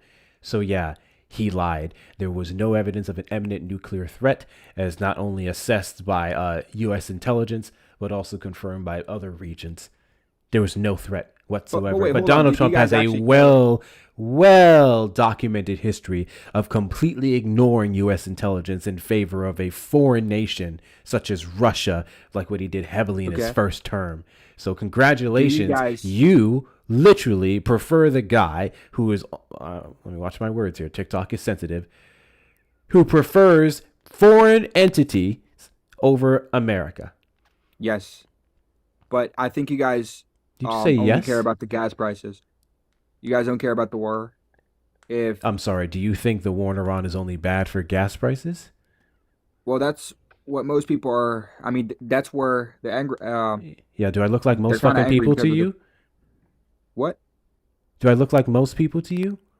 No, but I'm just guessing. Like, why do you care about the war if it's only like the only Cool. way it's affecting Because you Donald is Trump's war in your Iran, pockets. That's Donald Trump's war in Iran is so much bigger than pockets. But yes, I would argue after you do detrimental things to the economy outside of the stock market How does that affect to you make apart the from gas average prices? American life more difficult, that to me. then the coupling of prices would be fucking insane. Donald Trump's unauthorized war in Iran literally affects our negotiation you. capacities with You're the not answering region. the question. I am answering the question if you'd fucking listen to the words coming out of my mouth. Donald Trump has done monumental damage to our negotiating capabilities with the region, that of which we saw successfully completed under the second to last Democratic administration with the JCPOA. Donald Trump has put us in more risk to continue to antagonize Iran and make them out to be a threat to the United States by pissing them off, by striking them. He has completely fucked over our diplomatic relations with the region. Secondly, yes, that affects gas prices, not just here in the United States, but abroad, because we go off of the global supply. We go off of global prices, no matter what we drill here. And then that by default also brings up the prices of our food. When it comes to shipping, when it comes to our farmers who use diesel and gas to fuel their equipment, all of that does that. And it also puts threats to us when it comes to Iranian terror cells that may be here in the United States and their activation in response to Donald Trump's war. All of those reasons and more is why the actions in the Middle East are doing a horrible job. And if you want to compliment him for cutting your taxes, how long do you think that's going to fucking last? Because we have to keep paying for this war. Well, we're not paying for this war. Look. I'm sorry. Who's paying for it? The United States government. So the American taxpayer. Well, I don't know where the money's coming from, but it's coming from our US taxes. Government. It's coming from our taxes. God bless you. I'm gonna. Well, I'm not paying for this war. I can tell you that. No. I'm not paying for it. Shush. Cool. You don't pay taxes. Don't give a fuck. Because here's the thing. You said that this doesn't affect myself or God Hector bless personally, you. right? Cool. I'm about to educate you on something. Hi, my name's Izzy. I spent 9.5 years, the entirety of my 20s, serving in the United States Army. So my friends, my brothers, my sisters are actively involved in this. They are actively put at risk for this. There is a new generation of Americans that are going to have to go through a fucking forever war because of this dipshit in the office. Because he wants to have a dick measuring call contest Trump and say, a hey, dipshit. Come on. shut the fuck up. Because he said, hey, we're going to go over there, and guess what else we're going to do? We're going to deplete a majority of our armaments, leaving our country defenseless. So you want to say that this does... Shut the fuck up. You want to say that this doesn't affect me? You can shove that up your fucking ass. Because it does. Because more people are going to be traumatized by a war that we don't need to be involved in, that we shouldn't be involved in. Who's getting traumatized that's American? Shut the fuck up.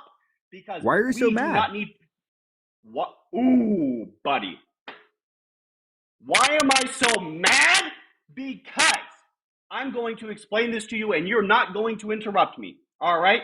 Because here's the thing. Americans are going to die.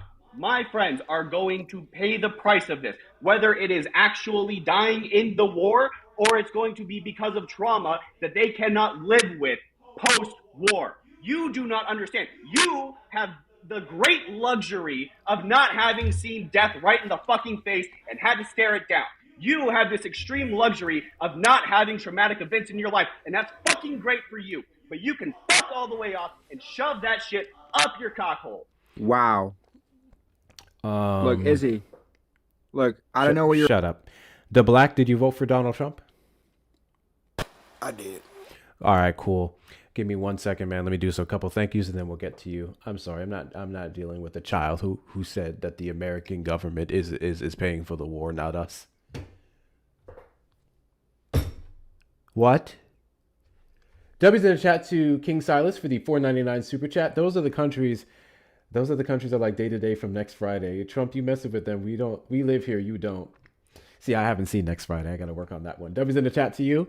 W's in the chat to Morgan for the $5 Venmo. As someone with a bunch of friends and neighbors who work through NATO, for months they thought they were going to be moving because he was threatening to pull us out of NATO. What?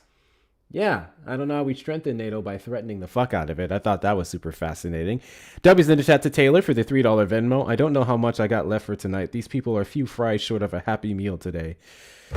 With no sauce. W's in the chat to you. Guys, best way to support the platform is going to be the links in the bio. Please make sure you're taking care of Izzy while he's here. Get the hell out of him. Let's knock out the remainder of these little goals here, these gifts here.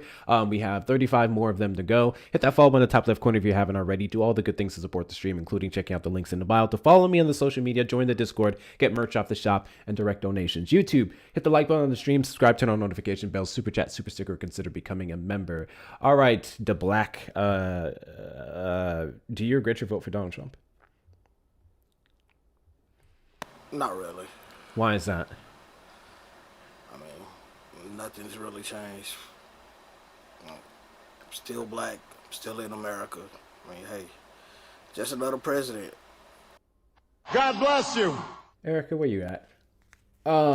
Cool. So that's wrong. Things have changed drastically here in the United States for several groups of people.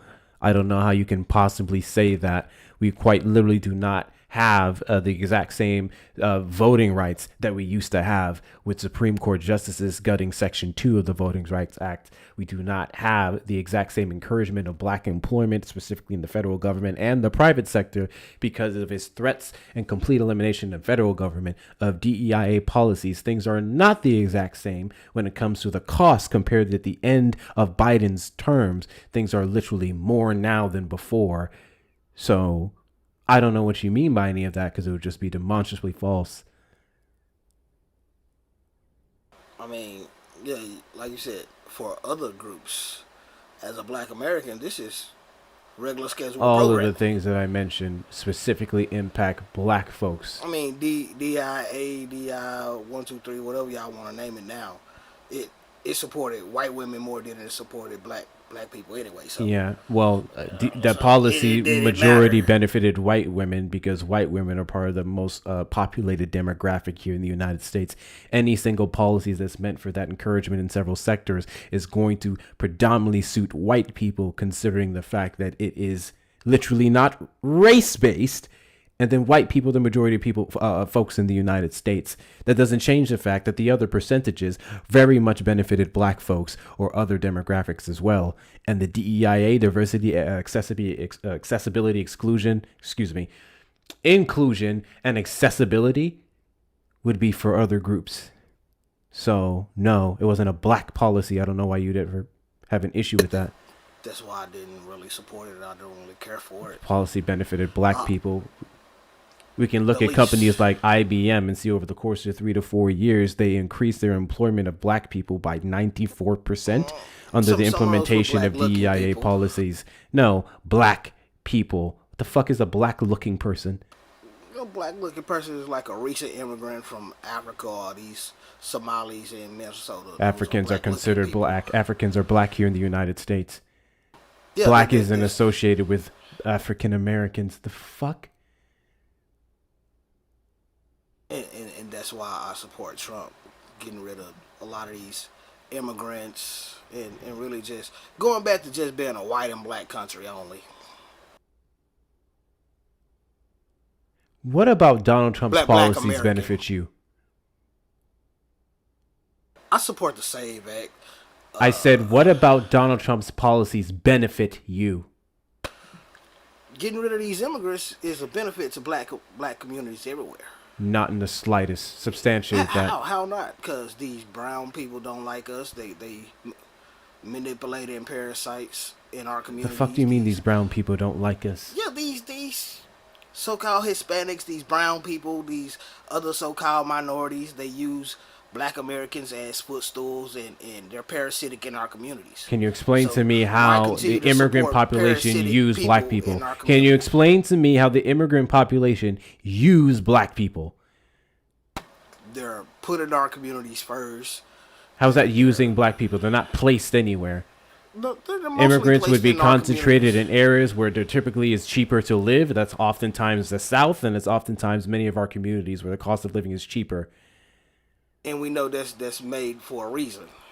It's made to be like that for a reason. If we understand white supremacy put force. So then, if an immigrant is forced to your community, then they would be subjected to some of these same things, some, not all, of the same things that you are. And utter disdain, some phobia, there in their particular instance, xenophobia and racism, no different from you. I could care less what they go through. That's them. They chose to come here and go through that. Yeah, you can't substantiate how any of how they are a threat to black people. Substantiate what makes them a threat to black people. What does parasitic mean? They're a parasitic. What does parasitic mean? People can easily. What does parasitic mean? Box instead of what does checking the other box. Parasitic mean? when you slowly. I'm take sorry. stuff What the fuck did you just say about a box? What? Yes, because individuals who are not actual Black Americans, they can check the black box. The just to census? get benefits. Can you tell me what benefit do you get as a black person? What box do you have to check in the benefit you get associated with your race? Please tell me. To get Tell me what it certain is. Scholarships. Tell me what it is. Scholarships. Tell me what it To is. get certain scholarships, we have black scholarships that go to only black minorities. What scholarship is that? What scholarship is that? There are many scholarships that only go to black. What scholarship is that? Like in Texas, we have a Juneteenth, scholarship that goes A to, Juneteenth scholarship in Texas. Yes, we have that in Texas. And the last time it went to an African instead of a Black American. So yeah, I feel like why should individuals who can just check a box and get into a college, just because they look or they associate themselves with blackness? Just like the little None of this is Mandy exclusive chick. to black people. None of this is exclusive to black people. You want to know why you cannot do a black scholarship and award scholarships only to black people? Because that would be discriminatory and that would violate the Civil Rights Act of 1964. Not to mention these scholarships and other programs would go towards... What? Your life contains themes that some may find uncomfortable, that has been restricted, regulated goods and services? Bro, it's a fucking expo marker. What the fuck are we doing? It's not a cigarette, it's an expo marker.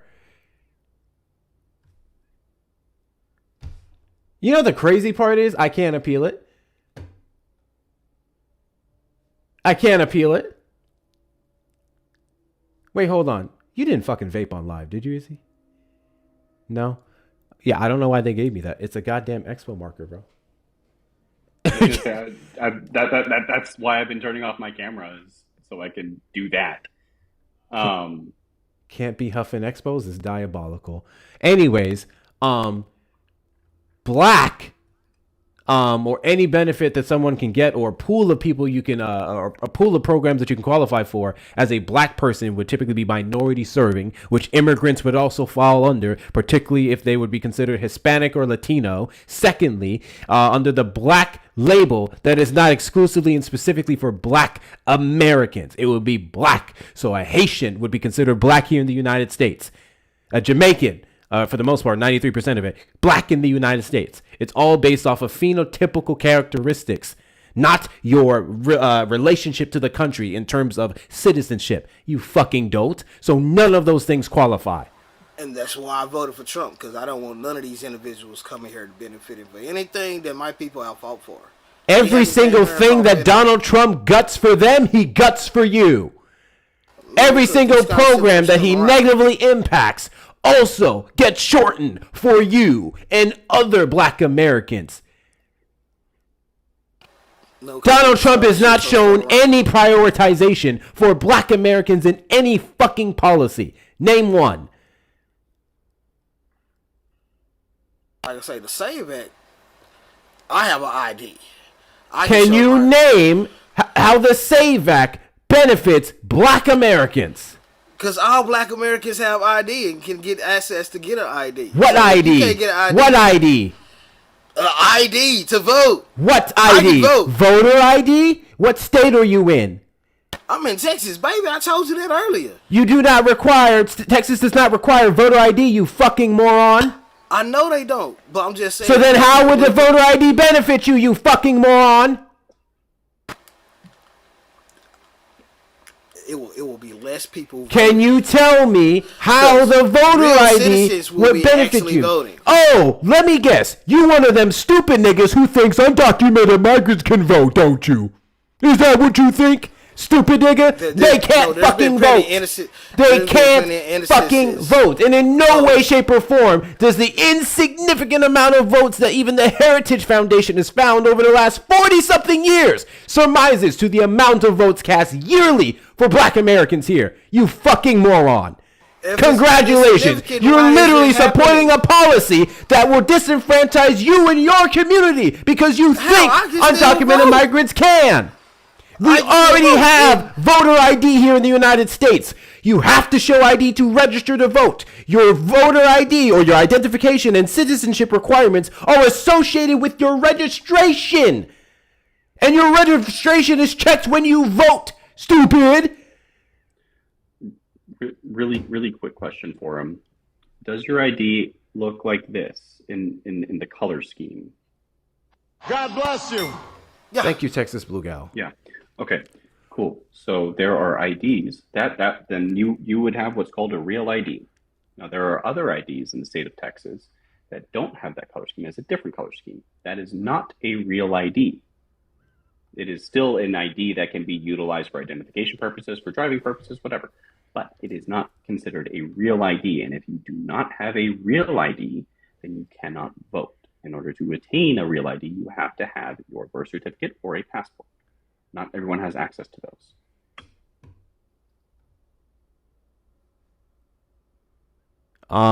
You talk about Texas, Izzy?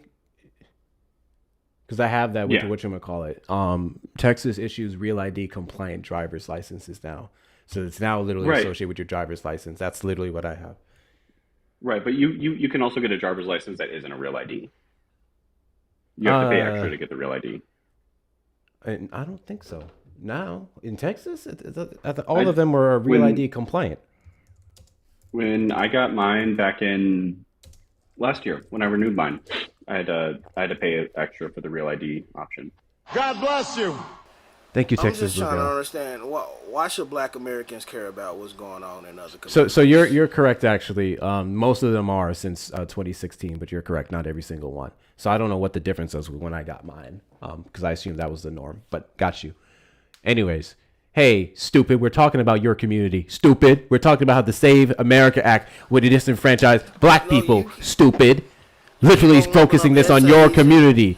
Stupid. Keep on lumping up Haitians and essays and all them. That ain't my community. Black people. I'm talking about black people. Nor would the argument that you made about the Save Act be relevant. I don't identify as those people as black. What the fuck is being black? So I could care less. What the fuck is being black? Being black is you being here since slavery, after the Civil War. You have been here every generation since The United States inception does of not America. determine or consider you on the census or otherwise as black based off of you having descendants, not descendants, you having an origin that surpassed or was before slavery. That's why not Black how Americans are black come people are considered. galvanizing You to change the stupid definition. motherfucker. And changing the definition to only include people who are born here is not only never going to happen, but it's also the dumbest fucking thing you can possibly do. And I also want to point out the fact that you are so goddamn stupid to where you don't realize how the Save Act would literally negatively impact black Americans here. It won't, because all black Americans have ID. We've been having No, they don't, stupid. unless you're a foreigner. The Save black Act person, then, yeah, you literally gonna have- would of course you require gonna have several ID. other pieces of documentation. Not And to we have mention that Black same Americans have that. documentation is what undocumented migrants do not have, which is why they cannot vote. Black Americans have all documents that we need to provide. Birth certificates, Everybody has all those documents if you're an American to be allowed to vote. Not really. If you're an American and you have the right documentation, registration, mind you, which is associated with your ID and proof of citizenship, you can vote, stupid.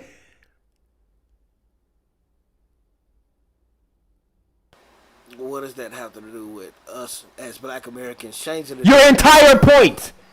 Your entire point. That's what it has to do. You said the Save Act. I asked you to name a Trump policy that benefits you. You said the Save Act. It doesn't.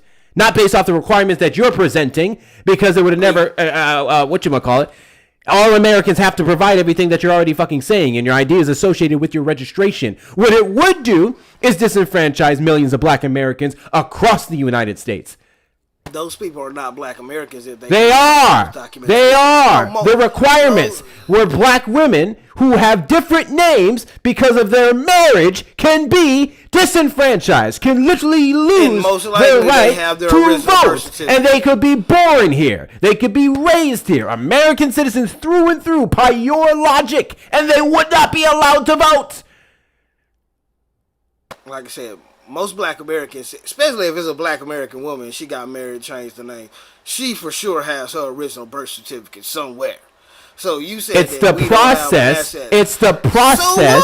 It's the process of renewal. It's the fact that in red states specifically, they have a well-documented history of literally trying to pull you and your ability to vote away from you. It's the launching of the redistricting war and voting rights access that we've saw with the Supreme Court's recent rulings over the course of the last few fucking months.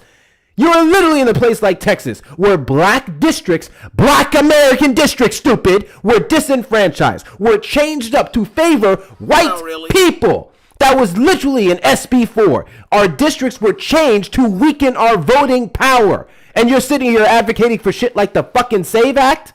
How's that weakening the power when what all the fuck did I just say? All the black people were lumped up in one district. How's that weakening the power of black people? They were not stupid. They were changed. They literally changed our districts. We can look at Tarrant County. You can look at Dallas County. You can look at several others where our districts were changed to literally give less of the black population in the region. How? I literally stay at Jasmine Crockett. What the fuck do you and mean all how? the black people was lumped up into all of her districts. They cut out all the white people out. No, they That's weren't. what they did to Jasmine Crockett district. They cut out all the white people did not. and left all the niggas alone. What district? So niggas can still vote for who they want to. What district? I live in Jasmine Crockett district. What district? District 30. What's the number of it? Oh, District 30. Cool. District 30. Cool. Give me a 30. second. I live in her district. Yeah, shut your stupid ass up. Let me show you these fucking maps. I live in the middle of Oak Cliff where all the black people are lumped up together. All the black people are lumped up together. So if black people still wanted to vote, we could go vote and vote for who we want. You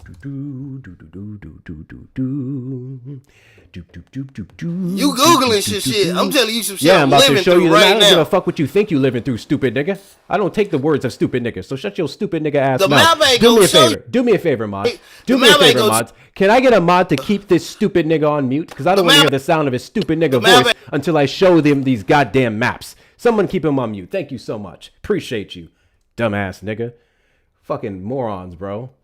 Oh my god. And they go show where all the Let's niggas go live. about this here. Also, Mans is acting like Fair Park doesn't exist, which is wild. Boom. Do you stay on Dallas? Are you a Dallas resident? Literally am, dumbass. So I know what the fuck I'm talking about compared to you. No, what side of Dallas? Because y'all talking about Dallas. You probably one of them.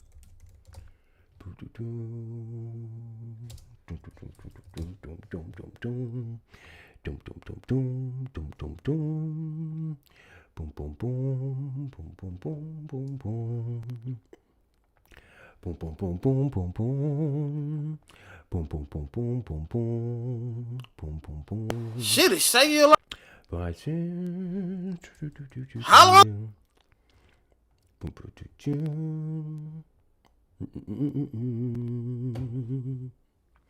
Oh wait, did he say 30? Yeah. Okay, hold on. That's Jasmine Crockett district. Where all them niggas. Oh, hold on. Correction. So it was changed and was shrunk, but this was packed. So this one was packed. All the niggas in one district. South and downtown, and this went into the other area. So not District 30 specifically. How does this change the rest of the fucking districts? You were correct in what you said about 30. How does it change the rest of the districts? So I can still vote for who I want to vote. What happened with Tarrant County? Is now taking her What place. happened with Tarrant County? I don't give a fuck about Tarrant County. I ain't from there. Hey, dumbass, you was talking about the black vote. I'm talking Were about. you not? You was talking about the black vote. In my area. In your area. So the black vote only matters to you in your area. Black people anywhere else don't that's matter. what I can inflict. So black people otherwise don't matter. That's what I can change the most. So, I didn't ask you what the fuck you can change the most. You was talking about black community, how this is not helping the black community. You want to help the black community with the votes and the IDs and everything else. So you're talking about one area where you are concentrated, which made y'all a target, separate conversation. One area where you were concentrated, which is District 30, which very much was changed. We was already a target. Which very much was changed. Let me correct myself. This was packed. More black people were packed into the area, in the region. But that's not for the entirety of the fucking state, nor does that represent the majority of other areas in places like Texas, Louisiana, South Carolina, and otherwise. So explain to me how what you did and what your support is strengthens the black vote over you. Like I said, in my district, we can still vote for who Did you vote for Donald Trump to help black people, or did you vote for Donald Trump to help you? Which one? Everybody's vote is personal. I voted for my own personal reasons. Cool, great. So vote. then shut the fuck up about black people. From this conversation this part of the conversation going forward, address why you voted for Donald Trump and how he helps your stupid ass. Leave black people out of it, because the Trump administration has been very much antagonistic toward that community, and none of their policies benefit us. We can't talk about the fucking layoffs. We can't talk about his unconstitutional war and his tariff tax. We cannot talk about the DEIA destruction. None of those things benefit black people. None. And you're in a state like fucking Texas, which quite literally really don't give a shit about you, under Greg Abbott, John Cornyn, and what's his name? Ted Cruz. God bless you. Thank you, Texas Blue Gal, for the growth. I appreciate you. So can you go ahead and explain to me how Donald Trump helps you? I don't give a shit about what we already went over this. I don't give a fuck what you have to say about black folks. Speak for yourself. Speak on behalf of yourself. I don't give a fuck about what you have to say about black folks, because you didn't vote for black folks. Remember? You said that. You said you voted for yourself. Tell me how Donald Trump benefits your life. I voted for the black folks for me in my area. I'm not going to tell you this again. You said you only voted for you. Your vote is personal, and the benefit to Dallas County being concentrated with more black people doesn't change the fact that your voting power is still weakened, not only in the overall state of Texas, because there are more black counties other than Dallas County, but the entirety of the United States, specifically the South, where the majority of black people are concentrated. Can you answer that? The majority of people don't even vote, so why does it matter? You stupid motherfucker.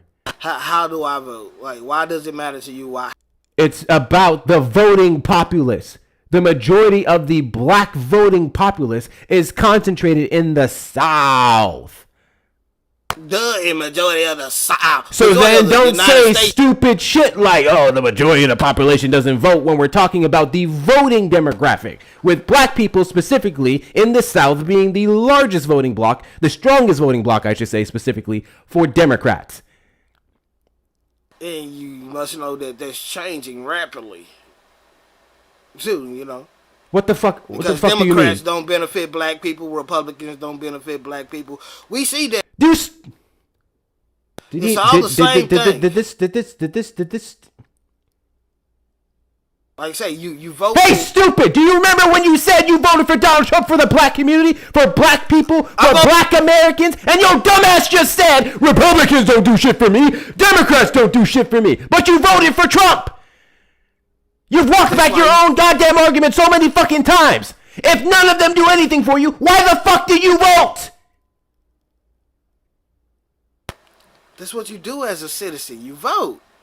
I vote. Nigga die. Get the fuck out of my platform. Get the fuck off my platform. This is the stupid shit I'm fucking talking about. This is the stupid fucking shit that I'm talking about. I can't stand stupid niggas. I can't fucking stand stupid niggas.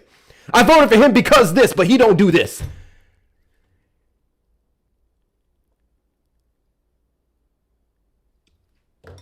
You motherfuckers are stupid, and you think you're so smart.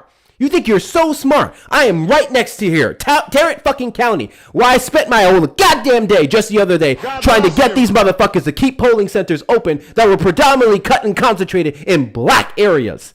Black areas. What the fuck are we talking about? But now, when it's inconvenient to you, when you realize that you're physically incapable of substantiating how Donald Trump benefits the black community, now you go to where you don't do nothing. You don't do nothing.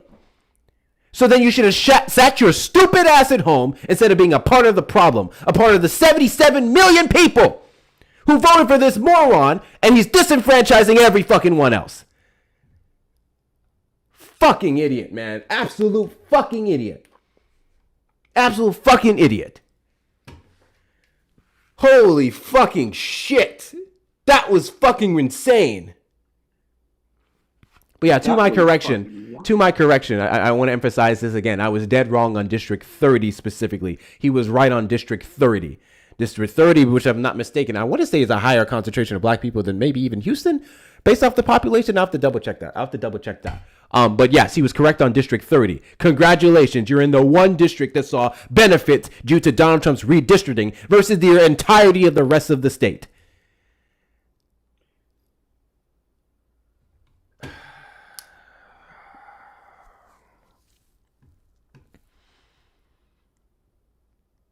I'm sorry, y'all. Blagger vexes me. Because it's the majority of the time, men. It's men. I would like to address something that he said, where he said that everyone votes for themselves. Hector, did you vote just for yourself? Nope. I vote also alongside the collective because the collective benefits myself. A threat of injustice to any group is a threat to injustice to all groups. I also voted on behalf of moving the needle forward to universal health care, which objectively would increase or decrease not only the rates of health insurance for myself and everyone else, but it will also provide more coverage to black Americans who can't afford it in any other way. It makes no fucking sense to vote for your goddamn self. Especially if you're literally a part of the demographic that reflects the majority of Americans versus the 1%. I think that's one of the biggest fucking lies that you guys believe. You bootstrap niggas, you self-responsibility niggas, you individualistic ass niggas. That's the fucking problem with y'all. Y'all are too busy voting for yourself that you do not realize how you're literally shooting yourself in the goddamn foot. They want you to vote for yourself and believe that you are different from the collective, because once they understand that, once they separate you, that's when they can consolidate more power. Because they, as a voting bloc, they vote for themselves as a voting bloc. They view the collective when it came to those tax cuts and who would benefit. Dino nigga, did you vote for Donald Trump? No, I didn't, but I just wanted to let you know, love your guys' live. Thank you.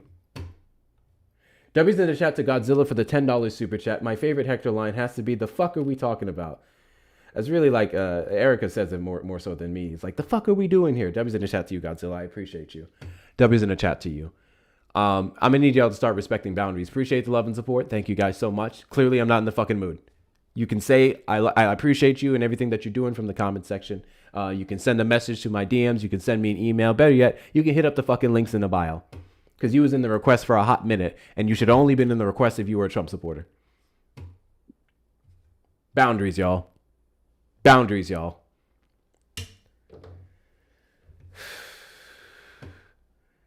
I gotta go watch that clip back when I'm done here. I gotta go watch that clip back.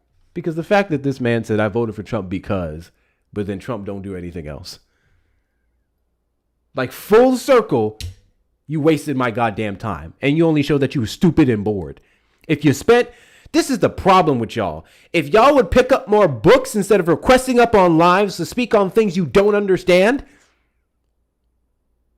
we would be better off. If y'all would pick up a book and the time you spend lying your asses off spreading bullshit on here versus actually reading some shit, we would be much better off as a society. How is weakening the overall black vote for policies that benefit our community across the entire state negated by one fucking county? When rural areas with some black people there, literally the difference between that county flipping from one side to the other or even becoming, I say, purple was as as minuscule, as 10 or less votes. How does that benefit the black community in this state? 30 million fucking people here. How much of us are black? Hold on. How many of us are black?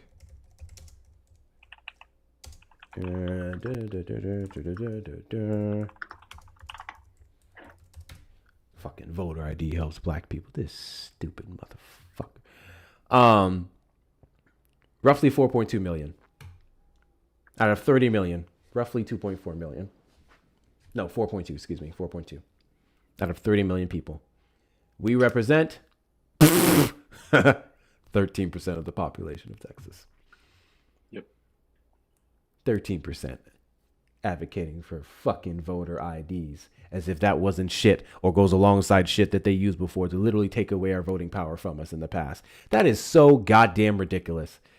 The individuals who may not have this document or that document, hardworking Americans, people want to show up to the polls, them making it harder, closing the locations. You're in Dallas County, one of the counties where they literally pulled the bullshit that they did on primary day. Those of you who did not know this. So on a primary day here in Texas, we had not several hundred, a large portion of the fucking poller list. Why I get kicked out the live and then had to look you up to find you? I have no idea. It wasn't a mod or anything. TikTok's been glitchy, Wolfie. TikTok's been extremely glitchy since the last update. Some of you guys may not even be able to see Izzy. It's been a weird glitch lately. But typically swiping out or coming back and updating your app to the latest version sometimes helps. But it's been glitchy and it's not going to fix it until the next update. As I was saying, primary day, we had tens of hundreds, up to 100, a little over 100 of polling centers. We can go to any one of these centers and you can vote. Tell me why on primary day, the GOP decided to close down all of those centers, to change the rules so only where you can vote on the, and forgive me on the language here, you can only vote at like the main ones, which was reduced down to like fucking like 2. So we had like all this, like you have a pool of places you can vote at, right? You can go vote. It could have been 4 minutes away, 5 minutes away, 10 minutes away, 15 minutes away. And then they fucking closed all of them and said, you can only vote in these areas. So some people who was like 5 minutes away then had to go 30 minutes away. Some people who were 20 minutes away then had to go 40 minutes away. Completely changed it. So what do you think that did on primary day? That overloaded these polling centers, right? Because you had an influx of people coming in with less things to manage, right? And less people. And then that encouraged the wait lines, right? So that fucking exacerbated the fucking wait lines. So then you had more people who were waiting in line to vote, to the point where Democrats had to try and fucking sue their ass. It wasn't sue specifically. I forgot what the wording is. But they fought against it and got the extension of the polling centers to late at night. I spoke to people, and I have evidence of this in my goddamn Discord, and people I just know personally here in the state of Texas, because I'm unfortunately a Texan for right now. People were in the lines till 10:30 at night. 10:30 at night because of the last minute bullshit that they pulled. And if it wasn't for Democrats winning, they would have still tried to close those polling locations at 7 p.m. Injunction. Thank you so much, Palpable. That's the GOP. That's what they did. And then where did they do it? In some of the highest concentrated population of black counties in the state. But you want to sit here and talk to me about you voted for Trump and the GOP to help your stupid ass and the other stupid niggas around you. God, man. Anyway, we've been live for 4.5 hours and it's about to be 11. Holy shit, we're done. Who's live? I see Matt. Bro. Never mind. There's an in-house conversation I need to have with my people. I can't say that shit on this live. I would just say there's a reason why black women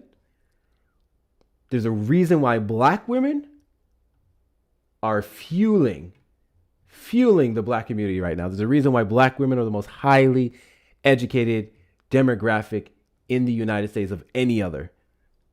There's a reason why black women well into their 30s, 40s, and 60s, 50s, and 60s are single because they rather do that than deal with the likes of you stupid motherfuckers. There's a reason why 92% of them understood the assignment in 2024 with Kamala Harris versus the 78% of us. There's a fucking reason. And some of you motherfuckers prove it on a daily goddamn basis. Holy shit. I am so sick and tired of men complaining about their mediocrity, mind you. Men complaining, women this, women that, da da da, yada yada. Y'all are stupid. Y'all are stupid. And you wonder why no one entertains you. Because you say stupid shit. Stupid fucking shit.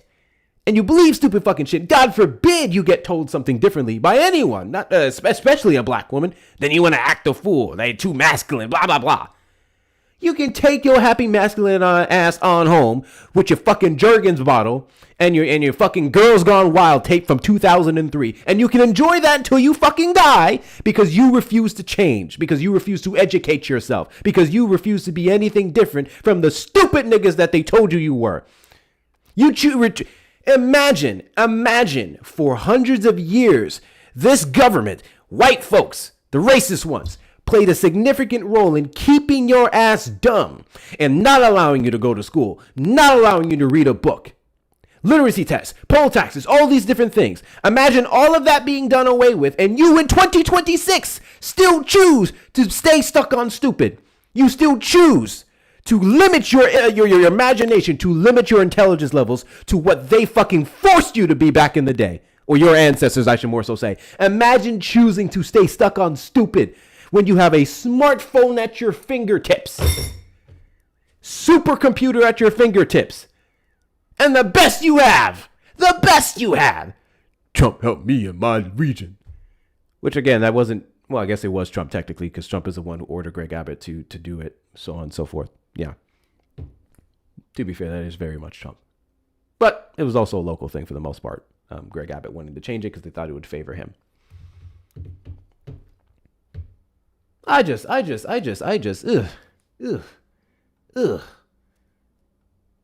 Don't. Listen. Ancestors died so I can fucking read. And I can be smarter than what they ever could be. I'm not going to waste it. I'm tired of y'all fucking wasting it. That's all.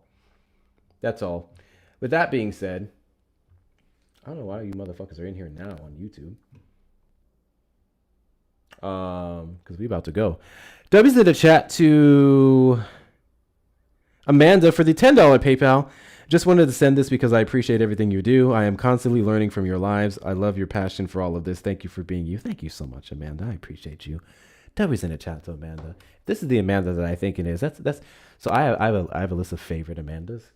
I don't know what it is. I also don't know a single black Amanda, which is wild. I have a list of favorite Amandas, and if this is the Amanda I think it is, I love you so much. Thank you so much.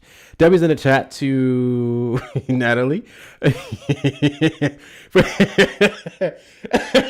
Thank you, Natalie, for the $2 Venmo. I just know Harriet Tubman wouldn't have taken that motherfucker with her to the Underground Railroad, and he needs to take a look at. I have to sing this, Natalie.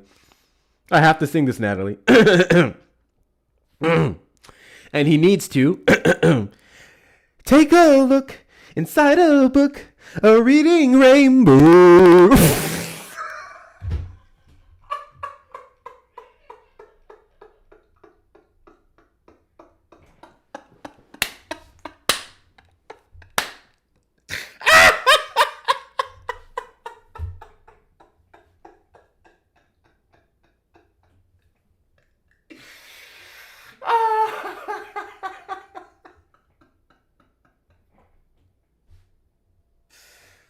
Oh shit! You know what's the crazy thing? Before we go.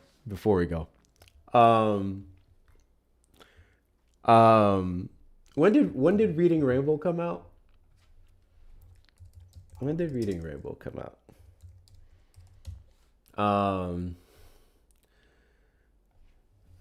this come out? 83 and went into the 2000s. Okay. So, I did not grow up with Reading Rainbow. Okay, 1983. I did not grow up with... This man's hairline is fucked up. Hold on a second. This nigga's hairline is fucked up. That's crazy how they did my boy. I'm sorry. I don't know why you're talking about hairlines. Listen, I'm a milk dud. I'm proud. 1983. I didn't grow up with Reading Rainbow. You know how I know about Reading Rainbow? The internet, memes after the fact. Like after the fact, into adulthood is when I found out about Reading Rainbow. I already told y'all I grew up a weird way. I lived a weird life. But this is what I mean, bro. This is what I mean. I'll show YouTube too. I feel like y'all could have literally put some Beijing in that. Y'all should have put some Beijing in that. You know what I mean? Like y'all didn't have to do him like that. Y'all didn't have to do him like that. I'm just saying. Hold on, I got you, YouTube. Like, why would you let this man take this photo like that? First and foremost, I appreciate his confidence. You know what I'm saying? I appreciate his confidence. He not allowing nothing to get him down. But y'all could have. Come on now. Come on now. Y'all don't have to do him like this. Y'all don't have to put this photo up. Y'all don't have to do him like that. Chat, community. I'm gonna need someone to come get my roommate. Listen, there's a very important lesson here I think y'all are missing, okay? There's a very important lesson that I think y'all are missing. The lesson is, let it go. You gots to know when to let it go. Nope, I'm going to Turkey next chance I get. Oh my fucking God. I know so many of mine walking around here looking like shark bites on the edges. Y'all out here looking like the Negro Vegeta. There's no need. There's no need. Just keep it nice and clean and bald like mine is. You know why I have this hat on right now? Because I forgot to shave today. And I'll be damned before y'all see my shit fucked up. I'm a shave. I'm a shave it. Okay? Shit. That's all I'm saying. That's all I'm saying.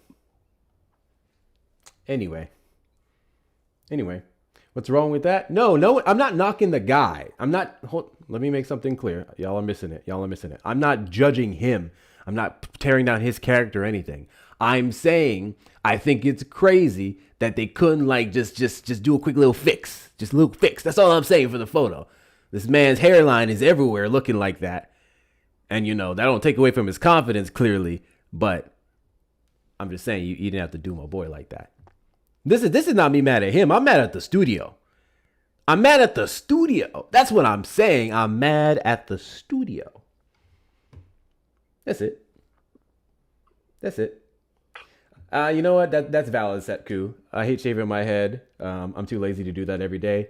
I have to do it every 2 days. If I want to keep it smooth, which is annoying as fuck. Don't get me wrong. And I get that's difficult for a lot of people. I'm not trying to knock y'all. But then there's also people who have like receding hairlines, but it like fits them. Like they grow into it in a way. I'm not one of those niggas. Bro. That's why I milk dud it. I'm mad at Hector for making it a thing.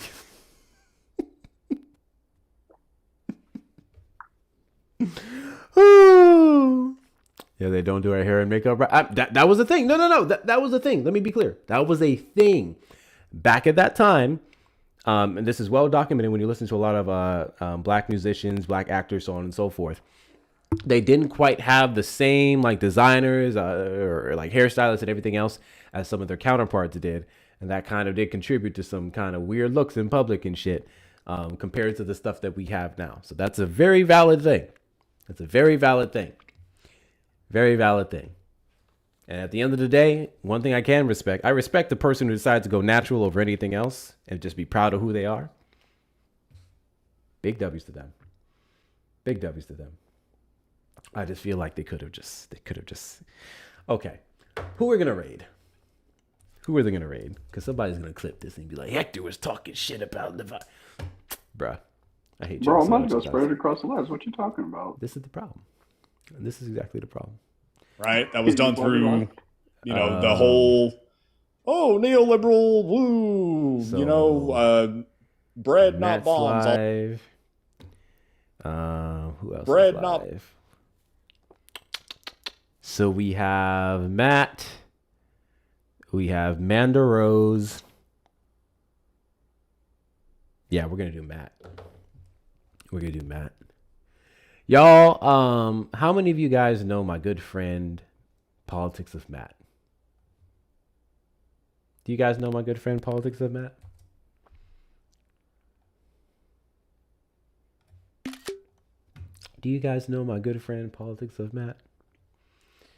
if y'all think my crash outs are crazy.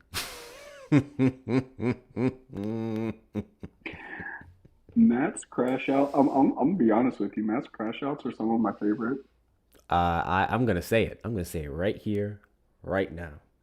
No one crashes out as good as Matt does. I'm gonna put a close contender up there. Thick. Nah, not even close. No? Not even close. Not even close. Matt's my crash out guy. That's when you know a crash out is coming. You're like, it's about to hit the soul right here. He about to say everything my ancestors couldn't. That's the one. YouTube, you're automatically set to be redirected to Matt's live.